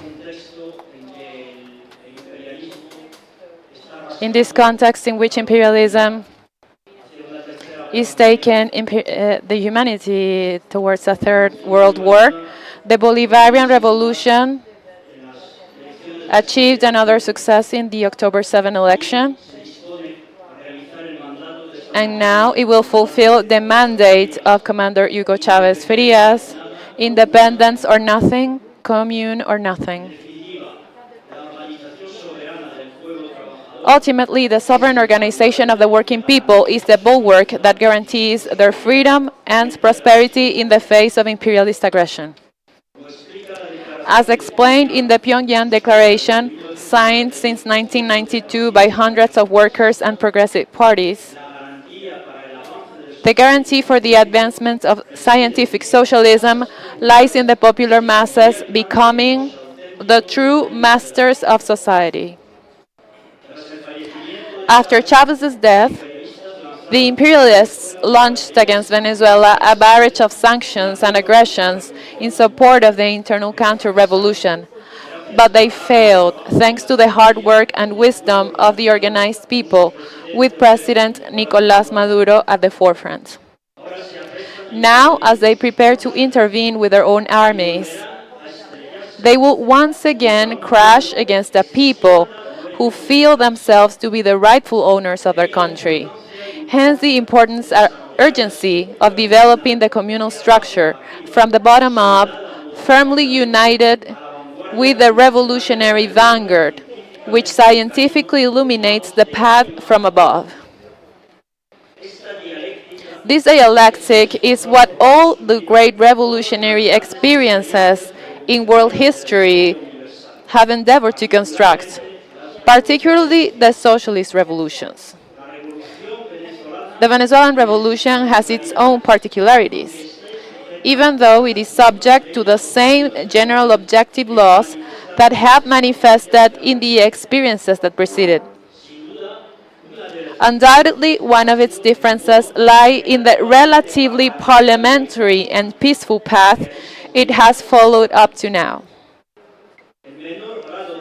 This lower degree of violence against internal and external parasitic forces was achieved because within the armed forces, the patriotic sector led by Commander Chavez prevailed. In our humble opinion, in the current context of the high internationalization of the productive forces and the class struggle, every national revolution must rely on its historical international precedents, with scientific rigor and class solidarity. It is as wrong to attempt to copy them as it is to caricature them. We must learn from Soviet power with the same spirit with which the Soviets learned from the Paris Commune. Every revolutionary experience is a step on the path toward the emancipation of humanity.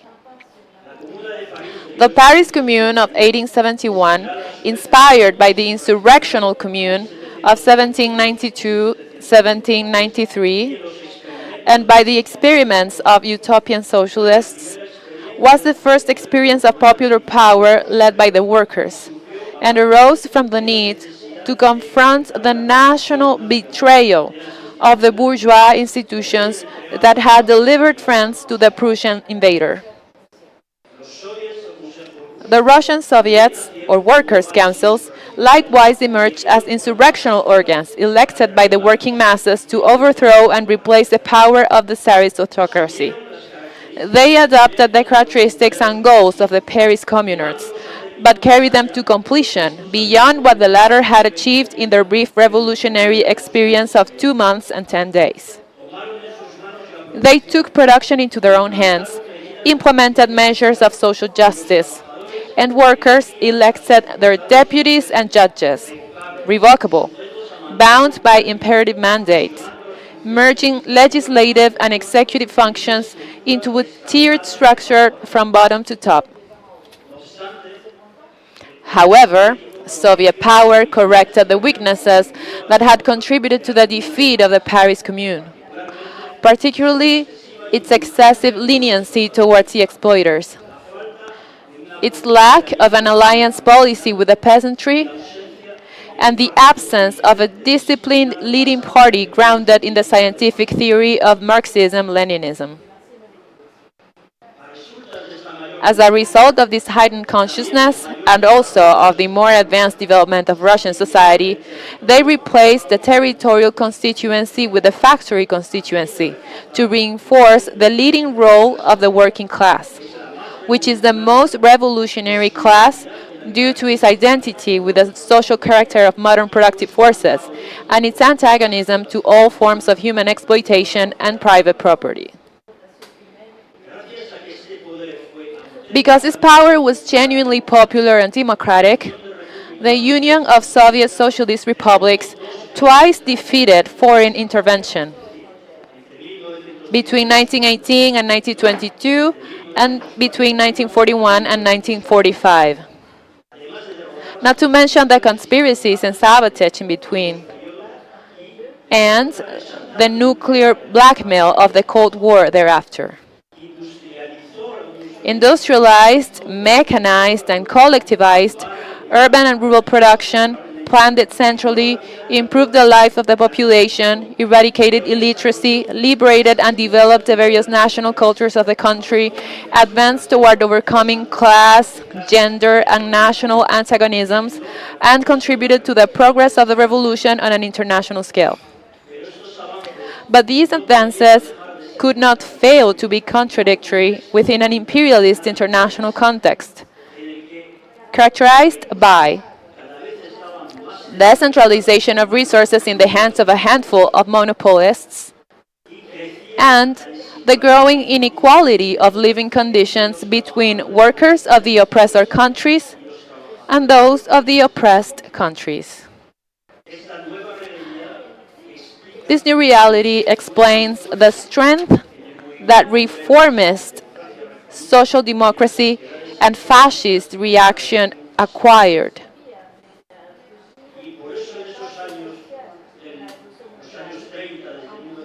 That's why between 1935 and 1947, the working class and the international movement were forced into a political compromise with bourgeois parliamentary democracy.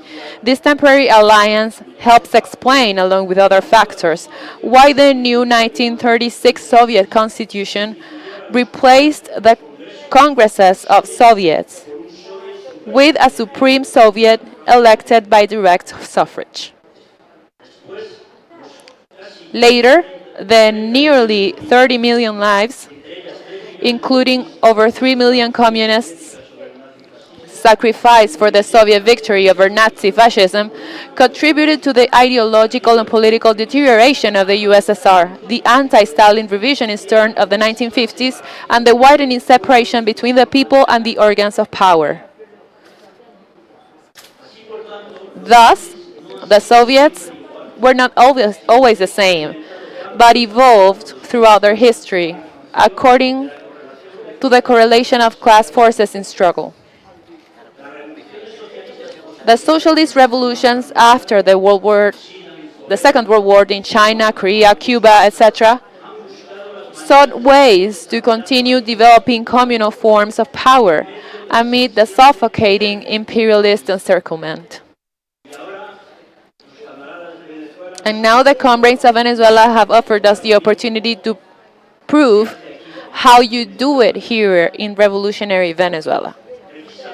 Precisely in the course of this struggle against foreign imperialists and their domestic lackeys, one can discern the true commitment to national sovereignty and social progress held by the various classes into which society is divided. The proletariat is the class most faithful to the revolution, and in alliance with other popular classes, it must direct its dictatorship against the traitors. Otherwise, society risks returning to slavery and misery for the majority, which is where the restoration of capitalism and neo-colonial dependence inevitably lead. Therefore, the question of communal power from below is also the question of strengthening the political leadership of the working class. It is likewise a contradictory process, shaped by adverse internal conditions, such as the insufficient development of the productive forces inherited from capitalism and the resulting corrupting influence of monetary mercantile relations and the social division of labor, particularly between manual and intellectual work, which form the basis of class division. These adverse conditions cannot be abolished by decree, but only through a long process of entrenching socialist transformations. Meanwhile, it is necessary to learn to master them through the control and vigilance of the organized people under the leadership of the working class. Today, imperialism is weakened by its own contradictions, which are driving it toward a third world war. At the same time, the national liberation movement is uniting and growing stronger. The forthcoming defeat of the imperialists thus opens a window of opportunity for the definitive emancipation of the oppressed of the earth. We must seize it to promote the organization of communal popular power, and which is the origin of the future communist society free of oppression and exploitation. Long live the Bolivarian and communal revolution. Venezuela shall be the tomb of imperialism.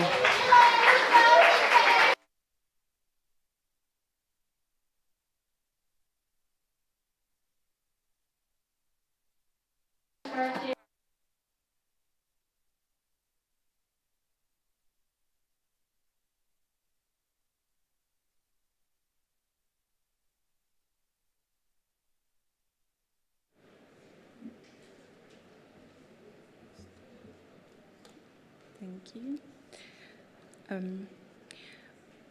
With the Commune, Venezuela is giving lesson in democracy to the West.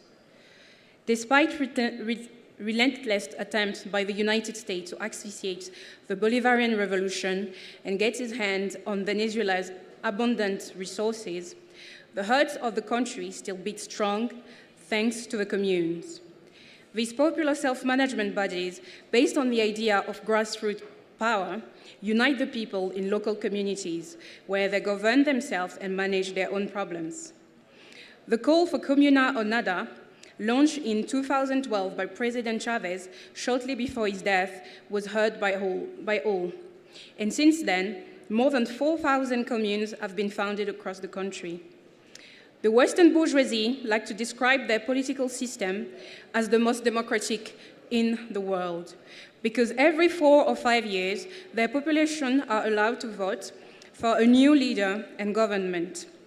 They present these alternative forms of governance between the two official parties of the bourgeoisie, represented in Britain by the Conservative Party and the Labour Party, as the pinnacle of democracy. Today, the majority of the population in imperialist countries is coming to understand that the electoral process is a farce designed to pacify them. The outcome of the election is always the same, the victory of capital. Voters' turnout in the last general election in the United Kingdom was 59.7%, one of the lowest since 1918. Even according to the rigged bourgeois polling companies, Prime Minister Keir Starmer has a popularity rating of 22% among the British population. No sooner had it been elected that he and his Labour government, following the step already taken by the previous Conservative government, began ruthlessly cracking down on the anti-genocide, pro-Palestinian popular movement in Britain. Since October 7, 2023, hundreds of thousands of people have been marching every month in the streets of London and in cities up and down the country to demand an end to their government military, political, and economic support for the genocidal state of Israel. These protesters, who numbers in the millions, are constantly labeled as terrorists and branded unpatriotic by the media and the government. And orders are given to the police to arrest, persecute any of them who can be singled out for such special treatment. In particular, those who might dare to bring to the demonstrator any real understanding of the true essence and role of Zionism as a racist and supremacist tool of imperialist domination in the Middle East. Journalists, political activists, academics, doctors, and others who have used social media or other means to spread awareness of the Israel crimes in Gaza and to oppose the connection between the British political establishment and the imperialist-funded Zionist lobbying machine have been persecuted relentlessly. Many have been sacked by their employers, disciplined and disbarred by their professional bodies, arrested by police and detained while crossing borders. They have had their house searched, their computer and phone taken, and their activity and connection investigated under sweeping anti-terrorist laws. In recent months, Palestine Action, a direct action group that targets companies operating in Britain that are working to supply the Israeli war machine, was banned and designated as a terrorist organization. It is under this atmosphere of growing repression that the people of the world's first bourgeois democracy now live. Yet, according to the BBC and other bourgeois propaganda channels in Britain, it is not the UK but Venezuela that is one of the worst dictatorships in the world. President Nicolás Maduro, and not the economic sanction imposed by the United States and its democratic allies, is alleged to be solely responsible for all the ills afflicting Venezuelan society. But according to French journalist Maurice Lemoine, the truth, quote, "The truth is that before the Bolivarian Revolution, the Venezuelan people lived in abject poverty, with no access to education, medical care, or even identity cards. For the state, the population did not exist. It was in 1999 that the Bolivarian Revolution began to focus on the priorities of the people, bringing literacy programs and health brigades to rural areas, as well as electricity, drinking water, and housing. In addition to these considerable advances, Chavez created the famous Communal Council, through which he repoliticized the people. Thanks to this process, workers, farmers, students, grandparents, neighbors, and others are beginning to collectively establish themselves as a new subject. Inspired by the historical example of the Paris Commune and the Russian Revolution, the Venezuelan people are throwing themselves heart and soul into this new democratic project where everyone's voice finally counts.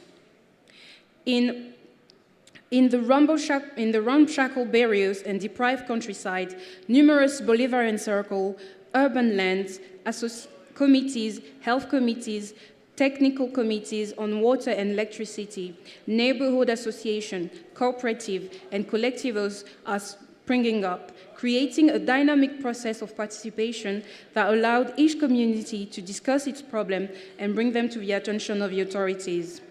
Entire battalions of women are involved in the vast movement. Since the advance of the revolution, their political participation has changed completely. It has grown over time. As we can see, a truly democratic process is taking place in Venezuela, a socialist model based on economic and political control by the people. This process is reinforced year after year by the encouragement of and full support of the national government. After a national consultation in 2024, which gathered more than 36,000 local community projects, new central objectives named the 70 were announced.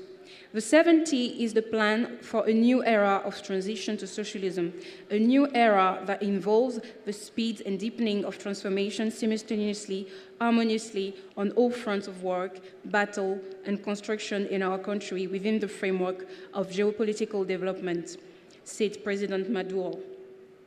We can see that imperialism in crisis is inciting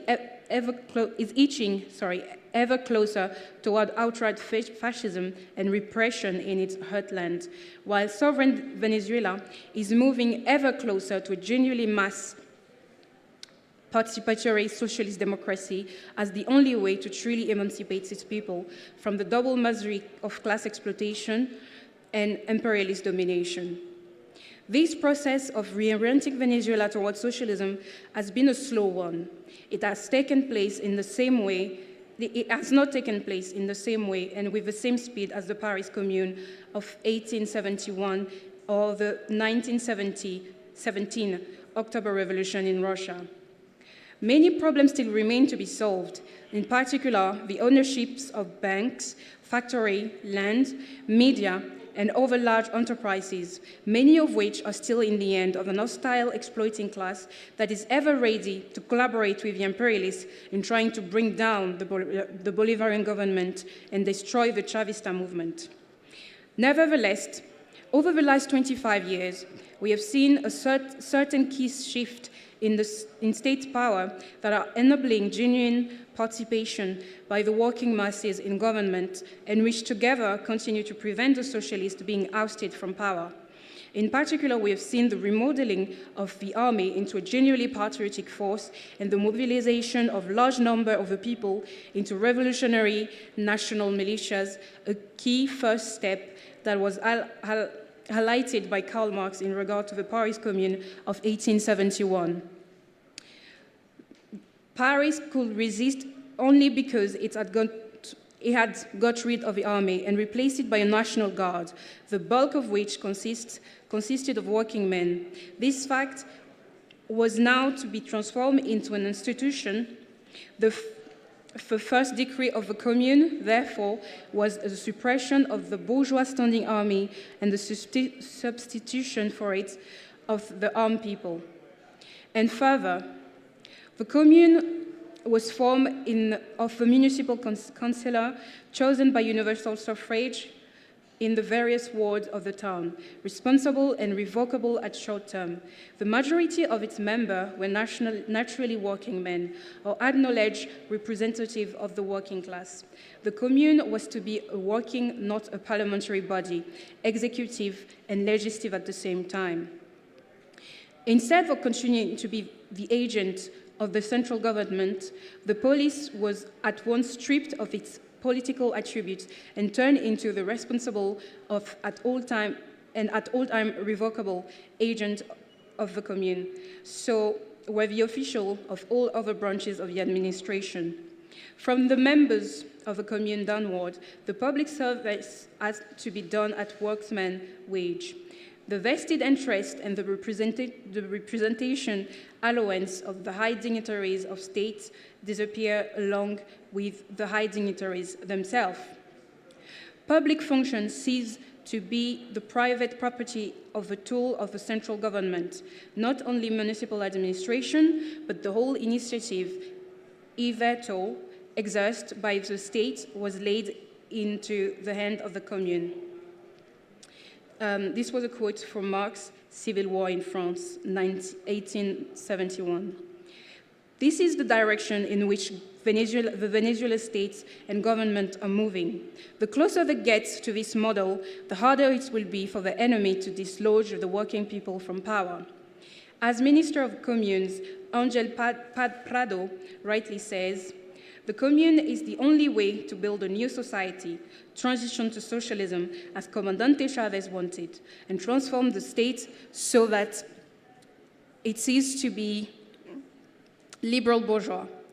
And as Frederick Engels wrote in 1891, looking back on the lesson of the Commune, quote, "From the outset, the Commune was compelled to recognize that the working class, once come to power, could not manage with the old state machine, that in order not to lose again, it only just conquer supremacy. This working class must, on the one hand, do away with all the old repressive machinery previously used against itself, and in the other, safeguard itself against its own deputies and officials by declaring them, without exception, subject to recall at any moment." Thank you very much.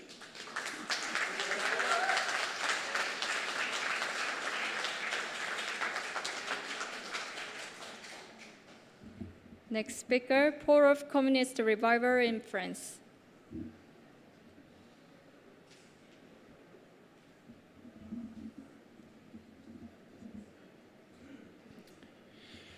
Bonjour à tous et surtout à toutes, puisque nous célébrons la plateforme anti-impérialiste.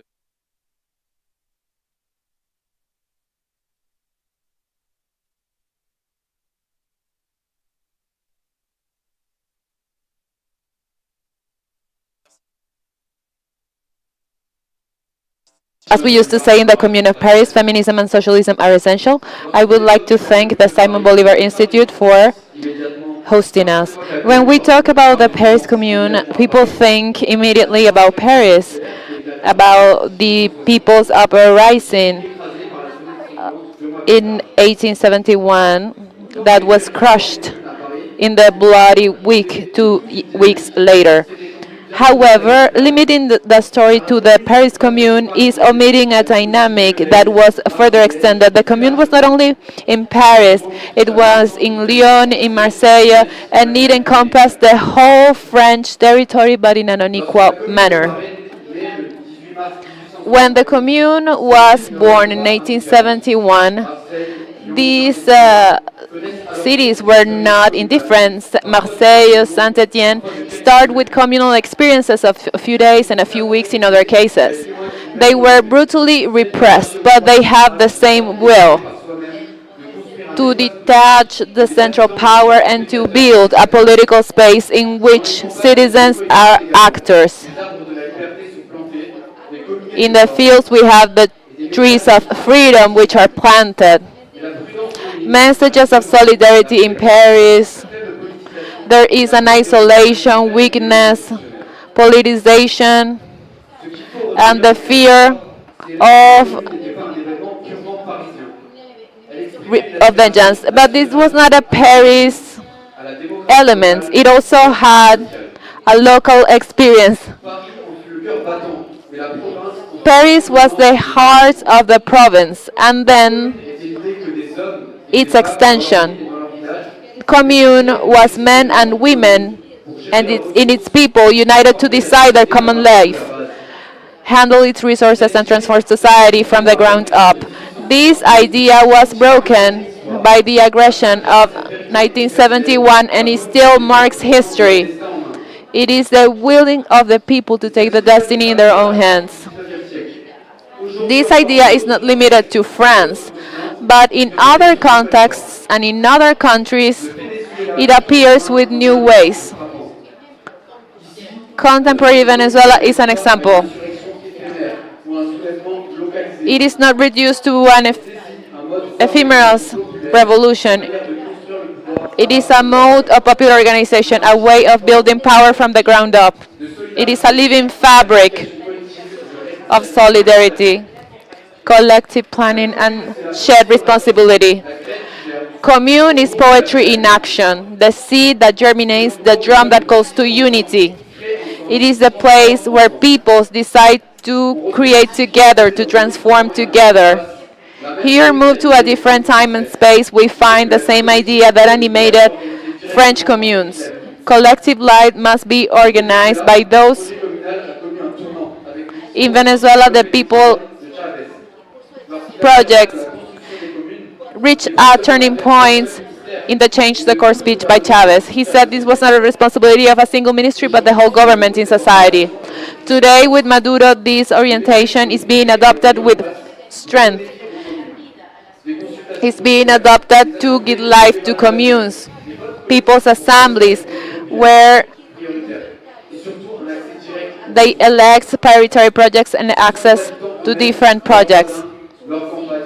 It is the presidents, their neighbors, the partners in struggle manage resources with shared supervision. But this changes everything. We do not write to an inaccessible official. We write to the people who are on the street and live the same problems of the community. These experiences also have challenges.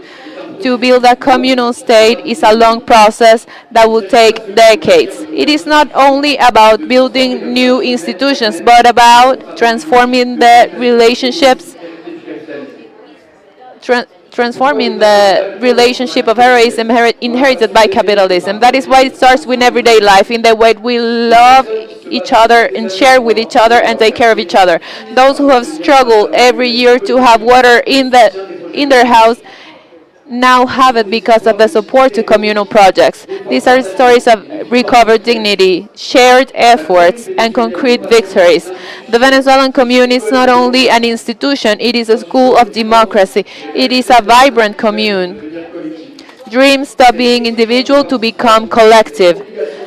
This experience of participation, this obligation to become an actor, creates a dense social fabric, a sense of belonging, and a healthier society. Here, once again, we find a resonance with the Commune of Paris, the desire to break and to build popular power. In France of the 21st century, Commune appears as a response to invasions and imperialist oppressions. In France, as we said in 1871, this was a way to resist toward the centralized and conservative state in the Prussian invasion. In Venezuela, it is a way to build a new state, not only from the distant projects, but also from the experiences of the threat of imperialism. In both cases, the commune expresses the same conviction that freedom and justice cannot be given by any other force that is not the people. Traverse les époques et les continents, elle renaît sous des formes diverses et s'adapte au contexte. En France, elle fut brève et intense. It transforms and adapts. In France, it is intense. In Venezuela, it is deployed in a long time. In both, Celle des peuples à s'organiser collectivement, à décider par eux-mêmes, à transformer le monde en transformant leur propre vie. La commune it transforms the life and transforms its people. est à la fois mémoire et avenir. Elle est le lien qui relie les luttes. The community's memory of and future. It connects the struggle of the past with the hopes of today. That's why when we talk about the Paris Commune, we must always remember that the communes are everywhere where women and men decide to unite for their common ideals of social justice and popular sovereignty. Commune or nothing. The Bolivarian Revolution must prevail. Thank you.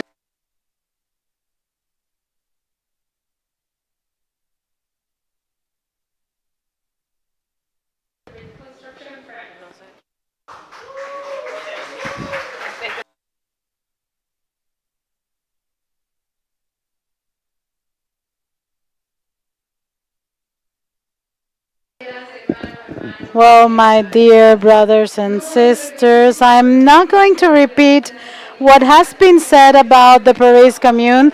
Thank you to all of you because you made my work so much easier. So my speech is going to be shorter. We had the title, The Paris Commune is not dead and rebirth with the Bolivarian Revolution.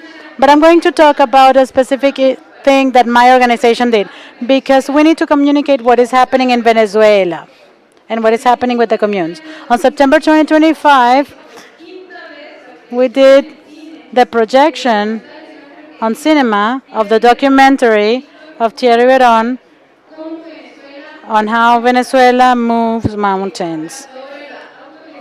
That speaks about the self-management of the communal governments that constitute the nuclei of the participatory democracy. Then we had debate with the participation of Rodolfo Perez and then Marta Bolívar, the political representative of Marta in France, Mauricio Lemoine, a journalist, and my comrade, Paula Arguellan, organizer of this initiative. As my partner said, the legacy of the commune is reborn here. I'm not going to read it. I just decided I'm not going to read it. I want to rescue that we have visited the communes and that you here in Venezuela were able to read the defeat that the Paris Commune had, and you were able to make this process lasting, and this makes us really happy. This makes you an example to follow, to see how you have been able to construct and occupy the territory for self-management, and to see how the government of Venezuela supports this initiative is very important. That is why when we did this projection about Venezuela, that is called Venezuela Moves Mountains, we find it very important this to be discussed here, but not only here and just as elsewhere. In France, we are working for the communist reconstruction. We want to take the Bolivarian Revolution far away, far and wide. And how do we do this? With debate. Because these are concrete actions that the people from the communes have done. I'm going to finish telling you that we are going to make another projection called Nostalgics of the Future with Thierry Veron that talks about the communal feminism. URC is here to tell you that you are not alone. Long live the Bolivarian Revolution, long live the communes.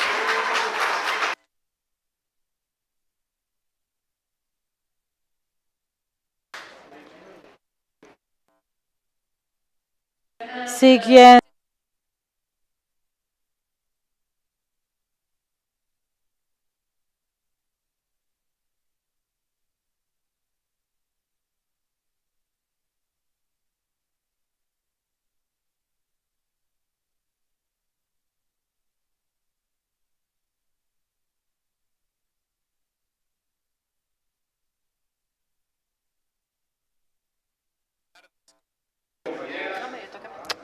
que no hice un coño. Good afternoon. I would like to apologize for the Vice President. She had to go to a meeting this week. We have been building and we have kept moving forward in the communal process.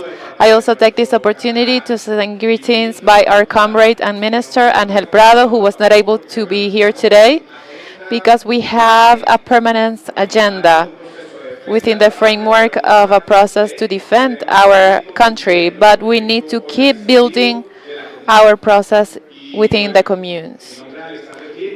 My name is Alexander Hill. I am Director of International Affairs of the Ministry of the People Power for Commune, Social Movements and Urban Agriculture, and I'm also in a commune organization called the Communal Union. I love the vibe in this encounter because it generates an important defense to the process of the commune in Venezuela. And in order to define the process of the commune in Venezuela, I think we need to have a project of humanity, to have a different alternative to capitalism that wants to eat our nation, that wants to destroy complete nations, that is threatening to continue processes such as the genocide of Palestine, which we permanently denounce here in Venezuela. That is also threatening the process of the Bolivarian Revolution and the peoples of the world that try to create alternative projects against capitalism. So today, in this conference, instead of having remarks by the officials of our ministry, we decided to bring communal experiences to these environments, because we have communers that are building the territory and they will explain the process of the commune. That is essential. What's better than a communer to explain these 13 years that we have commemorated since the change, of course, when Commander Chavez created a process of self-criticism to rethink the process of commune, because one of the great factors of the Bolivarian Revolution is a permanent space for self-criticism when building our process. So we have this change, of course, and it is important to have a review of all this. You can also read a book that synthesizes that great speech by Commander Chavez when he talked about the construction of a new model from the self-governments of the people in the territory that was going to be built from social property in the territory. So there are many elements that he contributed to this process. But beyond that, we need to go deeper into this revolutionary government, deeply articulated with its people. So we have some experiences within the framework of that process. This is what we've been building from the perspective of feminism. But in communes, we say that it is not any feminism. We use important examples from feminism around the world. But we also have our own particularities. We talk about communal feminism. And one of our comrades is going to speak about that beautiful process that we have. But we also have spaces for production. The commune is not only the rural commune, as we have been building in the past few years, because we have the peasant struggles. And there is a very important leader here in Ezequiel Zamora. We started in the rural medium. But today we are also fighting to build the urban commune, the commune in the city, which is essential. It is a completely different struggle with different actors. Sometimes we are immersed and in the production process, we only work in distribution. We need to get out of the logic of distribution to become productive subjects from the city. So there are 1,000 things that we need to rethink as revolutionaries. And in the process of the commune, we have been working with the people's power. That is very important. We have a revolutionary government that listens to the people, and it's still fighting alongside the people. That is why we have the National People's Consultation. We have other processes from the ground up and from the other way around. And we also have experiences regarding training. Training for us has been essential, and I think that in the past few years of revolution, we have been working more with our youth. It is very important because they are the guarantee that our process is going to be maintained in time. They will ensure that we will create new strategies to deepen our processes in the country. And we have the Ministry of Communes articulated with social organizations and other communes, and we have developed training programs. For example, the commune is young. In these spaces, we have training courses for young leaders so that they feel that they are being considered in this project of communes. We have a space of communal horizon. Training is very important. We need to have these training spaces to talk about our organizational processes. I will give the floor to my brothers and sisters. We have several examples of different communes. We have the Jose Felix Rivas commune. We have the Ocho Raíces commune, the Simon Bolivar commune. There is also an experience of the National School of the Communal Union. So it is good to listen to our comrades because it is through experience that they show the organizational process of the commune. In Venezuela, we have been used to talk about our processes from the grounds, but it is very enlightening to have our experiences. We have a people that has built in the heat of their struggles, taking the theory and then putting it into practice. Today we can say that we have a project that is being built, and it is one of the stronger alternatives against capitalism, and it is building what Chavez called territorial socialism, which is fundamental. The beautiful thing about this process of communes is that it is also built from subjective elements of the Bolivarian revolution related to love, related to other matters within the framework of this process. Without further ado, I will give the floor to Anaís Márquez. She is going to talk about the Cinco de Marzo commune. Commune or nothing.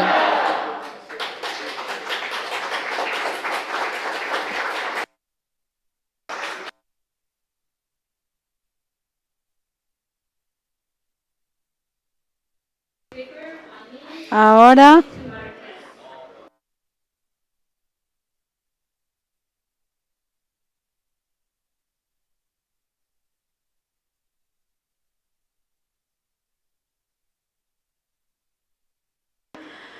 well, today more than ever, Commander Chavez wasn't wrong.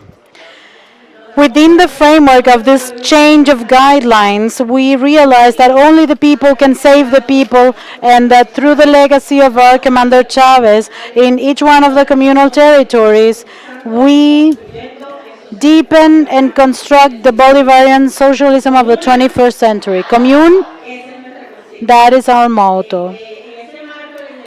In this framework of independence or nothing and comuna or nothing, I'm Anaís Márquez. I come from the Vista Alegre, 5 de Julio commune, and I am part of the Comandante Eterno commune in El Valle. It is a neighborhood commune that has 7 communal councils, out of which in the heart of our neighborhood, in the heart of our community, we have a purple house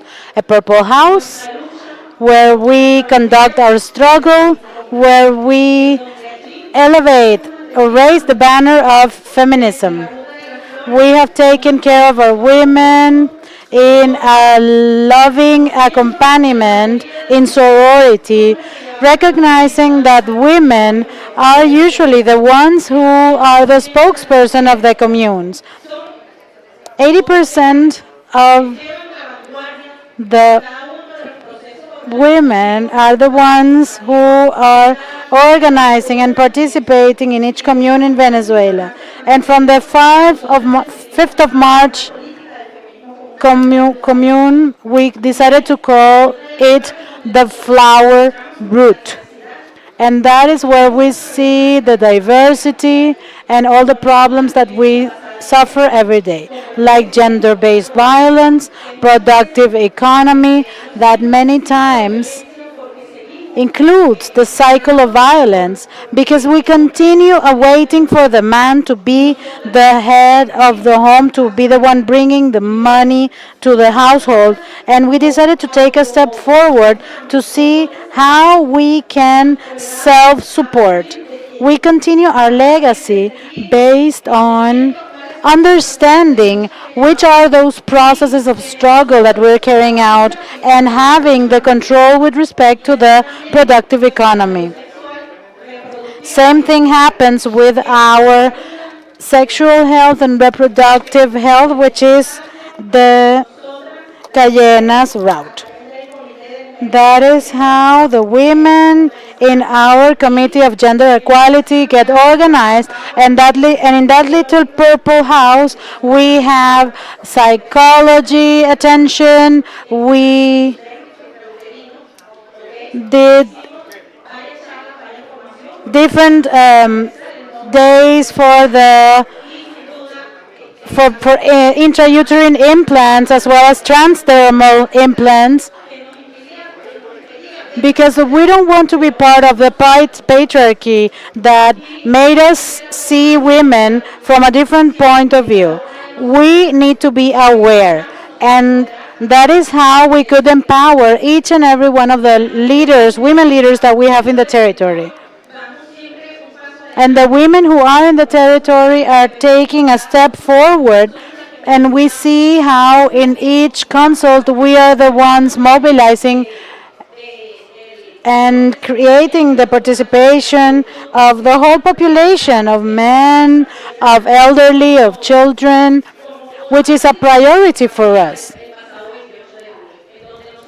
On July 28th, we saw fascism up close. We saw how they attacked us, and we decided to repoliticize our youth. And I say this by experience. I am the mother of three children, two boys and one girl. My eldest is 21 years old, and he is a coordinator of the communal school. And he's a boy that every day that goes by surprises me because of his awareness of the class conscience, class awareness. And not only that, this next week, my 18 years old boy is going to Brazil. Why is he going to Brazil? To get training. He's going to be training on administration of cooperatives and to deepen his ideological training. And my daughter, who's 7 years old, she sings the Samoan hymn, and she already mentions the motto of commune or nothing. So all of these things are present in all our activities. We are not only part of our commune, but we go beyond that, because Commander Chavez used to say that an isolated commune is counter-revolutionary, and that is why we create relations with other communes of other states. We get to know each other and to recognize each other, to deepen the project that our Commander Chavez left us. And with this, I close by saying independence, commune, and socialism. We will conquer.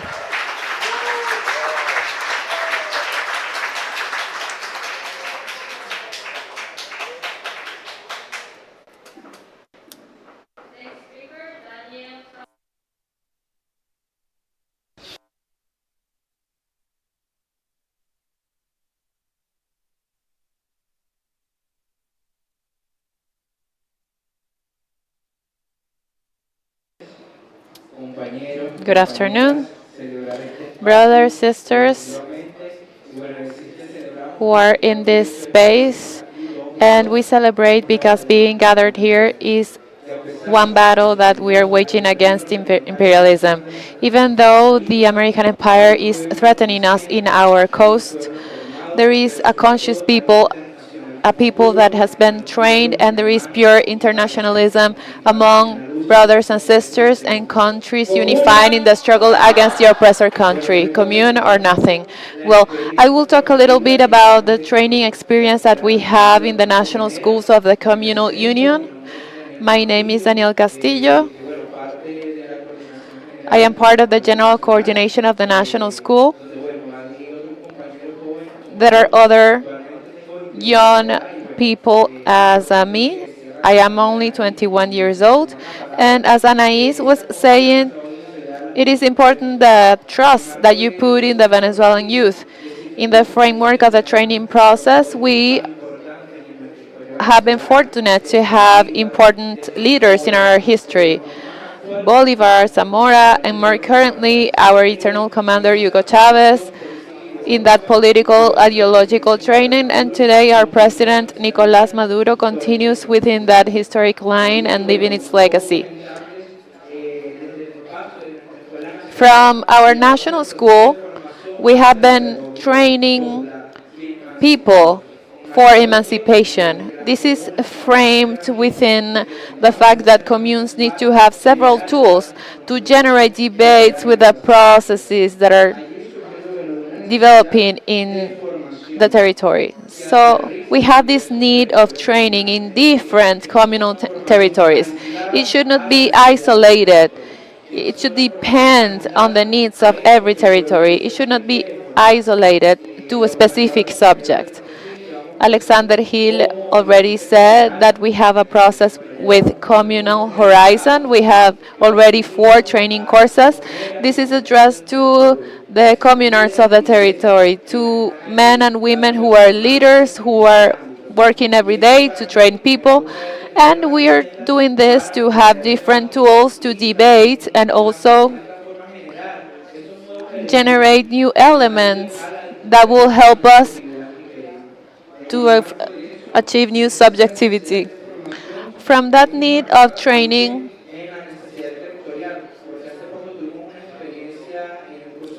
we have seen some experiences in the communal horizon. We went to Sanare. This is the national park Yacambú, and that territory is for coffee production. And in the national school, we started thinking, well, how can we reach those territories where there is a need for coffee? What strategy can we use? So we can speak about the history of coffee in Venezuela, but we can also talk about the alternatives that we can create for coffee in Venezuela. So that would be the need.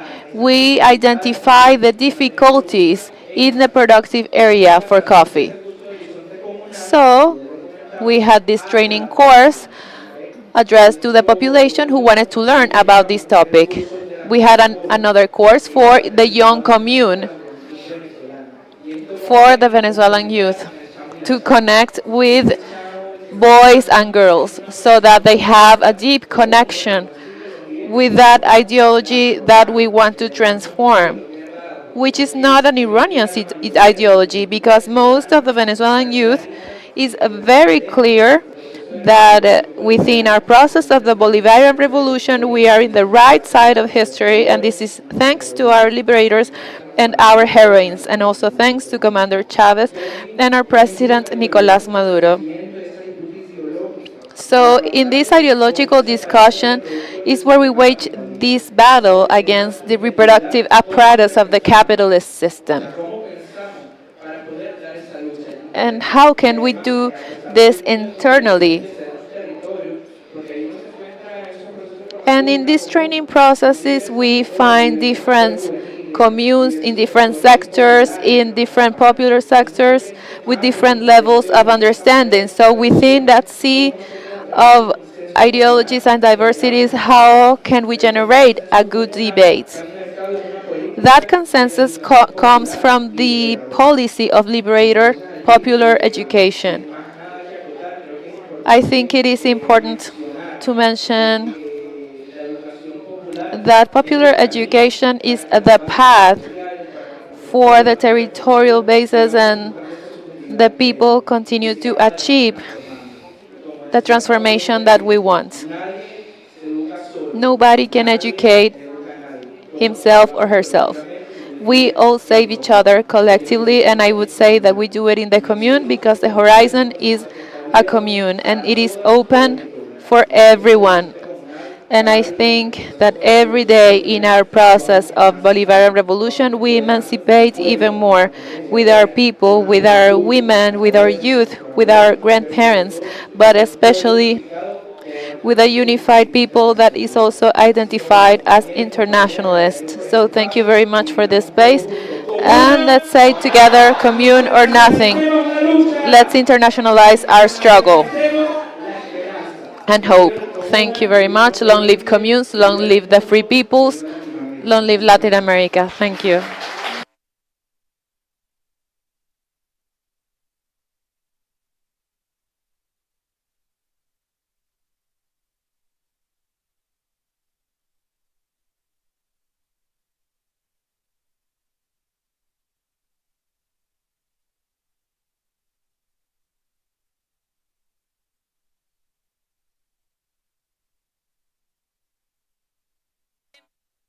Good afternoon. Welcome to Venezuela, a territory of peace. We are not a threat.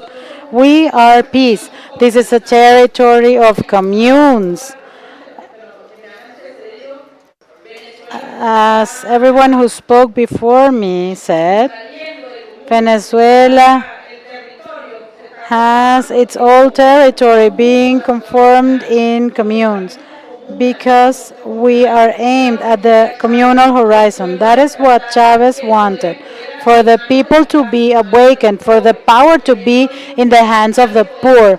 If you give power to the poor, because the poor with little do a lot, while the power in the hands of the wealthy, they do little with lots of power.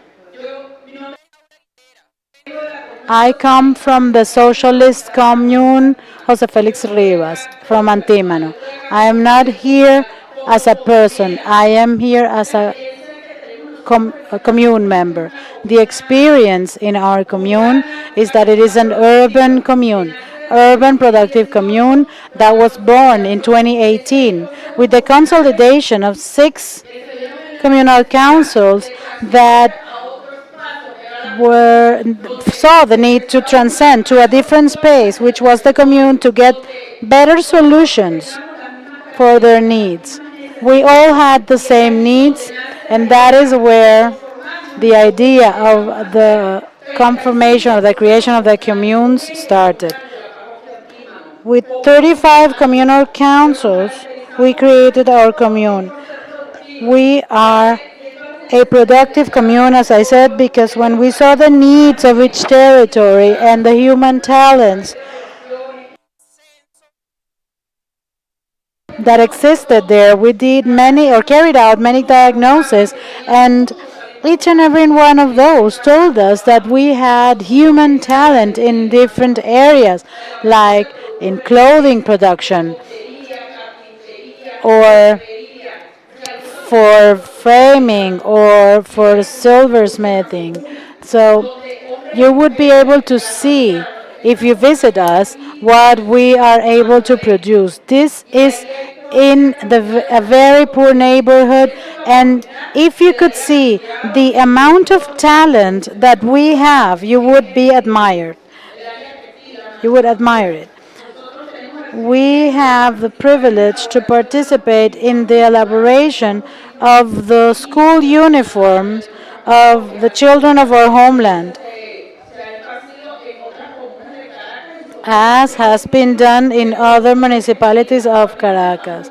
We are currently executing some projects for the school production for next year, because we start planning. We are going to start the December programs, and we, for example, also have a line of cleaning products. We offer these products to institutions, we sell them to the clubs, and it's a very nice experience because the economy is the backbone of the commune. What President Hugo Rafael Chavez Frias wanted when he talked about strengthening the communal economy? He wanted that we, from the territory, could start supporting the needs of each space, that with the surplus of each one of these organizations, it was the commune that could solve any problem that existed in the community. And this is happening. We're consolidating the commune. We are strengthening the engine of the economic transformation with the people's power. Before was my partner talking about the training. We also have training in our commune. We all need to grow through learning. We have people studying abroad in political issues, in economic issues, and there are areas that are important, because even if we are poor and if we come from the poorest neighborhoods, does not mean that we are not capable of having a strong company and strengthen the communal economy. Commune or nothing.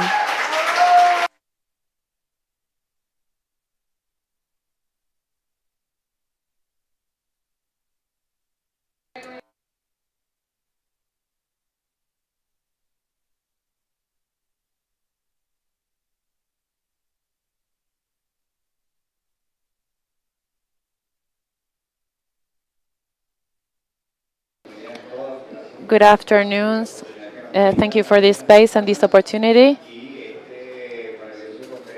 in this wonderful conference in defense of this concept of communes here in Venezuela. We see communes as a cell, as an integral part of an organism, of a whole body that develops the new model that we want to have as a country, which is the humane model, a model that reaches the grounds, the people, those who are in need.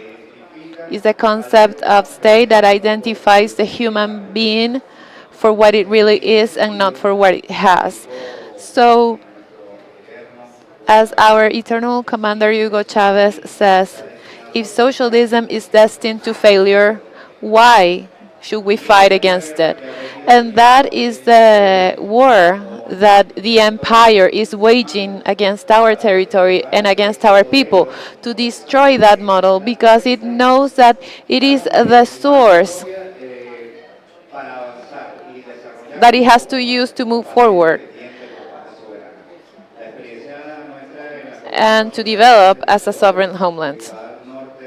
Our commune is at the north of the capital city. It is an urban commune.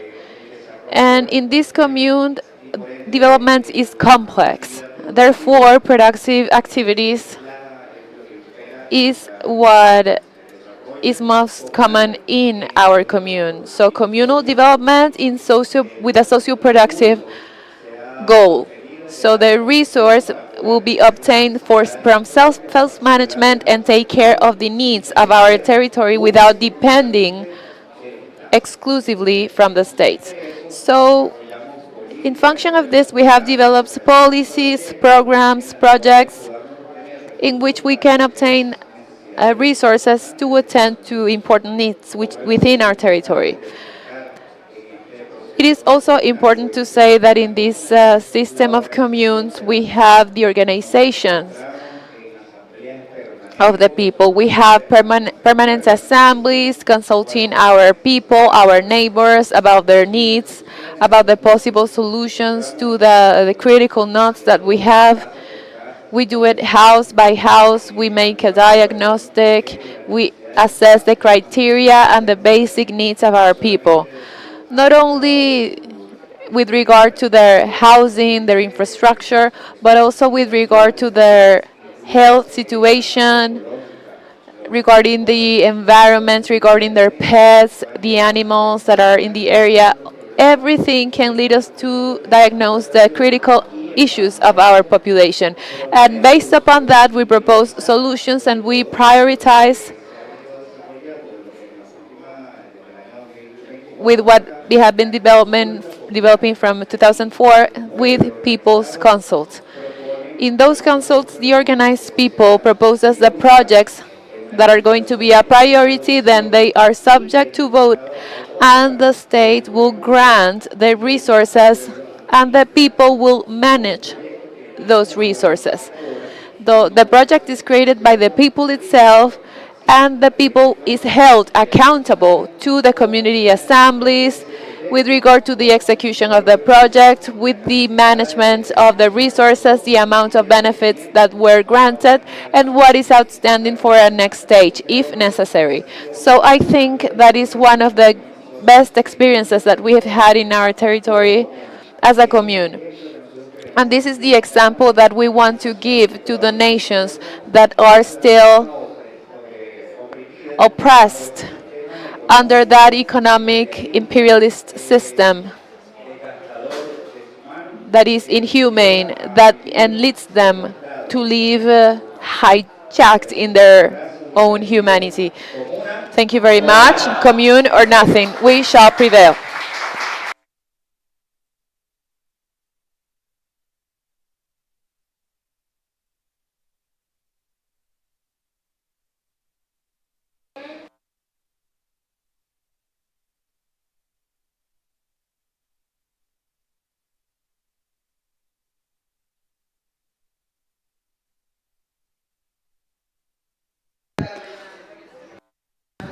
Good afternoon.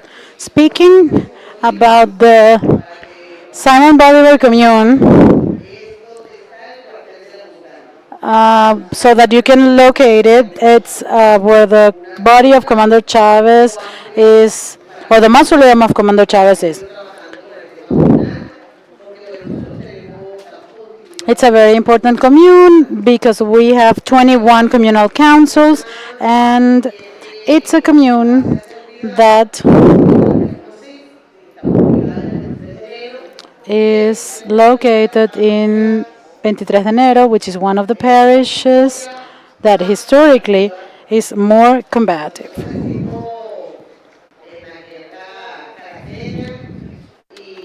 We say here as a joke that we're the most revolutionary ones. So Sucre fights with us and Antimano too, but this is a very Chavista commune.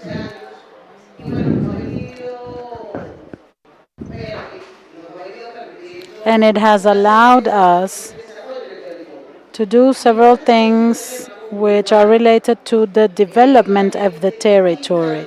It's completely different to have an urban commune, very different from a rural one, because in our case, our spaces of production are very limited, because the capitalist system made us build where we could work in the factories. And within that framework, we had to organize ourselves to conquer rights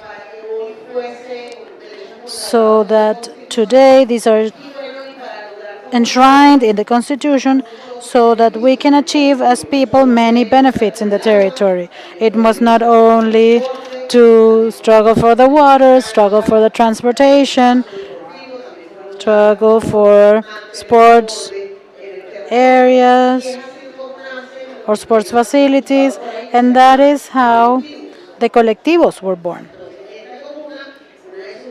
This commune, one of its major characteristics is that it is part of the Sergio Rodriguez Collective Front, and it is a group of organizations that not only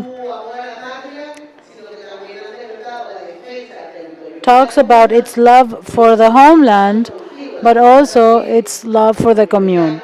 The commune is not only a productive space, but also a space of territorial defense.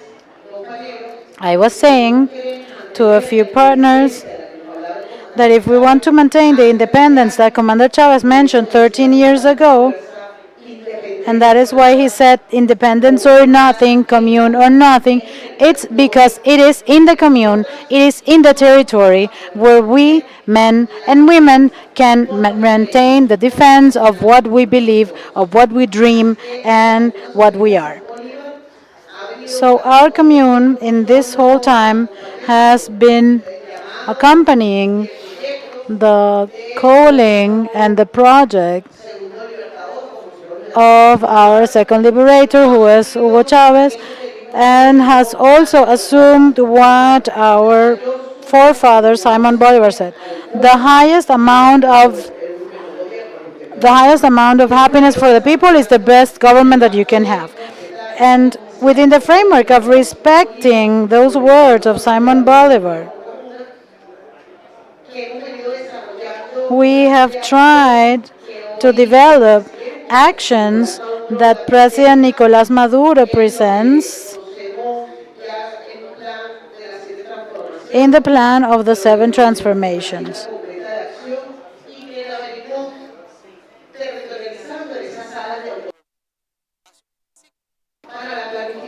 These are physical spaces for collective development. I was listening to the people who spoke before me, and I said, wow, this happens all the time here. We don't have problems with the assemblies of people because that is of citizens, because that is something that happens day to day. To gather, to define what to do is normal for us because the commune normalizes the fact of gathering and deciding as a collective. So I would like to invite you to come visit our communes, our urban communes, so that you can visit so many communes in Caracas that are trying to develop with their own dynamic, with their own strength, processes of organization, of construction, of collective construction, and for you to see how we define the destiny of our homeland. We firmly believe that it is in the commune where the ideal space is to birth socialism. It's in the territory where we will make true what what Commander Chavez said, commune or nothing. Thank you very much.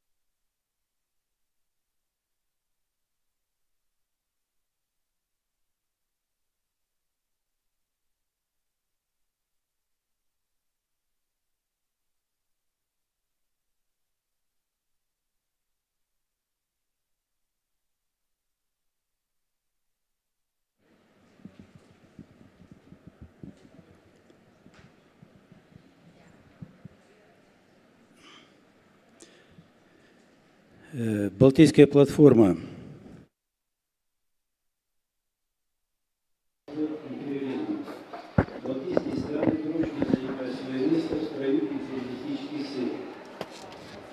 We propose against the forces of imperialism, and we hope to see useful against the forces of imperialism. We have policies that are oriented against the existence of imperialism. And of course, we also have the interests of our peoples. In the countries of the Baltic area, we have guaranteed the survival of our people. Thanks to liberal globalists, these political circles were formed, remain in power, and obediently carry out all the commands of their masters, understanding that their existence depends on it. Even the obvious consequences of such policies, population decline, economic degradation, and a steady drift toward military confrontation with regional neighbors, cannot compel the ruling politicians to abandon their ruinous loyalty to their imperialist patrons.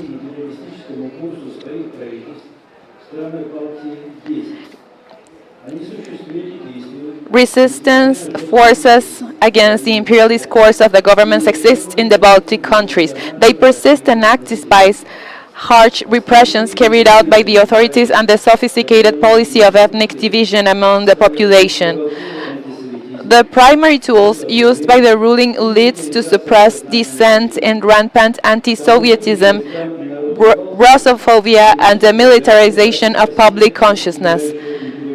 The very future of the Baltic countries and their peoples is being sacrificed to save a dying imperialism. However, imperialism is doomed due to the objective conditions of its nature. The anti-imperialist forces of the Baltic countries, relying on the international solidarity, will continue their struggle. Power to the peoples, death to imperialism.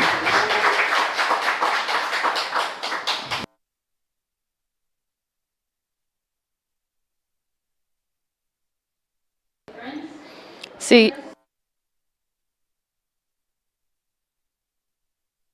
No es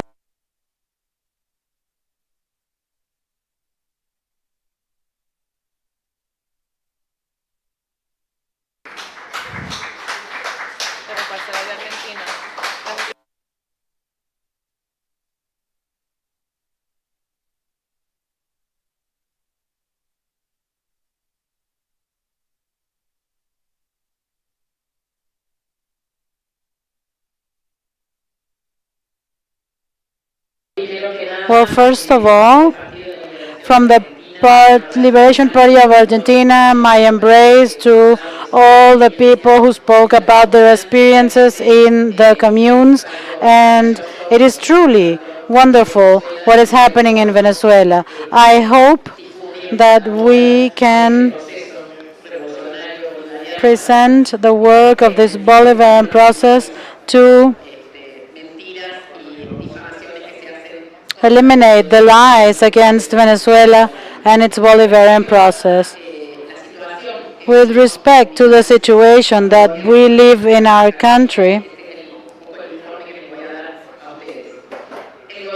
the government of the freedom moves forward. It's an ally of the Yankee imperialism and Zionism, but fortunately is going through hard times. It has lost the legislative elections in the main district of the country, Buenos Aires, where it was defeated by 14 points by Fuerza Patria, a strength with a bourgeoisie direction, but that canalized the rejection to the adjustment that Milei has been doing since 2023.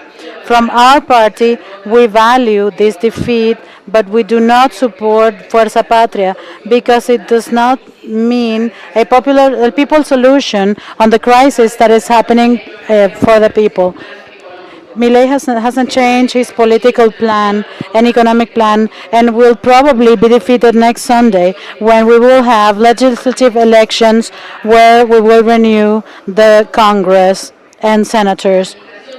The Trump administration and the IMF continue supporting this government that guarantees our resources to them. That is why Milei continues with his plan of adjustment, privatization, and reform against workers and pensioners. The task of the revolutionary forces will be to strengthen our efforts for the rights of the people and in defense of our sovereignty. The elections are not the definitive factor. It is the rise of those oppressed against these governments that serve the international capital. What has been happening in our country is alarming. The Yankee interference in economy and armed forces and foreign relations, Milei is turning Argentina into a Yankee Zionist colony. In April of this year, the IMF disbursed $12,000 million, which are added to the already heavy foreign debt taken by former President Mauricio Macri in 2018, a debt that was not just rejected but ratified by the government of the Frente de Todos, and which now was accepted. The IMF dollars were used to control the rise of the dollar and the devaluation of Argentine peso, but even so, the U.S. currency continues to rise. After the defeat in Buenos Aires, new help was requested from the U.S., to which the Treasury Secretary Scott Bessent announced a currency swap of $20 million and other aids. He acknowledged that the aid to Milei is so that he wins the elections and that Argentina can continue being a partner. This means a vassal in the region. No U.S. aid will solve serious problems suffered by the Argentine people. On the contrary, it will increase foreign debt, which already exceeds $500,000 million, with interest payments that are unpayable for several generations of Argentinians. The viceroyal submission to the White House is very costly for us, not only because of the interest and foreign debt it generates, but also due to the greater Yankee interference in our internal affairs. Besant demands from the Argentine government a commitment to remove China from Argentina, which provoked a strong critique from the Chinese embassy in Buenos Aires, which stated, Besant and the United States must understand that Latin America and the Caribbean are no one's backyard. Another consequence of this Yankee boot-licking policy, as Fidel Castro called former President Fernando de la Rúa in February 2001, boot-licking, is that Milei authorized the entry of U.S. troops for military maneuvers between October 20th and November 15th. The Tridente exercise will be held in Puerto Belgrano, Mar del Plata, and Ushuaia, compromising our sovereignty and our environment. That authorization came from Milei through a decree and not a law of Congress as mandated by the Constitution. This government does not respect the laws or the separation of powers. It is a typically fascist procedure that repeats itself when indebting the country with the IMF illegally, vetoing laws regarding retirees, people with disabilities, universities, the Garrahan Hospital, etc. The PL denounces that Milei wants to turn it into a Yankee Zionist colony, and for that reason invited the genocidal Netanyahu to come to Argentina, met with him in New York, and considers Israel the bulwark of the West. This government supports Israel's genocide against the Palestinians, in addition to buying Israeli weapons to repress those who defend the Palestinian cause, and persecutes them through a complicit judiciary power. Tasks of the struggle. The struggle of the workers and the people in Argentina involves achieving wage and pension increases, increasing funding for education and health, reactivating public works, defending public companies against the privatizations carried out by the sellout government, denouncing police repression of demonstrations, demanding the release of political prisoners, and calling for the trial and punishment of Milei and all his corrupt, narco, and bribed officials and ministers. In the elections, the PL will vote independently. We propose the audit, investigation, and suspension of payments of the fraudulent and illegitimate foreign debt and break with the IMF, to nationalize the banks, the ports, and foreign trade, to impose high taxes to the monopolies and support cooperatives and national small and medium-sized enterprises, to demand Argentine sovereignty over the Malvinas, occupied by the British Empire, to support Cuba, Venezuela, and Nicaragua against the Yankee blockade and aggressions, to break relations with the Zionist State of Israel, and to increase solidarity with Palestine, to strengthen the relationship with China and the BRICS countries, with the Global South, anti-fascist and anti-imperialist. Today, in Argentina, the old slogans are reborn: Patria sí, Colonia no, liberation or dependence, the people or the monopolies. The debt is with us, not with the IMF.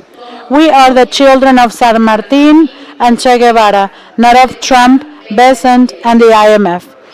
Long live Venezuela. Long live Chavez.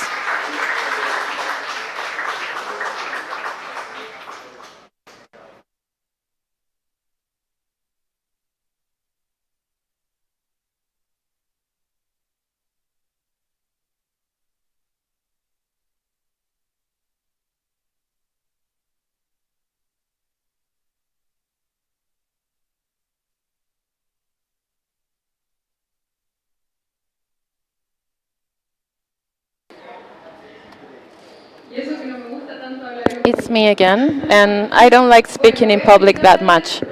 When I am going to explain very quickly the situation in France, but I am also going to say that this is very practical, right? Because we have concrete actions as organization. The Union for Communist Reconstruction, we are organizing a demonstration on November 11th. It will be very soon.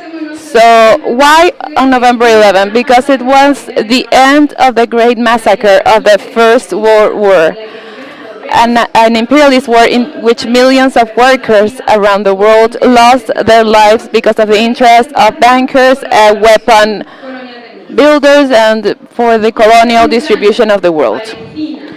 Either in Ukraine, Palestine, Congo, or Iraq, Yugoslavia, or Libya, we have always seen the decisive factor of the US as the main actor, with other imperial powers such as France, Great Britain, Germany, to crush independent peoples, either directly or indirectly. In Ukraine, imperialists have destroyed every attempt of peace under the pretext to defend the borders, turning the country into an advanced post of NATO, looking at a confrontation with Russia and denying with blood and fire the right to the self-determination of the Donbass, Novorossiya, and Crimea. In Asia, they look at the confrontation to China with maneuvers provoked in the Sea of Meridional China in prejudice of every population in the region. They do this to keep their profits.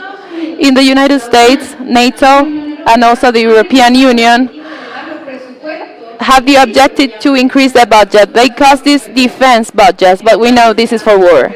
In France, the budget is going from 50,000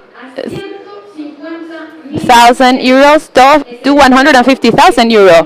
This is the money that we don't use and they're not going to use to build hospitals, for education, etc.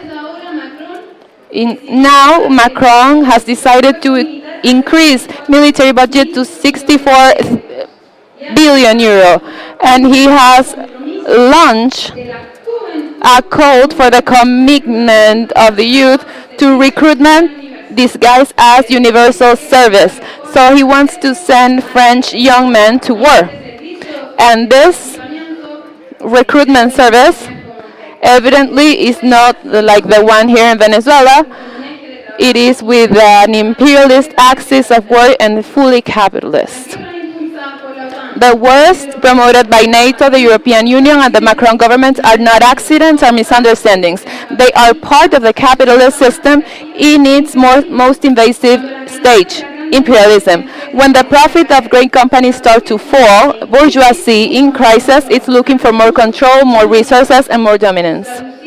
Translated into wars to continue to accumulate capital. This also happens here, unfortunately, in Latin America and in Venezuela, which is a clear example. Since you decided to take your own political, social, and sovereign path on your oil, it became the objective of imperialism. The United States and its allies have imposed blockades, coup d'etat, media lies, hybrid wars, and economic pressure to defeat the beautiful Venezuelan government in order to impose a puppet government for their convenience and take control of the wealth. Not because of democracy, but to recover the domination of resources. That's why fighting against the war in Europe also means defending Venezuela and the other Latin American peoples resisting foreign looting. It is not about supporting governments out of sympathy. It is being on the side of the governments that refuses to be a colony of international capital. True peace will only be possible when we stop serving the interests of the rich and build together in every continent a fair and sovereign society. The URC, the Union for Communist Reconstruction, says out loud, we do not want to pay for your wars. We do not want the youth to fight and die for imperialism. Defending the peoples, defending peace, social progress, and self-determination means saying no to President Macron, no to the European Union, and no to NATO, responsible of war and austerity. We want to leave NATO immediately. And we make a call in any of the international delegates or any of the Venezuelan delegates is going to be in Paris on November. Come to Paris and demonstrate with us. We are 20 organizations. We are united because we need to confront imperialism, colonialism, and imperialism. Thank you.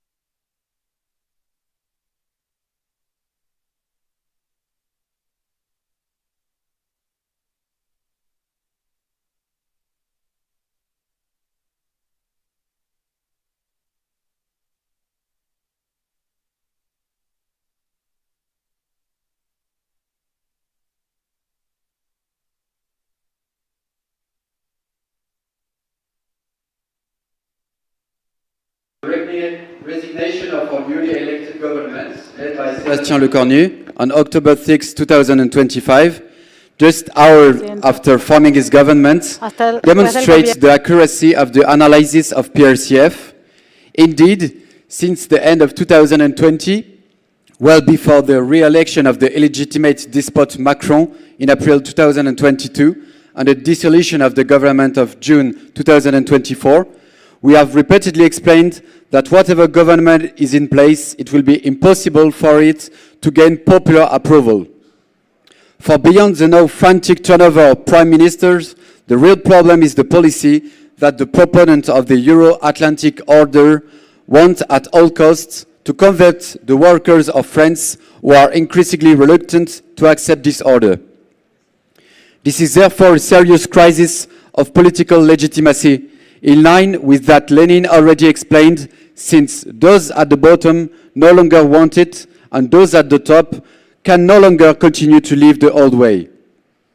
The old way, however, is the set of Euro-Atlantic policies that have been pursued for nearly half a century by successive governments, from Raymond Barre, who was singing the praise of austerity as early as October 1976, to Sébastien Lecornu, who was planning a new bloodletting for workers. This austerity policy is demanded by the MEDEF, French Business Confederation, but also by the supranational institutions of capital, starting with the capitalist European Union and its currency, the euro, whose predecessor, the European monetary system, was established in 1979.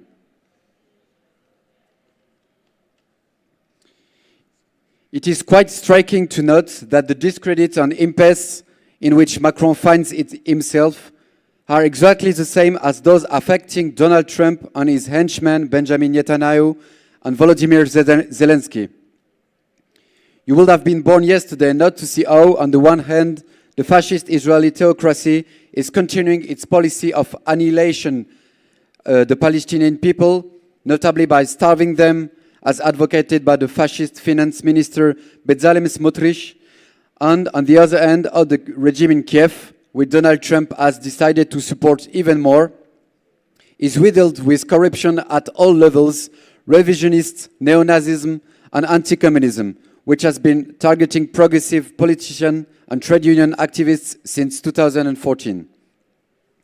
Above all, one would have been to be completely blind not to see how the center of the world is gradually shifting toward the Indo-Pacific axis, as pictorially demonstrated by the 25th Congress of the Shanghai Cooperation Organization on August 31st and September 1st of this year.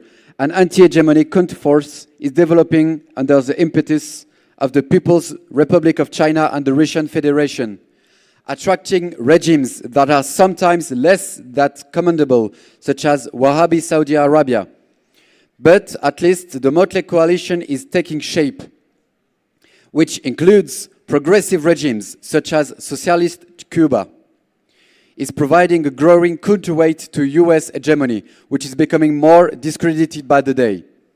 From now on, the only solution available to the Euro-Atlantic order is to rush headlong into fascism and march toward war, as is already happening in the United States, where Vice President James D. Vance couldn't care less about killing innocent people in international waters in total violation of maritime law, was portrayed as drug traffickers by Yankee propaganda and threatening the Bolivarian Republic of Venezuela.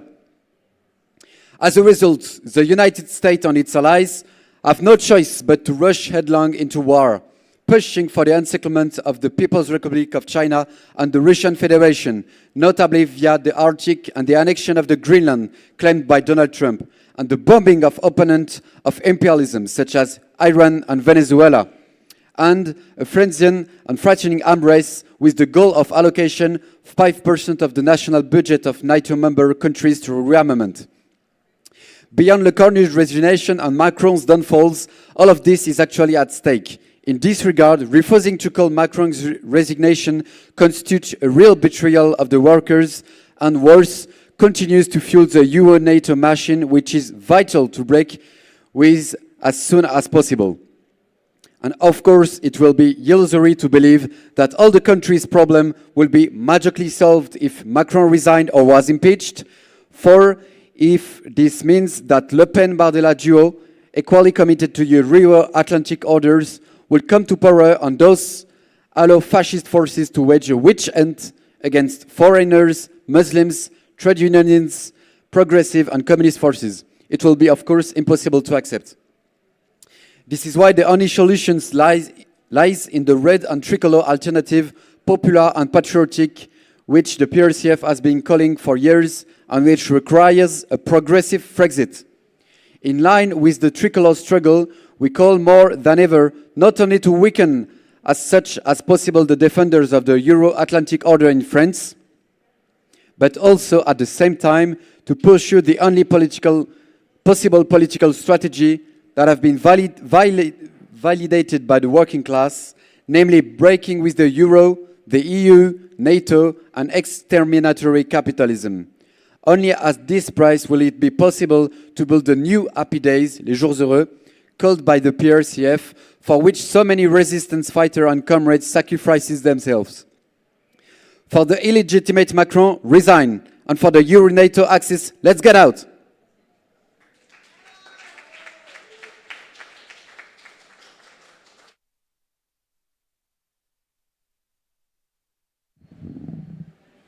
Next speaker is the People's Democracy Party from South Korea.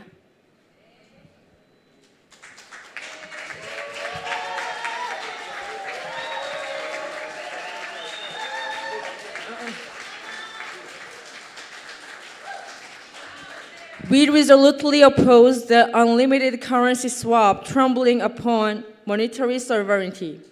The bonded imperialist United States is plundering the colonial Republic of Korea. What has been publicly disclosed already amounts of $350 billion in cash prepaid investment in the United States, plus an additional $200 billion and $100 billion in U.S. energy imports, and $115 billion in investment by South Korean companies. The $350 billion alone corresponded to 84% of South Korean foreign reserve of $416 billion, while the amount of foreign exchange actually available for use is only about $200 billion. When the South Korea refused to comply with these impossible demands, the U.S. authorities on September 4th illegally and violently detained 316 South Korean workers and South Korean battery factory in Georgia, using this as intimidation against South Korean government. Amid the rising anger of South Korean people and their growing anti-U.S. sentiment, the Lee Jae-myung administration is now advocating the conclusion of an unlimited currency swap as a precondition for negotiations. It is proceeding with humiliating negotiations toward the United States, aiming to sign agreements before upcoming APEC meeting on the 30th of this month. After tariffs and exchange rates comes the military. The Miran report, which determines Trump's second-term economic policy, seeks to off-road the political and economic crisis of U.S. imperialism arising from $37 trillion national debt and $1 trillion in annual interest onto its allies, structuring the process in the stage of tariff, exchange rates, and defense. This is being applied wholesale to colonial South Korea. Trump threatens the withdrawal of U.S. forces from South Korea while demanding a 9-fold increase in stationing cost. In August, meeting Lee Jae-myung, he even spoke of claiming ownership of Camp Humphreys U.S. military bases in the largest scale of overseas U.S. military bases. The problem lies in the colonial dependence of South Korea government on the USA. President Lee Jae-myung speaks so-called independent national defense, and return of wartime operational control. Yet is reviewing the $25 billion list of US-made weapons purchased through 2030. And so-called government of colonial South Korea, neither the will nor the capacity to remove the occupying US forces and realize genuine independent national defense. We categorically oppose unlimited currency swap. Pursuing a currency swap is in itself ultimate humiliation. Pro-US vessels in colonial South Korea are moving hand over even the last vestige of South Korea monetary sovereignty into clutch of imperialist USA. The price of these treasures sell out is endless plunder under Trump madman tactics.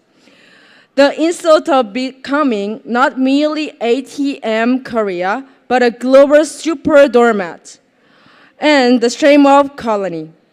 Cease all efforts to push unlimited currency swap at once, reject every negotiation, and answer threats of U.S. troop withdrawal with removal of U.S. troops. Respond from independence, sovereignty stance. Already more than 80% of the South Korean people oppose concluding this currency swap. And the Korean society is transforming into a zone of anti-US fiber.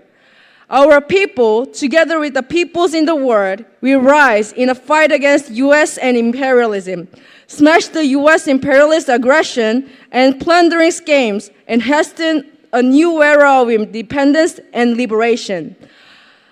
Thank you. People's Democracy Party.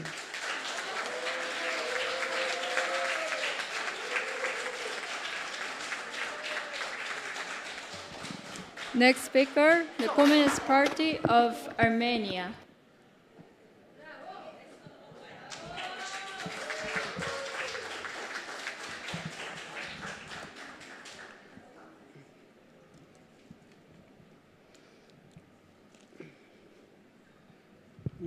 Me vais a decir que soy pesimista. You're going to tell me that I'm a pessimist. Pues la situación Well, actual the current situation of Armenia is regrettable. You all know that after the war of Nagorno-Karabakh, Armenia lost territories, over 150,000 refugees, and this is very sad.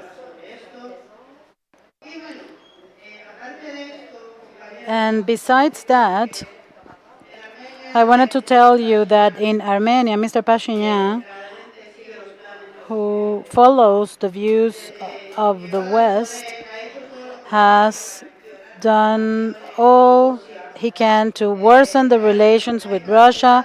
Iran has put priests of the Armenian church in jail, knowing the deep significance that they have for the Armenian people. And this is being mentioned by someone that is an atheist. The relationship with Russia is very important in that region. And this morning, or yesterday morning,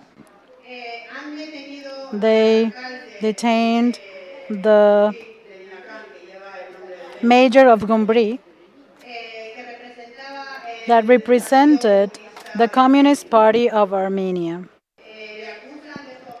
He is accused of bribery, terrorism, and many other things. And the Communist Party of Armenia has created a declaration that I would like to read. Declaration of the Armenian Party, Communist Party, on the things that are happening in Jubrin. The Communist Party of Armenia condemns strongly, the actions of masked individuals who invaded the municipality of Juri, and the self-proclaimed government, democratic, is attacking the mayor that has been elected by the people democratically. This is an unacceptable measure and dictatorial measure. We have to remember that these actions came after the declarations or the statements that Batan Bukasian, the major, should have been expelled from public politic life. As we see, the powerful already listen to these declarations. We would like to request all of the people present here that we make together a statement, a manifest if possible, condemning these actions because the Caucasus. Thank you very much.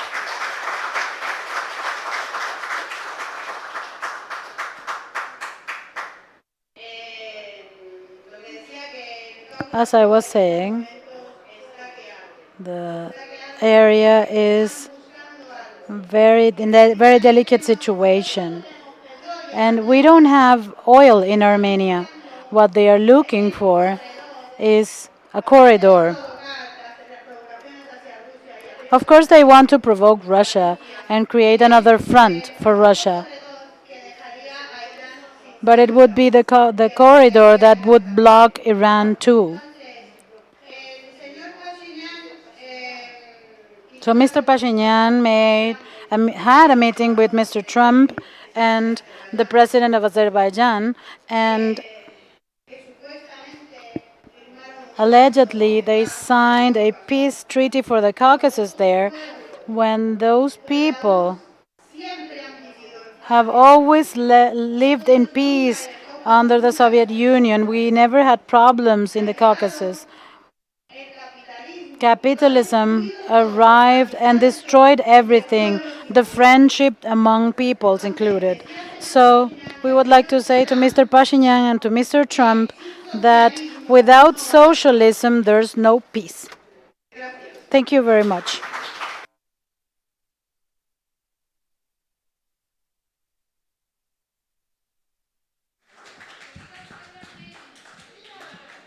Next speaker, Communist Party Marxist Kenya. It will be read by the comrades from Guinea-Bissau.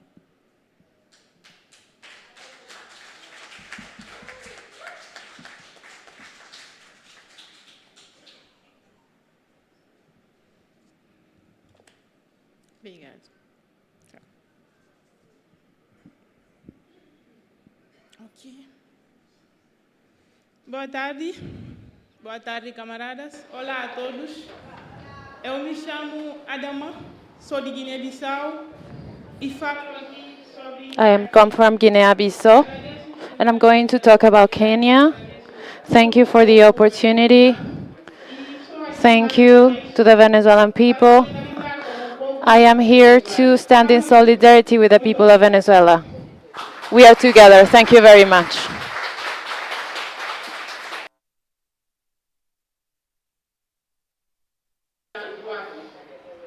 Anti-imperialist platform. Draft a declaration sponsored by the Communist Party Marxist Kenya, CPMK, on parallel mobilization against the France-Africa Summit. Title, Imperialism and War, Global Anti-Imperialist Mobilization against the France-Africa Summit.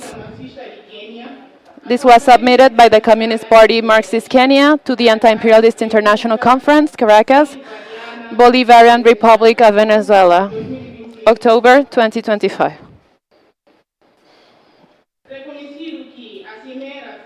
Recognizing that the France-Africa Summit of Governments to be held in Nairobi, Kenya, on 11 and 12 of May 2026 is not a gesture of equal partnership,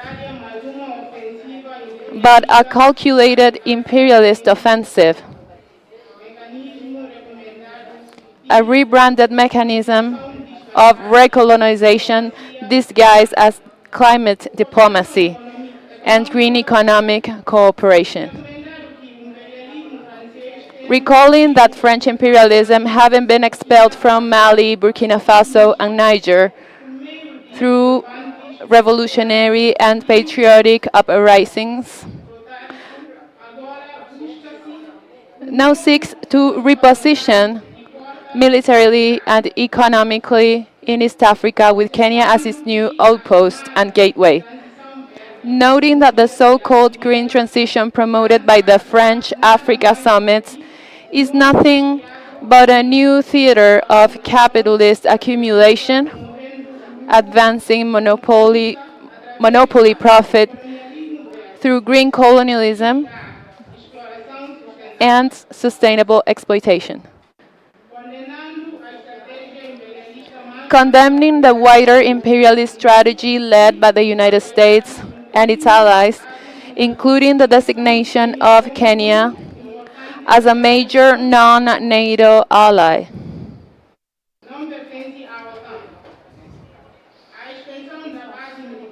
The expansion of US and British military bases,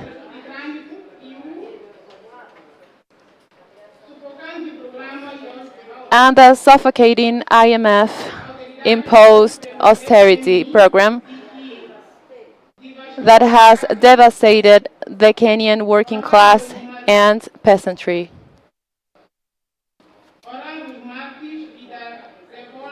Honoring the martyrs of the 2024 anti-finance bill uprisings in Kenya, who failed the struggle against imperialist economic diktats and corporate repression, affirming that imperialism in all its forms is a common enemy of the peoples of the world, and that proletarian internationalism demands coordinated resistance.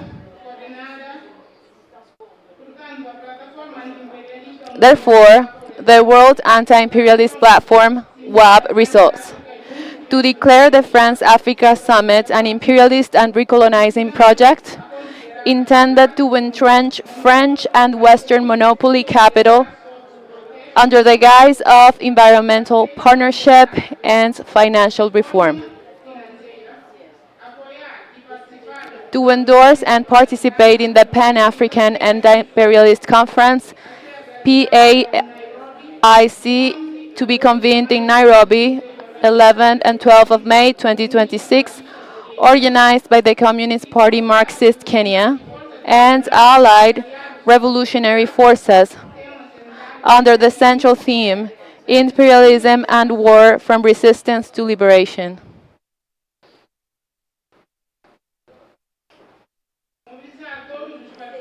To mobilize all parties, movements, and organizations affiliated to WAP to send delegations or solidarity statements to the Nairobi Counter Summit, organize parallel anti-imperialist forums and protests in the respective countries on the same dates, conduct public education and propaganda campaigns exposing the neo-colonial agenda on the France-Africa Summit, utilize cultural and youth activism, music, art, theater, and creative resistance under the collective slogan, "We shall not host our executioners." To establish a WAP Africa Solidarity Coordinating Committee, working in consultation with the CPMK, to facilitate global liaison, documentation, translation, and coordination in preparation for the 2026 campaign.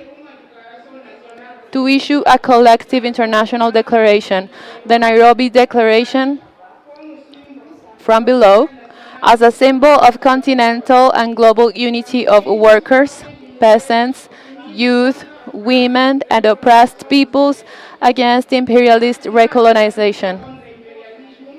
To reaffirm that the struggle against imperialism is indivisible. The fight for sovereignty in Africa is inseparable from the struggles of the people of Palestine, Cuba, Venezuela, Haiti, Sudan, and the Congo.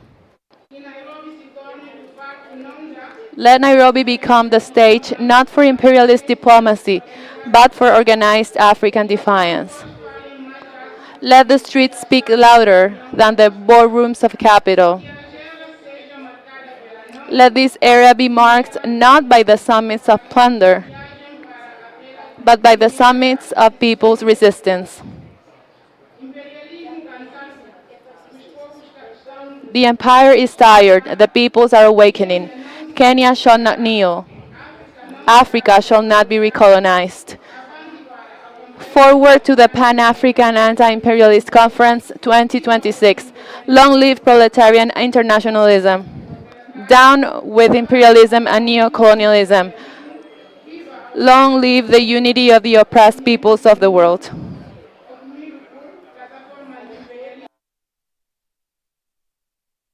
Adopted by the World Anti-Imperialist Platform, Anti-Imperialist International Conference, Caracas, Bolivarian Republic of Venezuela, October 2025. Sponsored by the Communist Party Marxist Kenya, Central Organizing Committee and General Secretary. Long live Venezuela.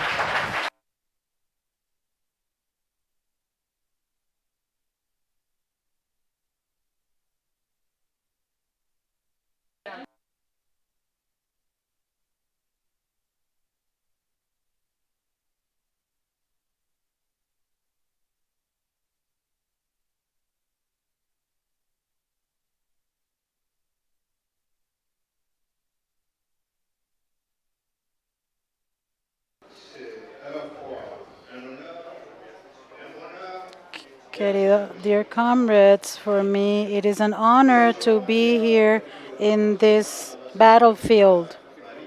We were not long ago in the Venezuelan embassy in Paris when we were asked if we were ready.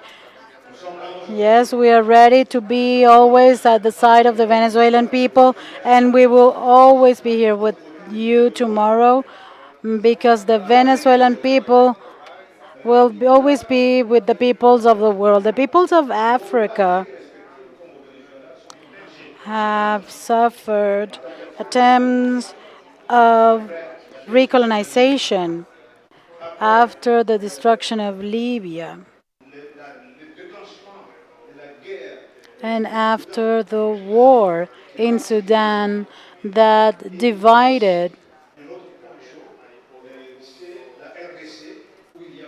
us. And there's also the RDC, where there are many deaths and almost 50 million deaths, and there it's almost a genocide.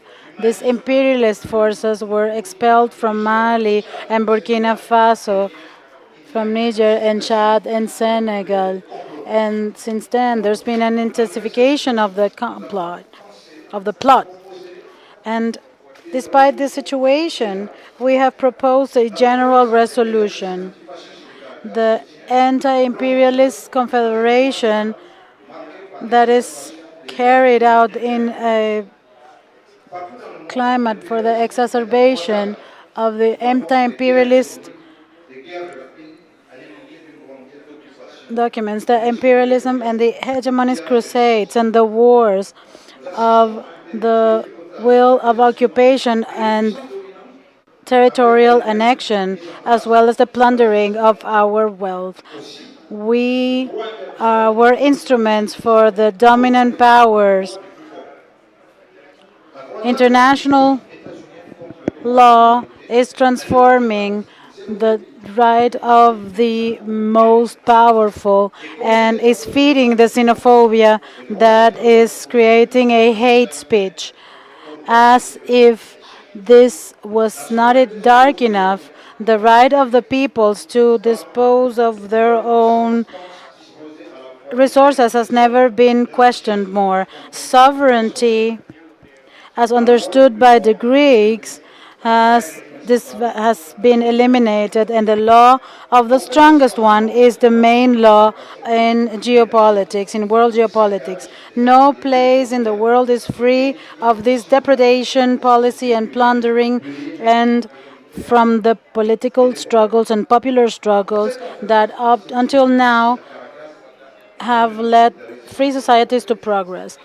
This conference, as it being held today in Caracas, is emblematic for the resistance of the people that reject to serve the power of the U.S. and other hegemonic powers. That is why this anti-imperialist power is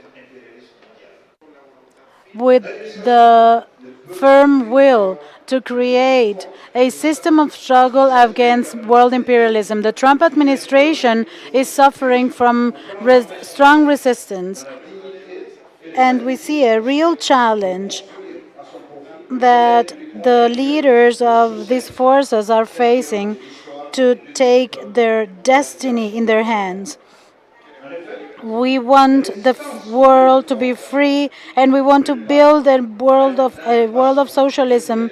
We will resist in a multiform way all around the world, and we will create forces against imperialism by the working class. A dynamic like this is being carried out in Africa. We see the political awareness that is maturing, notably within a youth that seeks to take part in attempts to change African society, which is undergoing a political, ideological, social, economic, and cultural crisis.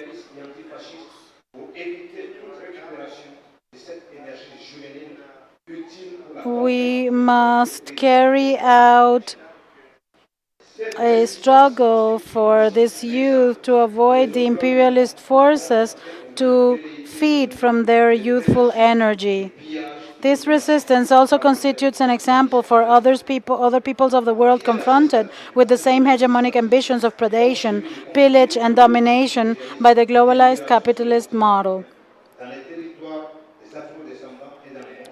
We believe that the status of the strategic objective that contributes to the anti-imperialist struggles of the African continent and Afro-descendants in the world. The Dynamique Unité Pan-Africaine calls upon an all-imperialist anti-fascist organization gathered in Caracas conference and all other organizations of the same nature in the world, animated by the same will to confront the iniquitous capital anti-imperialist system too. 1. Resist with all their energies, all wars, and all their maneuvers to the system which ultimately seeks to impose exploitation on all peoples by amplifying everywhere war, terrorism, and all kinds of crises from which it profits.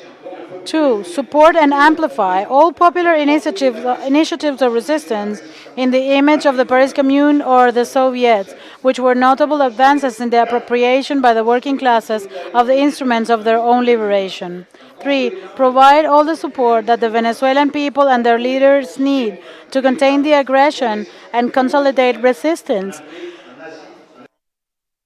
and to improve social construction. Fourth, build an internationalist solidarity of class struggle by consolidating the anti-imperialist and anti-fascist front, composed of genuine democratic, progressive, and revolutionary forces in Africa, Asia, Europe, and the Americas, and Oceania. Long live the people of Venezuela and its leaders in the multi-form struggle. Long live the anti-fascist, anti-imperialist front. Long live the unity of peoples fighting for their liberation. Homeland or death, we will conquer.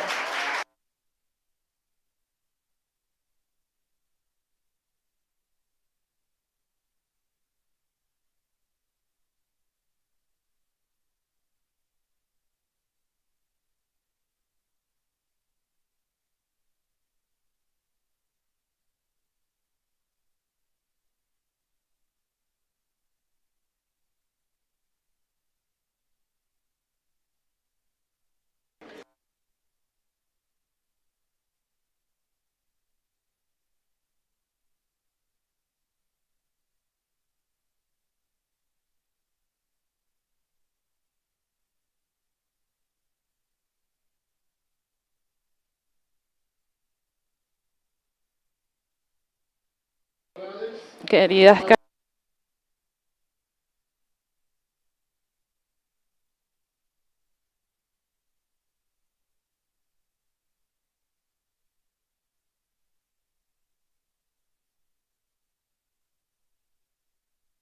description from Turkey, but I have a call against North Atlantic Treaty Union.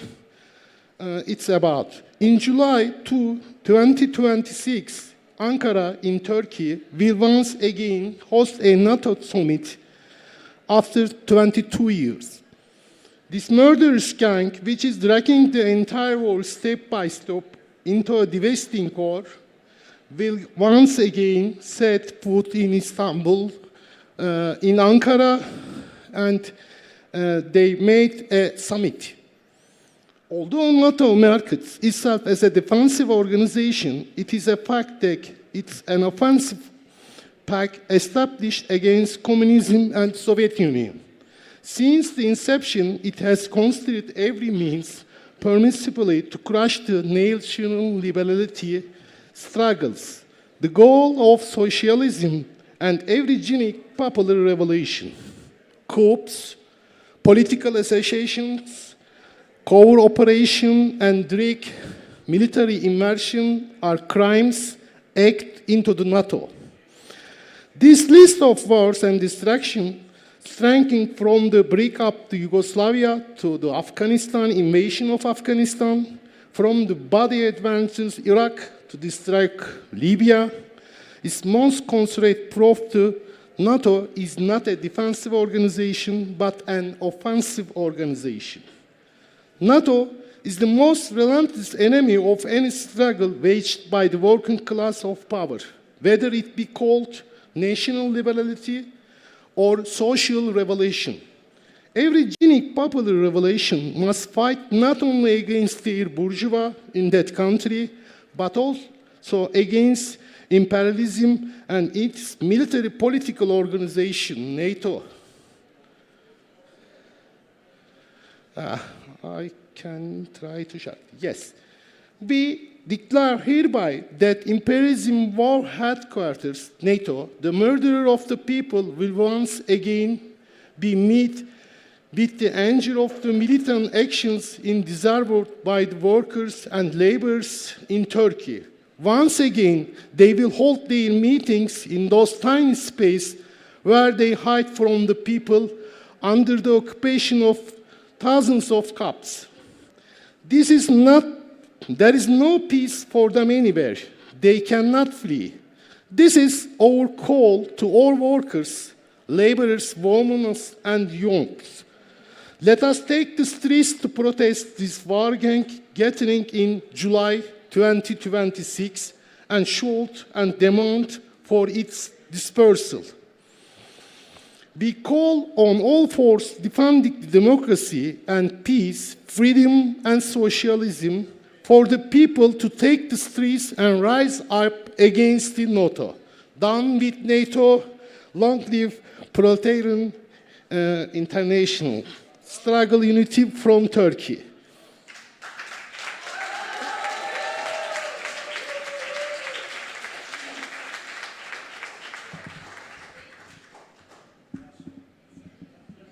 Next speaker, West Africa People's Organization, WAPO, from Niger.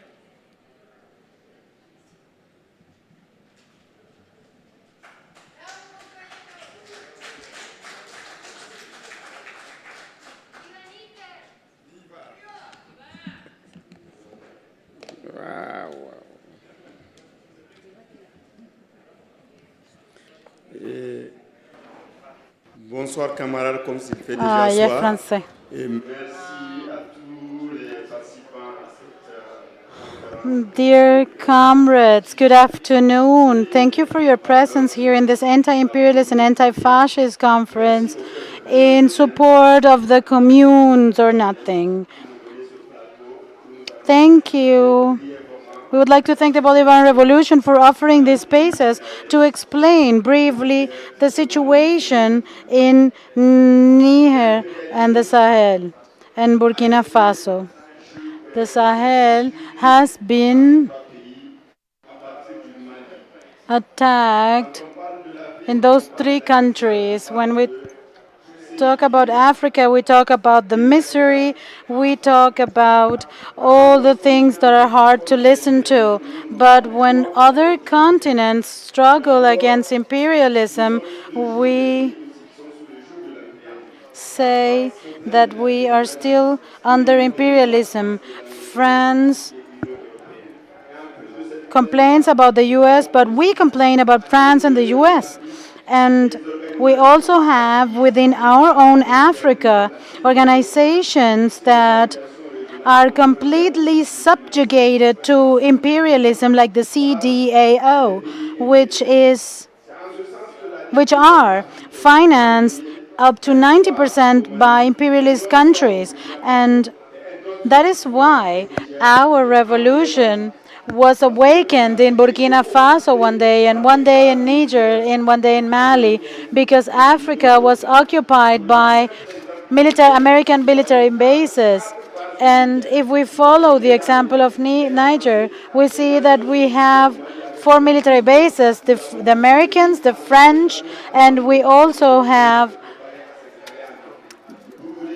the German army and other groups that are preparing to be installed in our space. We have a geopolitical space in Africa that is interesting for the imperialism, and the bases in Niger control the Middle East. And imperialism, through its military bases that they have there and they had in Niger, they control many of the situations that occur in that area of the Middle East.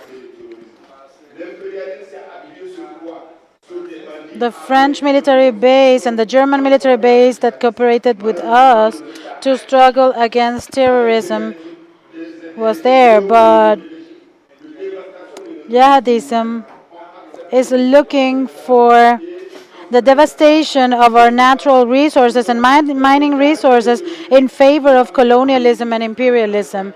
And they have armed groups. Imagine that in Burkina Faso we have over 2 million refugees. In our country we have 1.5 million refugees. 71% of our territory is occupied by terrorists, and today the popular revolutions are supported by the youth. We are progressively recovering our territorial space. In Burkina Faso, our country is occupied. We control over 70% of our territory, and that is why we come to ask for the solidarity of the peoples, because we are also stand in solidarity with Venezuela. We expelled the US from our country, and we want that no one gives them support so that they can attack Venezuela. We don't want for them to have support to attack Venezuela. France struggled against fascism in 1945, and the African forces are today struggling to free themselves from these imperial powers. We need to struggle against the Yankees here and in every country. Thank you very much.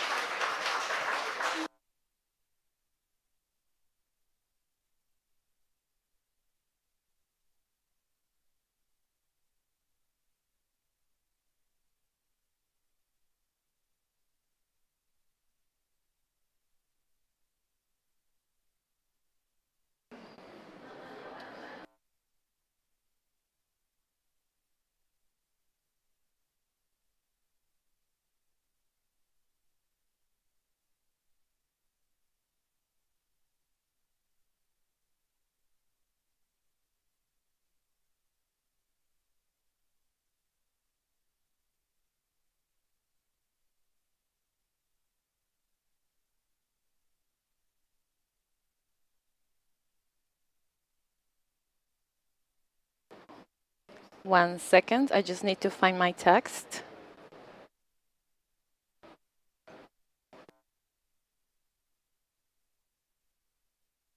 It's about the commune, right?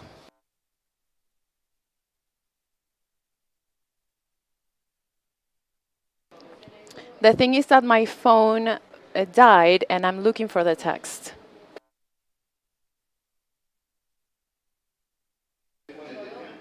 Well, I cannot find it because my phone is dead, so I'm going to speak without a text.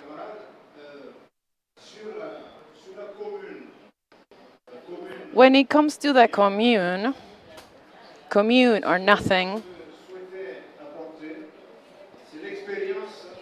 what I wanted to talk about is the experience that we've had in Africa in this matter. Africa has known how to resist to the enslavist neocolonial domination, and it has done so thanks to the communities. This morning we were listening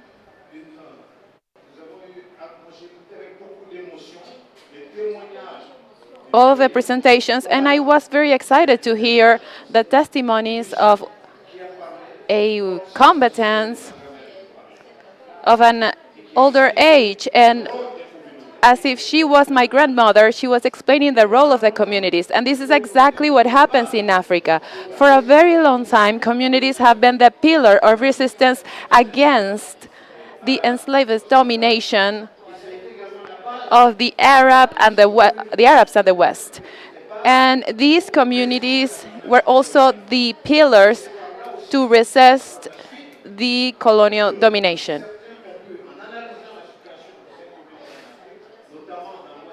And then, analyzing the situation of West Africa and in Burkina, we started talking about stateless societies because the topic of the commune is essential.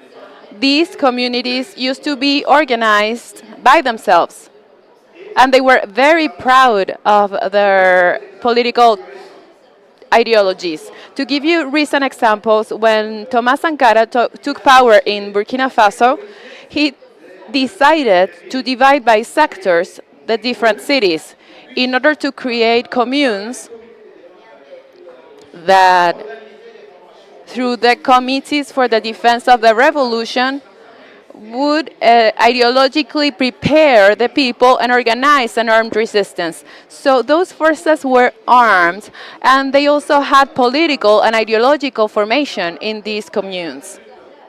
Then Amilcar Cabral, in the struggle against colonizers, the armed struggle, was also based upon the communities of the villages, because he said that it was important that the petit bourgeoisie needed to be concerned about the class. But that was not evidence. The only populations that could be based upon for the armed struggle were the villagers, the village communities. So there was a most recent example in Africa related to the Popular Fronts, which was based upon the communes after the genocide, which ended the people of Rwanda because the international community fled Rwanda, as well as the United Nations officials. Before the genocide, the Foreign Ministry office had a report talking about a risk of genocide, that the international community needed to intervene to avoid this genocide. But the French fled the country. They would have been able to stop this genocide, but then what did they do? They were based on communes, the communes of different villages, so that every commune would have a representative of the political party.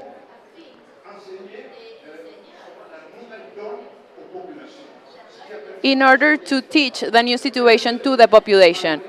This enabled to consolidate power and to strengthen the country in spite of the genocide that traumatized the country and destructured it. So these are two examples. The first one is to resolve problems, the FLM, the the government was not based only on modern justice. It also resorted to instruments from the communities. Cha-cha-cha, for example.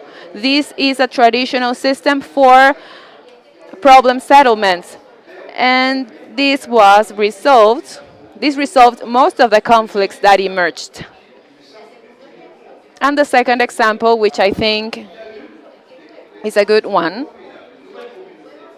is that there was a construction of new villages and communities and communes that were created. And as neighbors,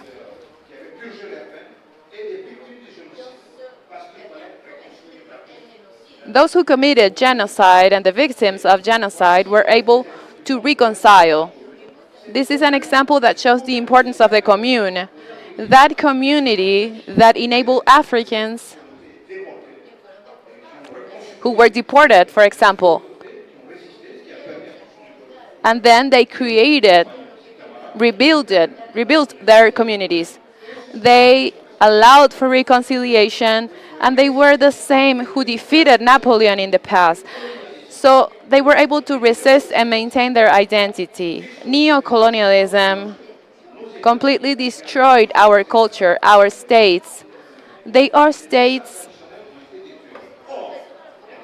Traditional states were destroyed. Well, I don't want to take much time, but what happens is that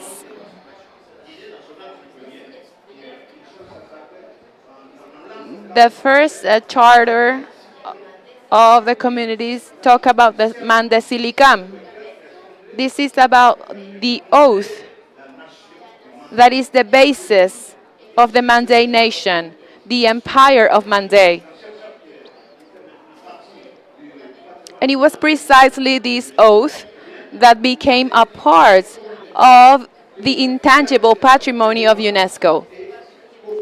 The communities needed to preserve their independence and cooperate amongst them, so they established a mechanism to prevent conflicts. There were specialized communities for work, but they were also independent from the linguistic point of view. Many of the communities still live in harmony, and this was invented by these communities. They were able to resist the wars of conquest and invasion. So these are some examples that the community is the basis, is the foundation. When Thomas Sankara was murdered, the CDRs left, and this allows us to reflect. What do we need to do? Well, we need to train the people. We need to train the young. I love hearing young people because training is vital. So that when we have the fighters who died as Commander Chavez, the struggle continues. Without these essential elements, without the youth, we would lose the whole process, because these young people could be corrupted by society. So I think that the France Africa, with 14 countries, we have moral corruption, but we also have corruption in the armies. They are reactionary coup d'etat at the core of France Africa. In the United States, they expelled the consulate of Burkina Faso. They closed their cultural centers, and Russia did the same. They are aware that there's going to be a complete change. They might destroy everything. What's happening in the Confederation of the Sahel States? We are vigilant, but it is the communes which have enabled Africa to resist, to preserve their identity so far, and to fight. And we need to be inspired by this and to contribute, to warn, and to say that we have seen this, we know this. We'll still not resolve everything because we still have difficulties, but we need to be inspired in our mutual experiences. This is how we will create real socialism in Venezuela and other regions of the world. This is how we defeat capitalism. Otherwise, it will be very hard. Thank you very much. We'll fight together to prevail.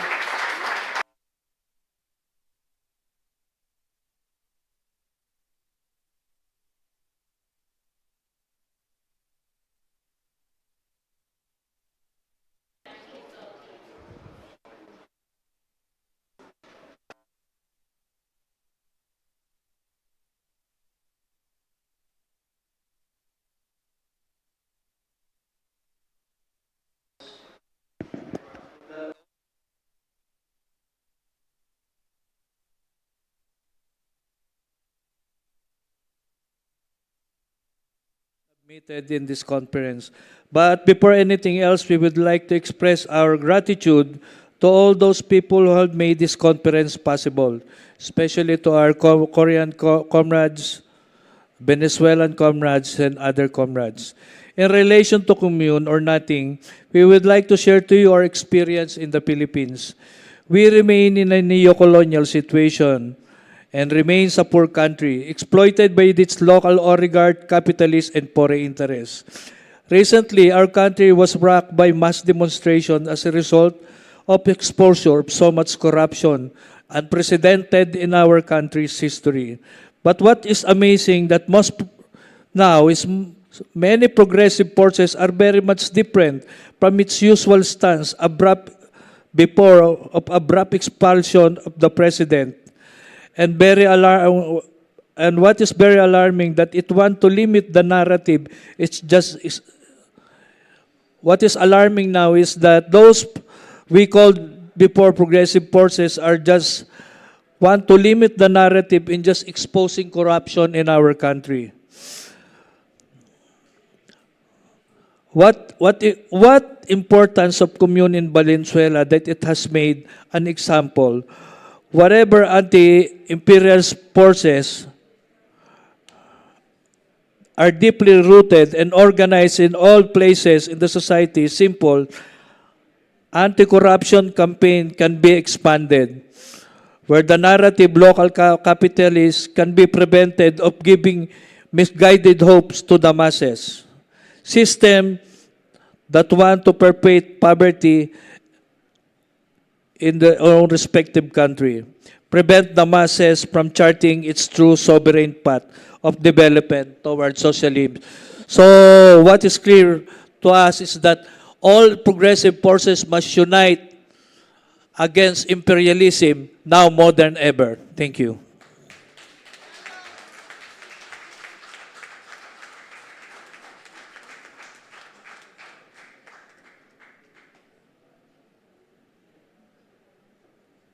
Next speaker, Struggle Unity from Turkey.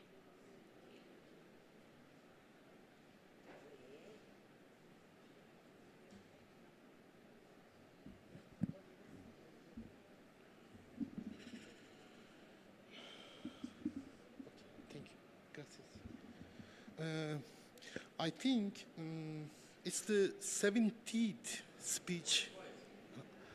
I think it is the 17th speech since the morning. but we are agree about the determination of comrades who talked before us, ideological, theoric, and the historical determination of comrades. But I want to emphasize two things. I want to underline two things. One of them, the fight against imperialism and the fight against fascism are two fronts in the same war. However, to believe that one can successfully wage an anti-imperialist struggle without it being anti-capitalist, it's a fatal error. True liberation can only be achieved by confronting the capitalism. It's mean comunanada. But it's not comunanada only, it's commune or death. The second one is, I think it is about international, it is about international delegation. The international communist movement must particularly build an international front against the imperialist attacks on peoples. We see that working peoples and young revolutionary force are fighting voluntarily against the fascism and force of counter-revolutions. We know of the international fighters fighting for the Lugansk, Donetsk People's Republics, revolutionary, including our comrades, rushed to Rojava to fight against ISIS and Turkish force. In the past, we know that the international brigadier were formed against Franco-fascism. We know about the international fighters, including our comrades, who fought for the Palestine revolution against Israel Zionism in Palestine. But unfortunately, very little of the movement is organized, and most of it is unorganized, spontaneous. It has become the task for the international communist movement to reverse this situation, to give an organized expression to the international solidarity, to give life against to the international's to give life once again to the international revolutionary spirits of Comrade Fidel and Che. We know we will win, venceremos.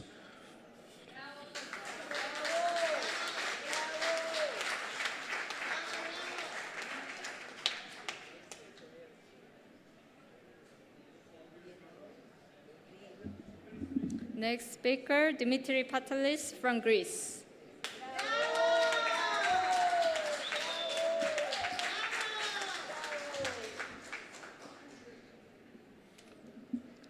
I thought there is no necessity for my speech, but they told me I have to have a speech. Okay, I understand that everybody is tired. I understand that the most important things are well known already. So let me focus on some aspects of our problematics. We are talking about Comuna. To talk about Comuna, there are several ways and several approaches. For the Marxist science, it's necessary to have an approach of the historical, dialectical, materialistic laws in the history. I mean the logic of history of the communities. This is an objective process, law-governed process. This is not something like construction. This is the forms, the concrete historical forms of becoming of humanity,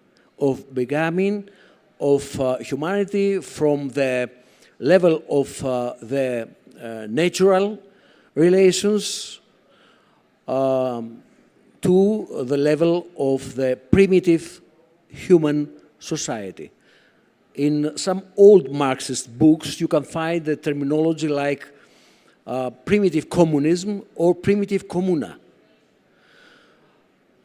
You know, this is very interesting because behind of that there is some type of idealization of the primitive society and something like a very simplified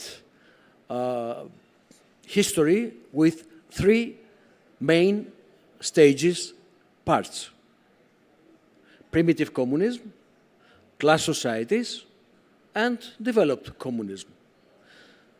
That's very popular, used to be very popular in 20th century way, because it was very simple and it was not such necessity to have a scientific approach to what is positive communism. It's just something like coming back of primitive communism. We know that this is not exactly a Marxist approach nowadays. Sometimes in classical works we can find out some forms of that phrases, but this is not the deepest dialectical methodological approach to the history. There is a real process of developing of society through the transformation, through several stages of transformation of the primitive society's relationships. I mean the several forms of the so-called blood community relations, which are becoming relations of territory through the slavery and through the feudal society in history. And the most important transformation of the primitive societies elements is an issue of development, of becoming of capitalism, capitalist society. But capitalism is not able to sublate dialectically all that historical and prehistorical forms. And in addition to that, capitalism is developing according the laws of unequal development of several parts of societies, especially during the imperialist stage, the monopolistic stage of capitalism. That means that for the colonies, for the colony system, and for the new colonial system, it's necessary to avoid transforming totally the legacy of primitive society, of any community which have elements of primitive society, slavery, or feudal relationships. Okay, why? Because it is very good to manipulate people using that elements. Comrades from Asia, Africa, and Latin America knows very well what that means, very well. Because the principle divide and rule is one of the most important principles of imperialist policy and political economy, firstly. We know very well what that means in Europe also. But it's necessary to talk about that. Why? Because to have a dialectical approach to Comuna means to have a deep understanding of concrete historical forms of communities and relations between them in the history. And of course, the main problem is the positive solution of that problem, because the question is not to have another life of primitive, small societies which are maybe are producing nothing or are producing at a very low level. The goal of the revolution, of the revolutionary movement, is the unification of the humanity in one community. The whole humanity, all human beings have to be united. So, if we want to fight against imperialism in nowadays stage of monopolistic capitalism, of course we have to know very well the concrete history and the national and local modifications and variations of communities. We have to know that and use that in the most creative form.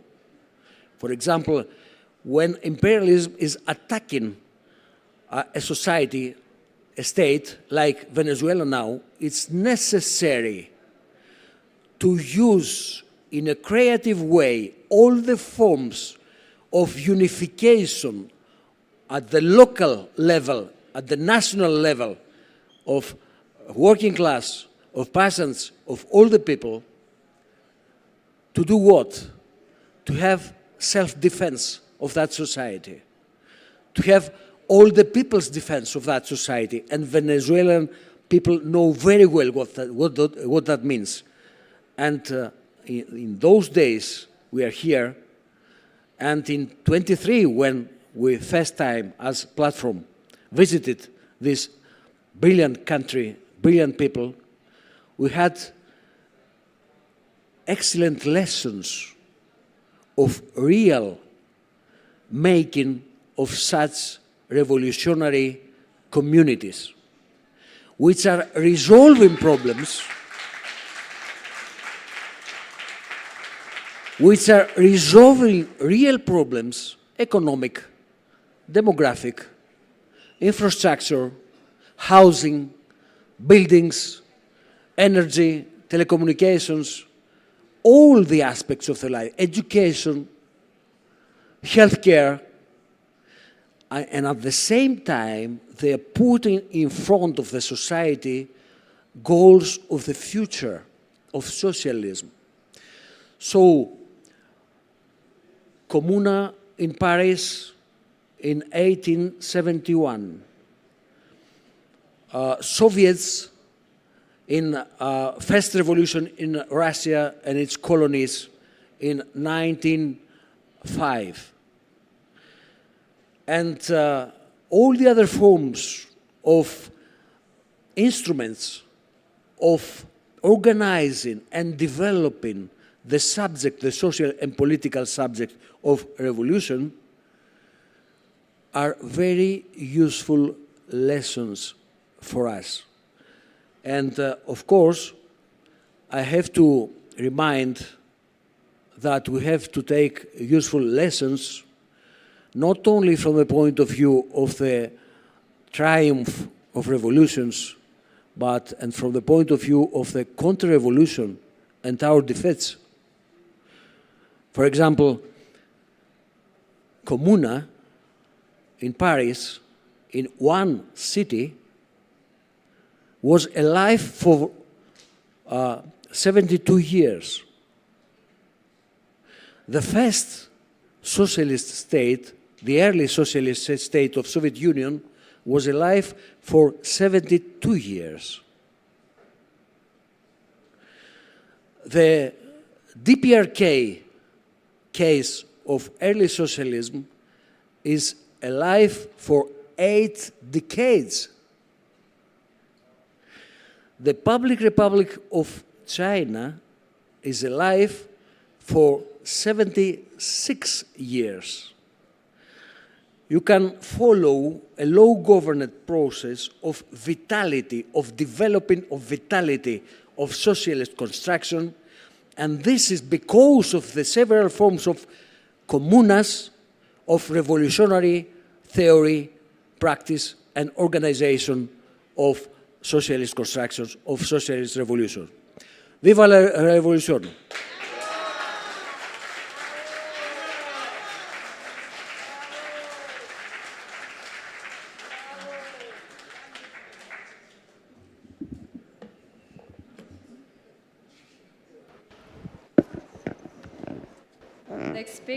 Siguiente orador, el coordinador del Foro Internacional de Corea. Yo voy a leer el documento. Jornada is moving since it is revolutionary, and all the more moving in that it was his testament. In the final days of his life, on October 20, 2012, during the first and the last meeting of his newly formed cabinet, Chavez spoke these words as if they were his last will, engraving them into the consequences of his revolutionary comrades. The Comuna is the government, the organ of power. More concretely, it refers to both the legislative and the executive branches, to both decision-making and the implementing bodies, to both the government and the assembly. Government and assembly encompasses both the central and the local levels. Thus, the Comuna represents the system of people's democracy and the centralism, the institutions and the order of democratic centralism. In perspective, the exercise of democratic centralism must be understood as it depends on the advance of Comuna. In short, the Comuna is the people's democracy itself. It is the peoples themselves. Although Chavez once nearly lost his life in counter-revolutionary coup after revolution, his revolutionary forces never lost control of state power, not even once.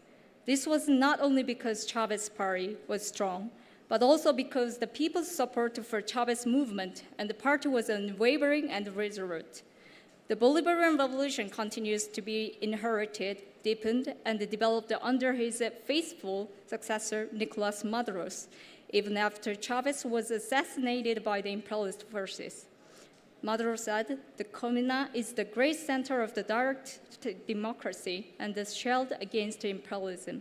The reason Chavez did not die even in death and continues to live vividly among the peoples is embodied in his words, Comuna o nada.